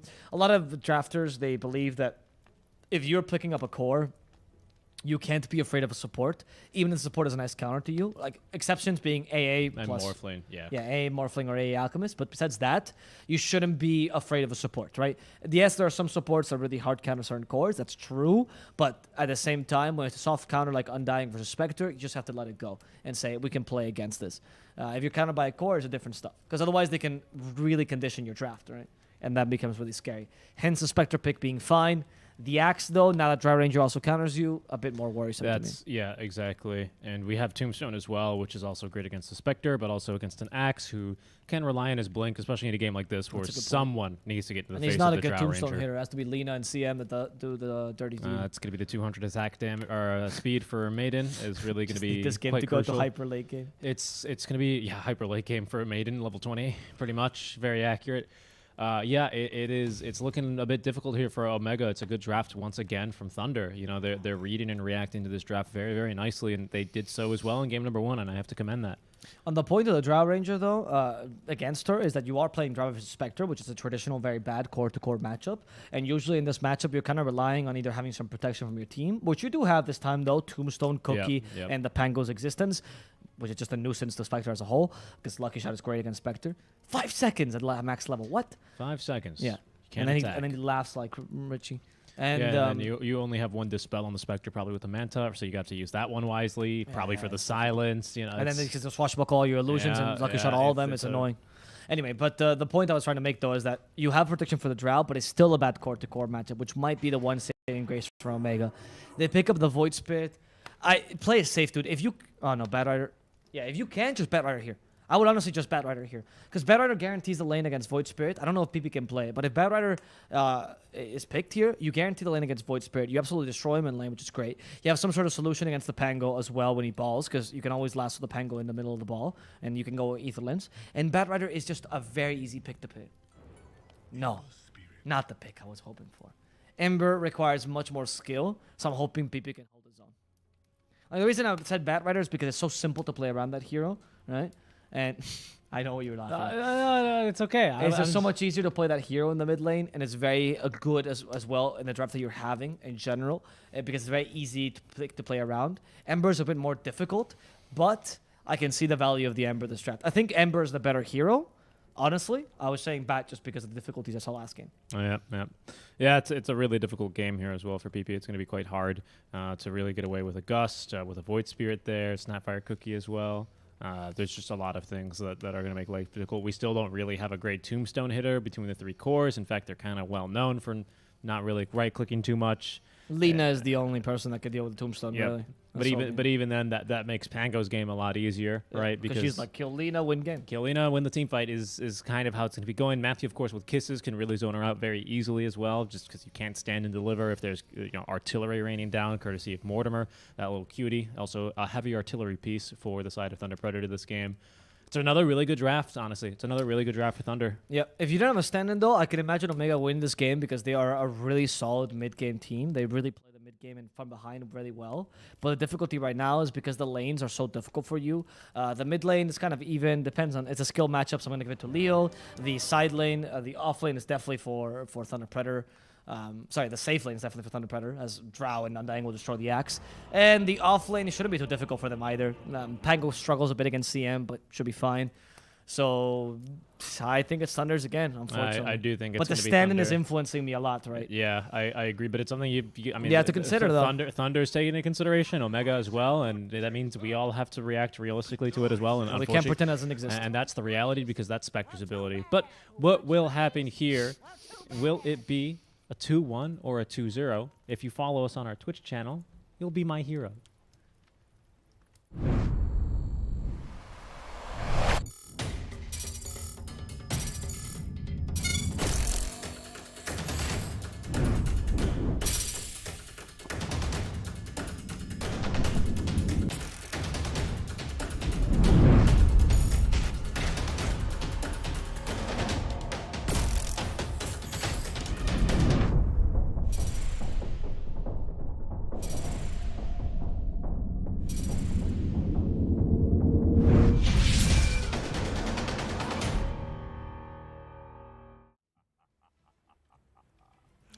That's not me laughing, that's Pangolier as Sacred on the Pango this game, looking to lead Thunder Predator to a smooth 2-0 over Omega Gaming, who do have themselves a stand. And thanks for tuning in, guys. You're watching Realms Collide 2 with Secret Strike and Avo Blaus, and already we see the action kicking off here. Matthew nearly dying, and as we have a little bit of sparring here for the 0-minute bounties.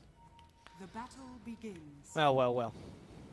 Let's see if Omega can take this game. Yeah, let's see. If they take this game, there's a chance that the Dark Mago might be able to come back for game number 3. And- Oh, Right? okay. That's a reality. It's true. I've talked because the reason is right now they're doing due to some infrastructure issues in Peru, they're doing what's it called, like lights out by zones, by regions, by neighborhoods, right? Brownouts. Brownouts. Mhm. Is that when it's actually planned? Yeah, it is. Yeah. So they're doing planned brownouts in certain regions, and unfortunately, it's Dark Mago's region that's being affected right now. Like Yeah. honestly, you can't be more unlucky. It was also not told to the people, because of course, why would they? So. That's very unfortunate.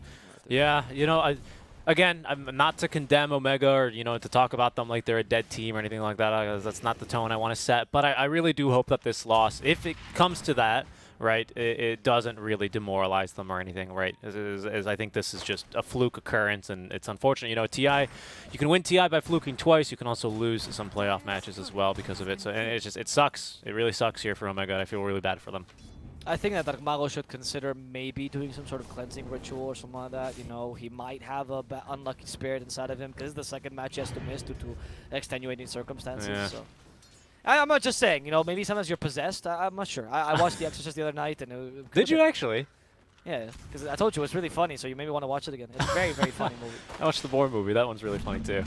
The Borat? No, Boarhead now.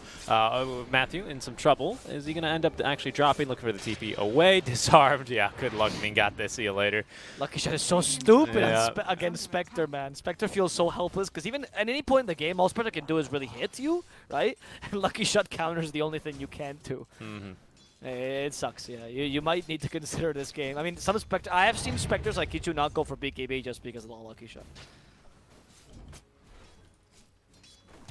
I could see it this game, honestly, because Later, the problem yeah. is it doesn't help your illusions, right? So you won't be able to just, you know, TP in, Pout Manta on a support, and then haunt to a different one, and then just, you know, have the illusions make quick work of it, because you can still disarm the illusions, right? But I can see the point for the main Spectre. Yep. This game, though, it's not too easy because both of your actually supports are pretty good against. Oh wow, INS nearly dying though. Are pretty good at just tanking up a Spectre. At least early, right? Late game, no chance. Really, no support, and honestly, very few heroes in the game actually stand a chance if they're caught alone. As supports kind of normally have to position themselves. But with the Undying Snapfire 2 strength hero is one of them, incredibly tanky, especially with the ultimate active. So, you know, I could see a scenario where maybe a Manta into BKB is not that bad either. Yeah.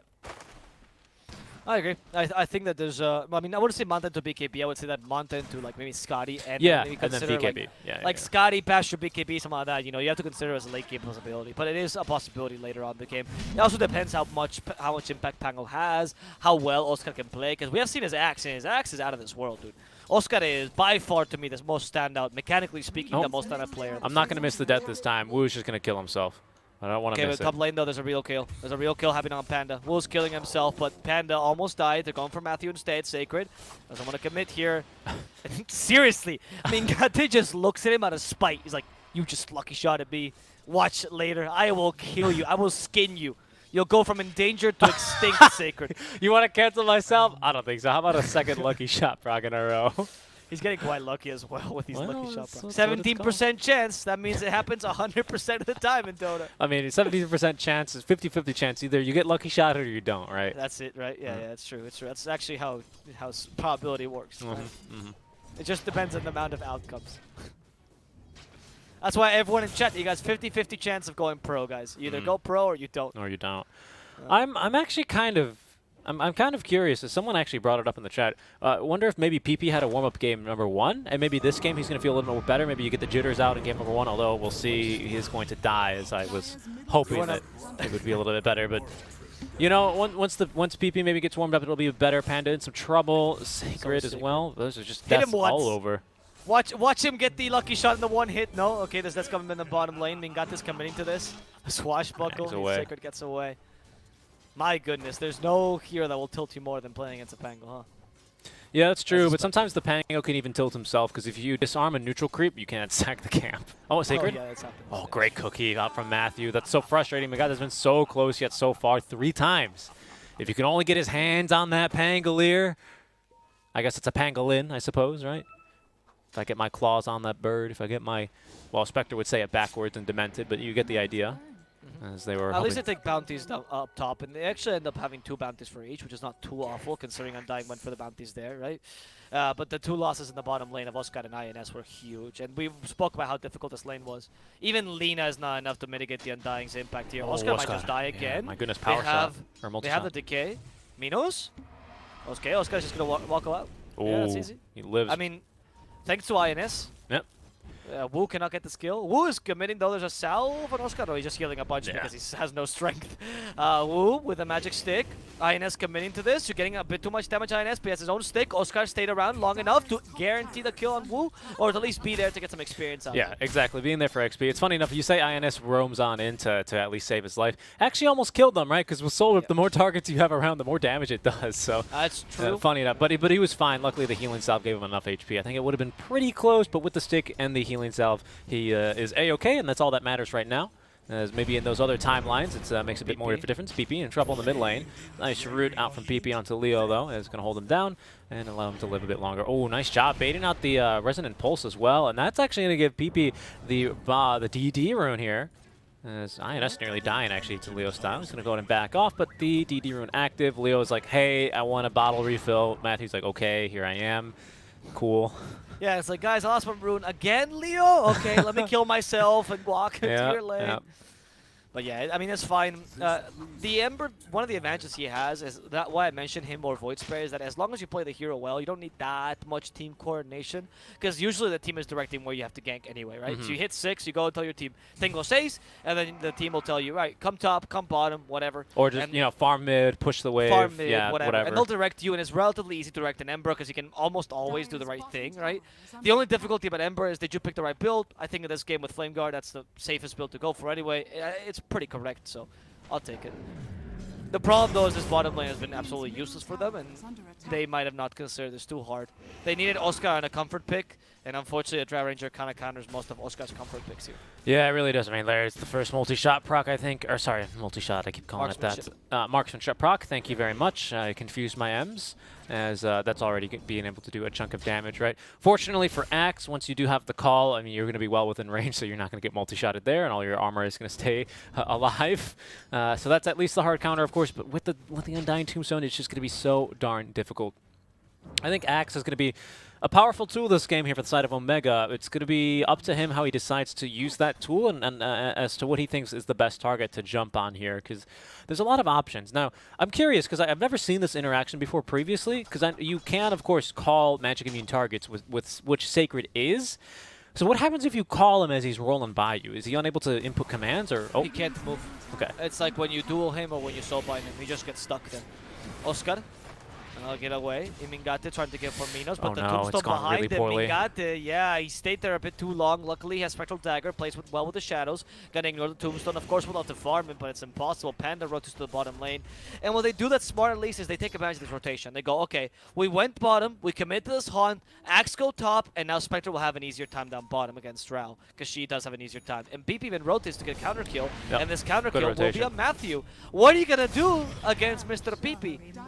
Yeah, when the PP comes for you, it's his, I mean, it's just a tough time there. Snapfire tries to get the Scatter Blast out, but that's going to be swiftly avoided by PP's Sleight of Fist, and a very good kill there indeed. Good rotation, just waiting on the high ground. And now they might get even a +1 here onto Wu. Has the Soul Rip and 8 stick charges, though. It's going to be a bit difficult, but he will be able to outrun this one quite easily, as now look who's back. It's Leo style. Good LSA there onto Wu. Ah, nice job. The 8th Remnant catching Mingate as he was hoping to TP away.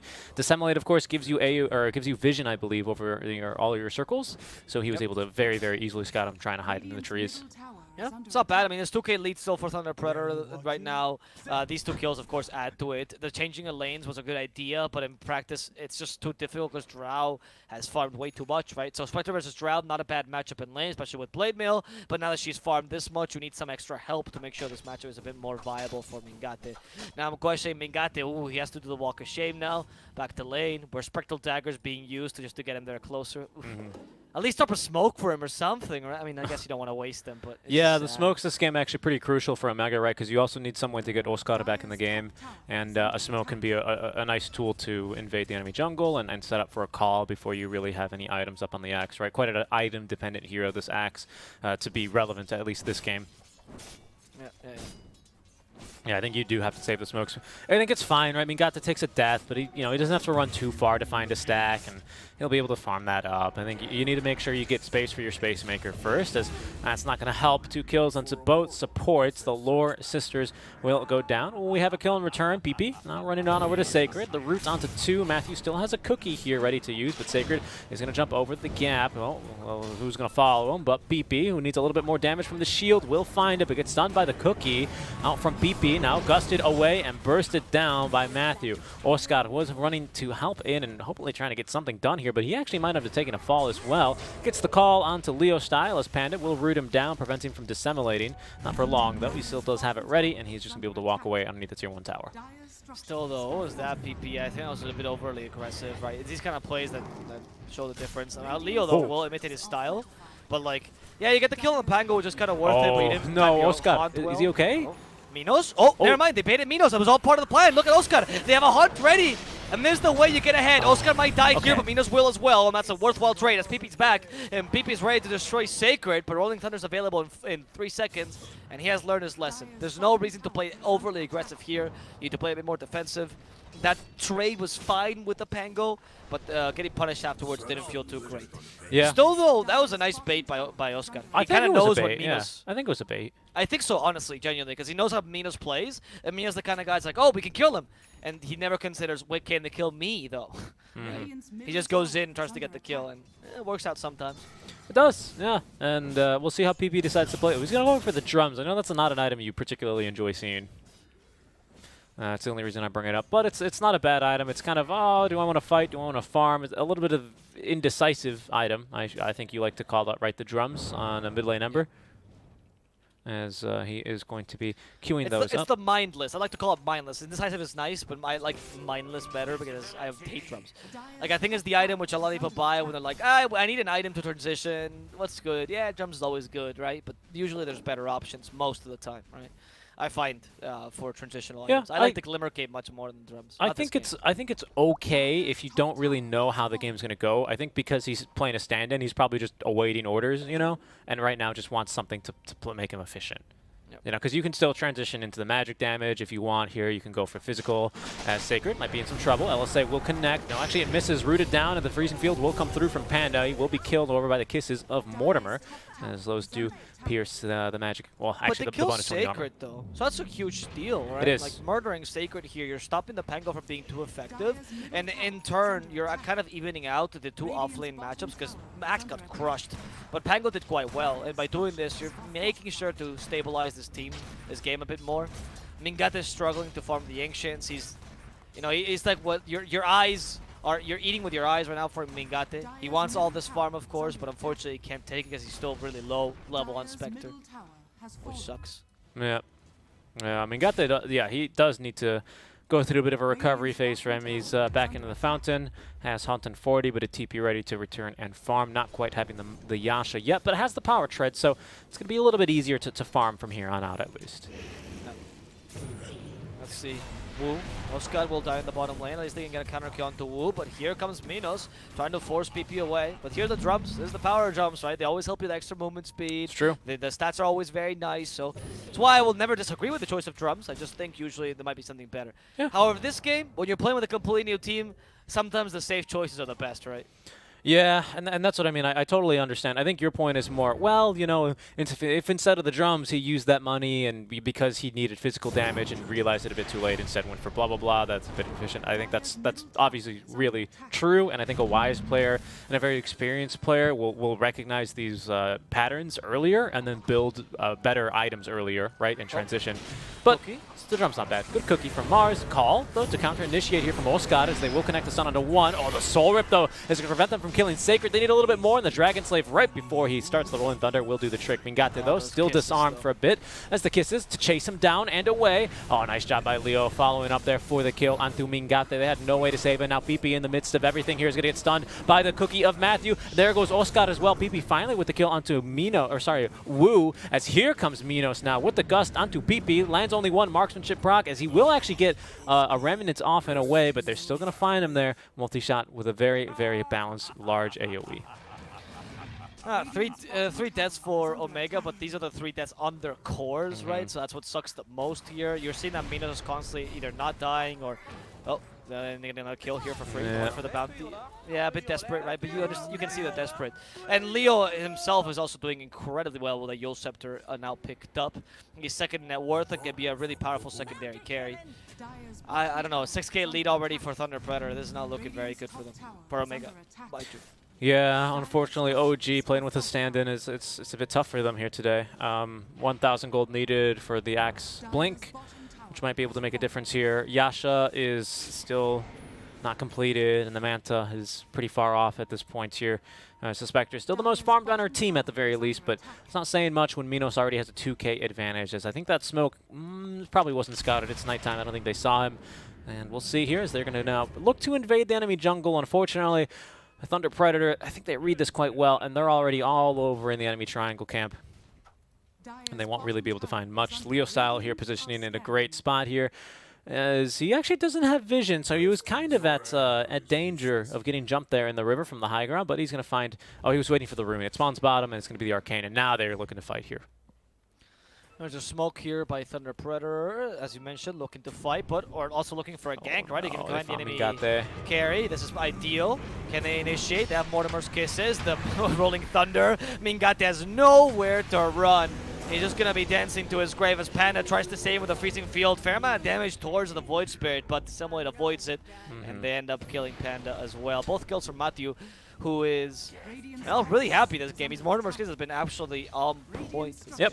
Well, good scatter blast there, of course. Pure magic, no, not pure damage, I shouldn't say pure, but just magic damage on that. No mixed damage, so nothing gets blocked by the bonus armor of the Maiden. No attack speed, slow that you have to contend with.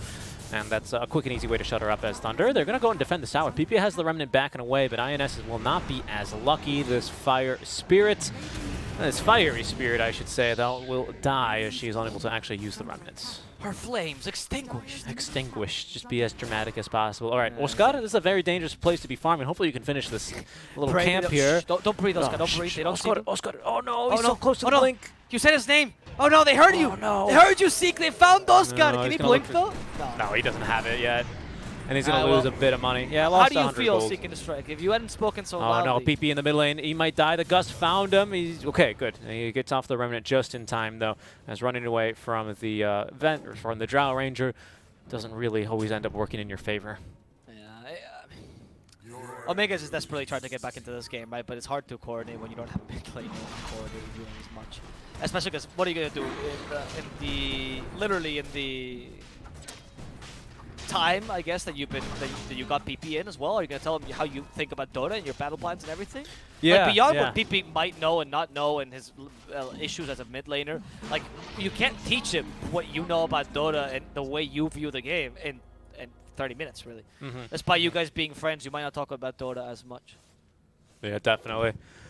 Yeah, it's. I mean, there's just no comparison, right, between having your own mid laner that you've meshed with for some time, that you've played the entire group stage with, that you played Thunder Predator before with, right, and then having a last-minute replacement. I mean, beyond even just being on the same page, it's just nothing compares. You know, it's even some of the non-verbal things you do in team fights that your teammates pick up on, right, in terms of positioning and how they like to play, things that you don't necessarily communicate over. That all of a sudden you just hard reset with a stand-in. You know, and that's probably just the beginning. I can only begin to imagine how difficult it can be here, and that's why it really sucks to see Omega, as we affectionately call them, OG, go down 10k already in this series, 20-9. It's starting to look pretty bad for them here at this point. We do have at least an item for Oscar. It's on the way. It's going to be the Blink Dagger.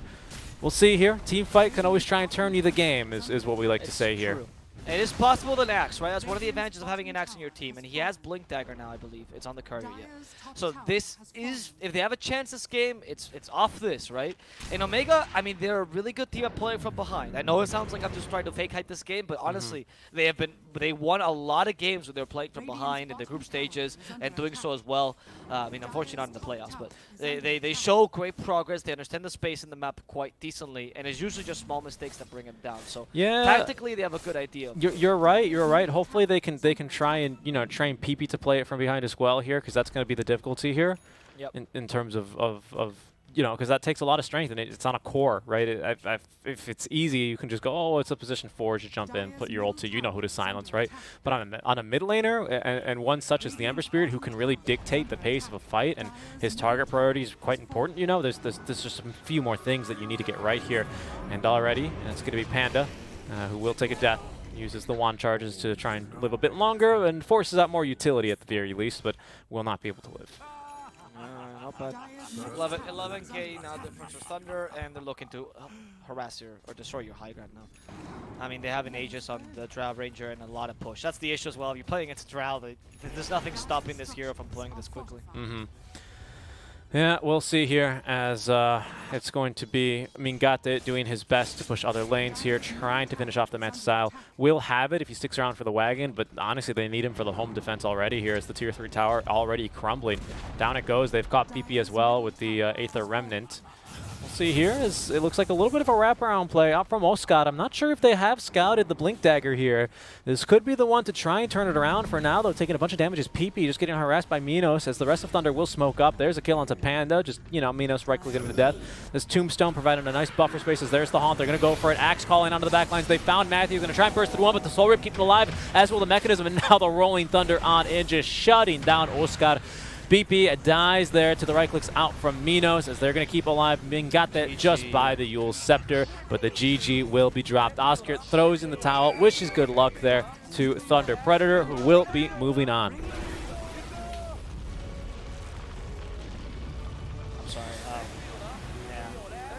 You can even tell that Omega is not having a good time either. I'm very happy for Thunder, but I think this lower bracket match should have gone much differently. I am sad that we don't get to see the full display that is Omega in these playoffs entirely.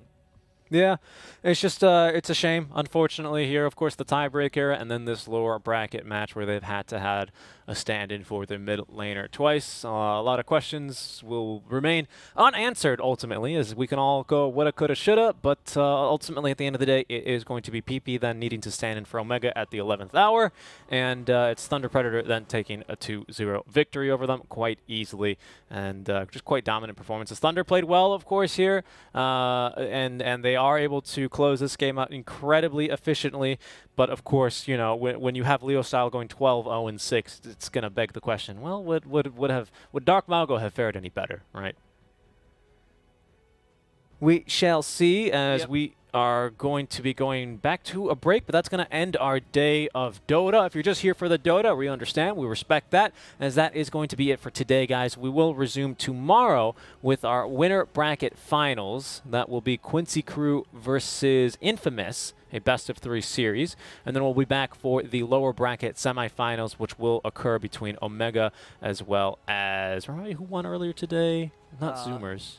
It'll be Omega versus Beast Coast. Versus Beast Coast. That's right. No, sorry, not Omega versus Beast Coast. Thunder Predator. Oh, Thunder Predator versus Beast Coast. I apologize. Yes, as that'll be then our final match tomorrow, which is already the second last day of the tournament. Avo, we see the light at the end of the tunnel after almost a whole month of Dota 2. The end is already within reach here. Yep, and we also have a really nice surprise for the end of the stream. Thank you, because this was completely not planned, by the way. I was just texting him now. Leo Style has agreed to do an interview with us to talk about their win, right? So we're going to get him on the stream in a couple minutes. Just going to set it up right now. It's going to be an interview in Spanish, guys, but of course we'll translate it in English for you guys to enjoy. And I'll be honest, I'll announce it now because I kind of like to say this. We really want to get Omega at some point in the stream because I think it was such a good idea to have them because they're like the dark horse. They come out of nowhere, right? People need to get to know their faces. Unfortunately, though, because they lost, we don't really want to get them right now because we want to respect their time to just be sad. And it's just an unfortunate loss, right? And we don't want to get them right now because that's not the right time to do it. So if Omega wants to come out later in the stream, they'll also be welcome to it, and hopefully we can get an interview with them later on in one of the future days when we have a break, which I'm sure a lot of people would appreciate, as they've probably got a lot of fans just from this tournament alone. Yep, agreed. Definitely agreed, my friend here. But again, that is going to wrap up our Dota for the day. If you're interested, stick around with an interview with Leo Style, the mid laner from Thunder Predator. That will be coming up shortly. For tomorrow, of course, our upper bracket finals and our lower bracket semifinals, as the playoffs will continue, and we are going to set finally one of the two teams in the grand finals. Will it be Quincy or will it be Infamous? Tune in tomorrow to find out. For now, guys, we're going to be going to a short break, set up that interview, and we'll be back after that. See you then.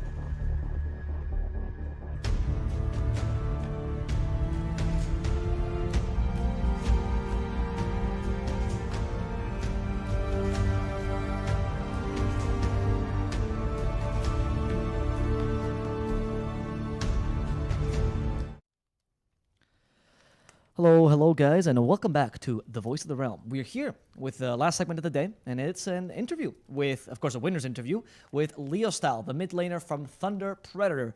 Just 2-0'd Omega quite swiftly, to be honest. He agreed to do this interview as completely impromptu. He agreed 5 minutes ago, so thank you a lot, of course, to Leo Style. Hola, Leo, ¿cómo estás? Hola, ¿qué tal?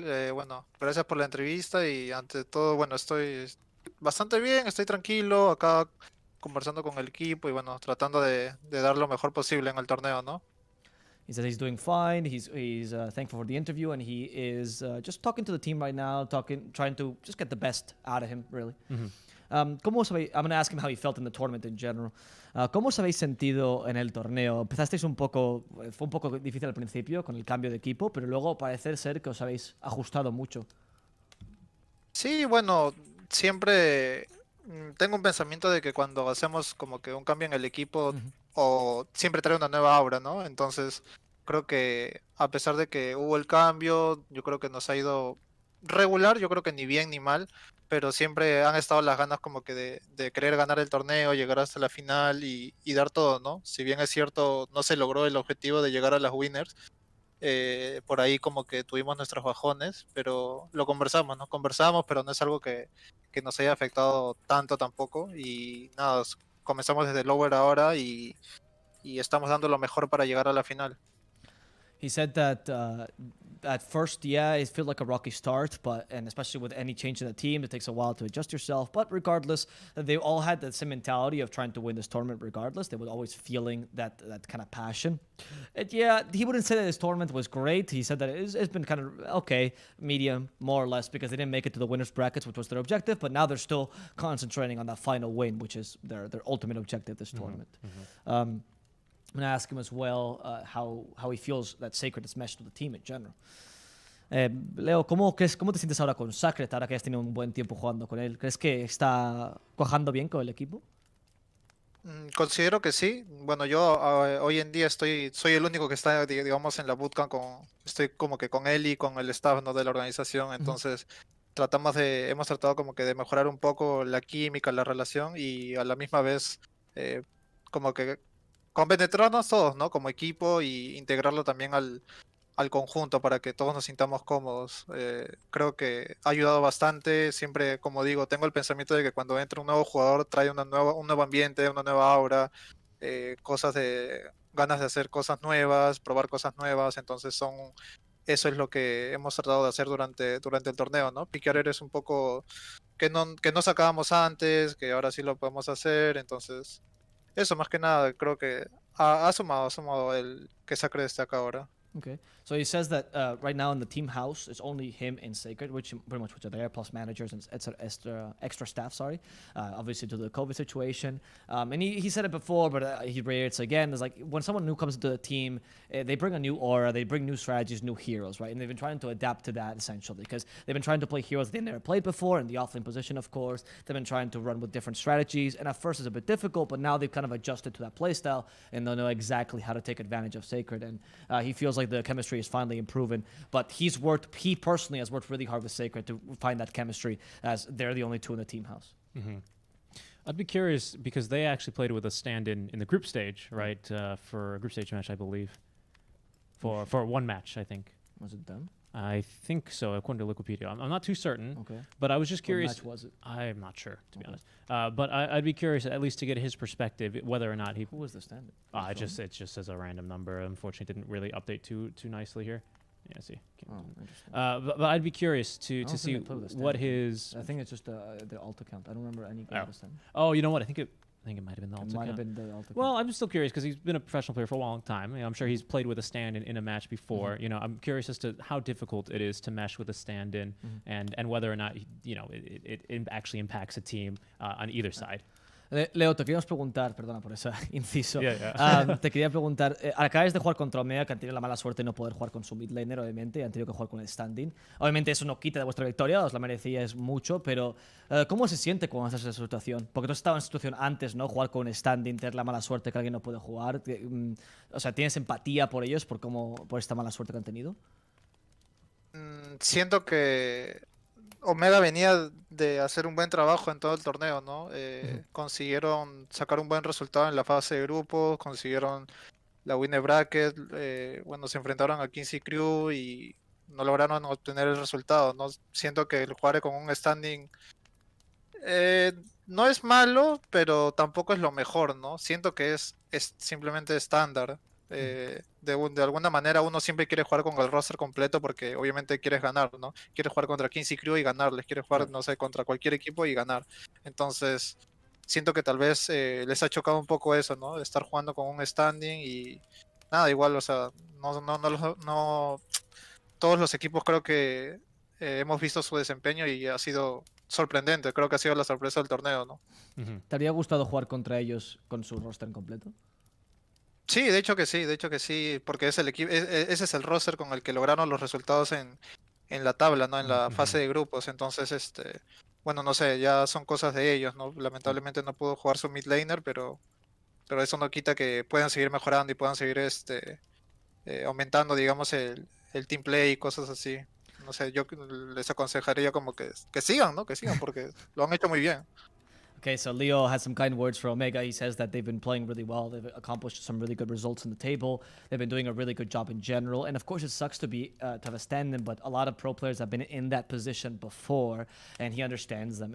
You don't play that badly. It's not that awful, but obviously you're not going to play your best either, is what he said, Yeah. of course. Yeah. And You had a follow-up question as well? yeah, and of course I followed up if they wanted to ask, they wanted to play Omega with their full roster. He's like, yes, of course, I would like to play with their full roster. I wanted to play with the roster that did so well. So obviously they wanted that full competition, that sportsmanship is inside Leo, and he literally just had some words for them saying, no, continue doing this. You guys can do it. Like, you guys played really well. Please don't disband, don't do any changes. Right. Just continue trying because you guys showed everyone how good you are.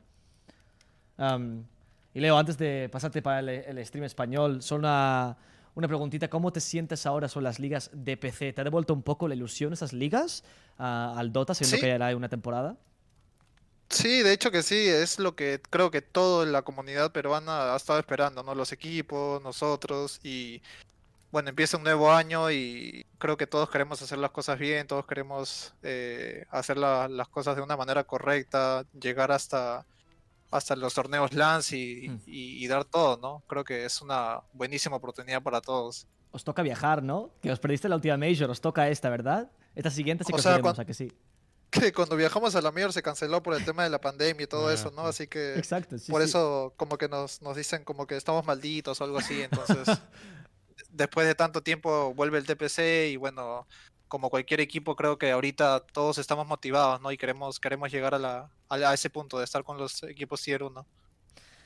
Leo was saying that he is very motivated by this new season. He's particularly motivated by the idea of lands coming back again, particularly the majors they're talking about, and he's very motivated by the leagues to try to demonstrate that he's tier 1. And then I asked him a bit of a follow-up question saying, yeah, you owed a trip. You owed a trip to LA, Yeah, right? yeah. And he was like, yeah, people are saying that we're cursed, because we couldn't get to the majors, and we finally make to a major. They canceled because of COVID. This feels really bad, but I'm really excited to try to, or he said he's really excited to try to duke it out against the tier 1 teams yet again. Leo, ¿algunas palabras para tu público en inglés antes de despedirte? ¿A tus fans ingleses?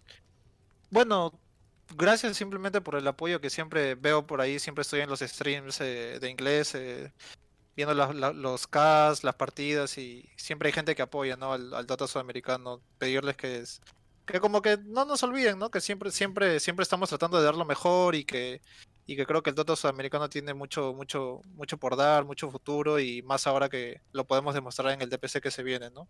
Y gracias por el apoyo. He says to all his North American or in general international fans that don't speak Spanish, he's saying thank you very much for supporting us.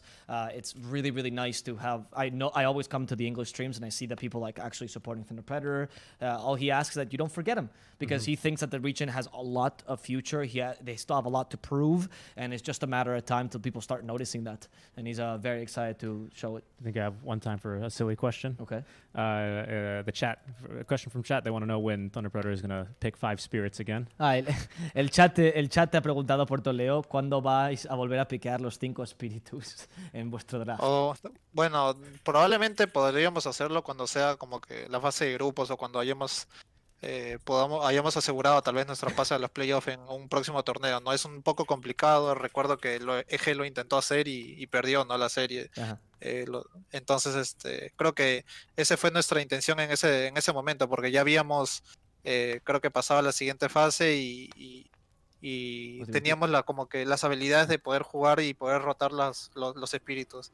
Pero bueno, hay que conversa, ¿no? Se conversa y creo que sí es posible volver a hacerlo. He says that they'll try. They'll see if it's possible to do it again. Last time they did it, of course, it was when they had already played the group stages. They were not really in a difficult position like they are right now in the playoffs. EG did the same thing, and they also lost. So obviously they're trying to copy. Like they liked the idea, and that's why they did it as well. But they think it's like a very fun idea, but not very viable. However, what's interesting is at the end, he's like, "Yeah, we'll talk to each other," which is what Thunder always does. They'll talk to each other about it and see if it's viable again. Maybe There it's you go. actually a good draft. We'll see. All right. And Bueno, Leo, te dejo ahora con el stream español. Muchas gracias por venirte a este stream para hacer una rápida entrevista. Siempre te apreciamos mucho aquí y muchas felicidades por tu victoria. Te deseo mucha suerte en el día de mañana contra Beast Coast. Sí, buena suerte. Adiós. Dale, muchas gracias a ustedes. Cuídense. Gracias, Leo. Adiós, Leo. Igualmente. Adiós. All right. Disconnect off the Discord. Yeah. And that is Leo Style. Thank you very much to him for joining us. Basically, donated his time is essentially what we asked the players. And that's actually what everyone that's joined us thus far has been fortunate enough to be willing to do. Just because, they want people to see what's on their mind and they don't mind stopping by. So we really do appreciate that and hope that you guys also enjoy the interviews as well. Leo's great. Every time we got to interview people, when I got to meet him properly, I guess more formally in ESL, was that I got to interview him like 5 times because he was always available to interview, right? And then he approached me afterwards. And they just kept winning. Yeah, he kept winning. He approached me afterwards to be like, "Thank you very much for the interviews. I was very thankful of like the opportunity to talk to a different audience." I think Leo understands the important side of that social media can put sometimes the players. That's what Grant's talking about. Sometimes interacting with your fans, it's pretty good, right? And I think Thunder, or in general, a lot of these teams, when they lose, they get a lot of hate. People always accuse them of certain things. And I just want to voice it out, guys, that as this part's really why we're doing these interviews. Remember, these players are people too. They have feelings, they have emotions, they have bad days, good days. When they have a bad day, it doesn't mean they're throwing. They just might be having a bad day. And when you are throwing more stuff onto them, when you go into their Facebook page and write threats, which I know Leo receives because we talked about this at length after ESL, don't do it. It's not making it any better. He's not going to play any better when you do that for sure. And it just makes him really scared of social media. Yeah, and a lot of people actually are. I mean, and you've heard of teams that completely just they don't even look at social media or namely Reddit after a match. Leo literally told me after ESL that after every tournament, whether win or lose, he will shut off social media for 3 days. Yep. But everything, dude, he doesn't even check his own personal social media. Yep, so- I don't think that's fair that you have to make him suffer through that, to be honest, just because he gets that much hate. Yeah. So consider it next time you're thinking of hitting send on that message. Think that maybe some kind words go a long way, because if they're having a bad day and they just lost their match and you just lost your bet, I guarantee you their day is 10 times worse because they just lost the match that, gets them an income. Yep, pretty much. And I think that's a good place to wrap up that interview. Again, thank you to Leo Style and all of our interview people thus far that have been very fortunate enough to spend their time with us and donate essentially their time. But that will be our stream today. A bit of another short one today. 2-0 again, 2-0. Just to recap the day, we began with 4 Zoomers who, after yesterday's loss, maybe reeling after Infamous 2-0'd them. And unfortunately, they were unable to recover, and they get 2-0'd again by Beast Coast, was it not? Yep. Pretty decisive games as well. Nothing too crazy out from Beast Coast, just good Dota. That's really good, Dota. It's crazy how Beast Coast just turns it on against Zoomers. They must have some bone to pick with them because it's incredible how well they play against them. Zoomers is unfortunately out of the tournament, and so is Omega Gaming. In the case of Zoomers, we're hoping for, honestly, a more tight match between the two teams, but it just happened, as you mentioned, that Beast Coast played really good Dota, so nothing to fault there. I think we're always looking for a good match, though, especially that was the real unfortunate part about this second match, right? The first one was so good. Is that we were hoping for the matches to be the best that they could, right? Right? Just because we wanted. I mean, it's a shame to see Omega lose like this, right? Only because that means they didn't get the full chance to go head to head. It feels sadder on Omega because it feels like Zoomers at least they went out punching and they got beat by a team that was slightly better than them. That happens. No big deal. No shame to Zoomers. They still play good Dota, especially that first match. But especially the whole group stage too. Especially the whole group stage for certain. Zoomers should be very proud of the performance. In the case of Omega, I think they should be incredibly proud as well. Even more so than Zoomers, I'd argue, because they come from absolutely nothing. They're literally the American story of pulling themselves from the bootstraps. This will be, by the way, fun fact, this will be the first tournament that Omega actually gets to earn the prize winnings. Up until now, all the amateur tournaments they participated, they told me actually the only tournaments they've actually made money on has been Eeples tournaments because the rest of them have not paid them yet. Hey, Eeples tournaments. Yep. But yeah, that's unfortunate. I mean, it's going to be a 5th and 6th place finish for them. So Which is still pretty good considering where they were coming from, but it does suck that it is partially because of the standard. Yep. That said, don't take anything away from Thunder Predator. They're still absolutely an not. incredibly strong team, and they're looking stronger by the day. So it's very exciting to see them tomorrow against Beast Coast. All we wanted to do with the Omega is just make sure we put that storyline to bed with a good conclusion, right? Because that's something we've been building up and has been really the talk of the town here. Yeah. So that's the reason it gets so much attention. We go here. into the game. We honestly do not care who wins. Obviously, I know people think that we do have writing things. I mean, I have both the Thunder Predator and the Omega guys as my friends. They're nice people. To me, it's more about watching good Dota and seeing a team unable to execute on good Dota to external circumstances. That feels bad. It does. It sucks, and unfortunately, that's how we have to end the day. But overall, a fantastic tournament still. Right? It sucks for Omega, but that doesn't change the fact that they were the dark horse out of group stage, and they did so well. And so congratulations to them and so Zoomers. Congratulations and well played to the Zoomers as well, who also actually, funnily enough, had kind of the same, I don't want to say downfall, but the same kind of fall from grace that a lot of people weren't really expecting. Both teams that place first and second are going to be 4-0'd immediately out of the tournament, and that's rough, but that's how playoffs work. And sometimes from a loss, you can learn a lot from a loss. You grow more, dude. That's why I agree with Leo Stout's words. Don't disband. Don't change anything. You grow a lot. It's you literally just made it for this tournament. Next tournament, you come back stronger. I'll be excited to see them. Zoomers, particularly in the Pro Series that's coming up. Of course. It's going to be very exciting to see them there. It will. I can't wait to see how they grow and what changes they make. Yeah, and improve. For tomorrow, just to wrap up, now that we've wrapped up today, I think sufficiently, let's go ahead and just recap tomorrow's matches and go ahead and end the show. So we have the start times. I know that you love, yes, love letting me do that. It's your favorite thing. It's my favorite team. It's 4 p.m. EST, las 4 de la tarde, hora Peru, okay, where the matches will start. That is also 10 p.m. EU time, 9 p.m. UK, 11 p.m. Russia, Privyet, and 5 a.m. if you're in Malaysia or Singapore with us. For whatever reason. Hello? Or also China Standard Time. It's the same thing as SGT. Yeah, exactly. But yeah, and then of course China Standard Time too. We are going to be kicking it off tomorrow with our upper bracket final. So we finally get to see who our first of 2 teams into the grand finals are going to be and who is at minimum going to be finishing with the 3rd place. As Quincy Crew will take on Infamous Gaming, as it's actually 3rd and 4th place that end up moving on from the 2 upper bracket matches. Yep. So we'll see tomorrow. It's going to be a very exciting game. Some really good Dota. You just have the best teams left, and it's all the matches are going to be quite close, especially tomorrow.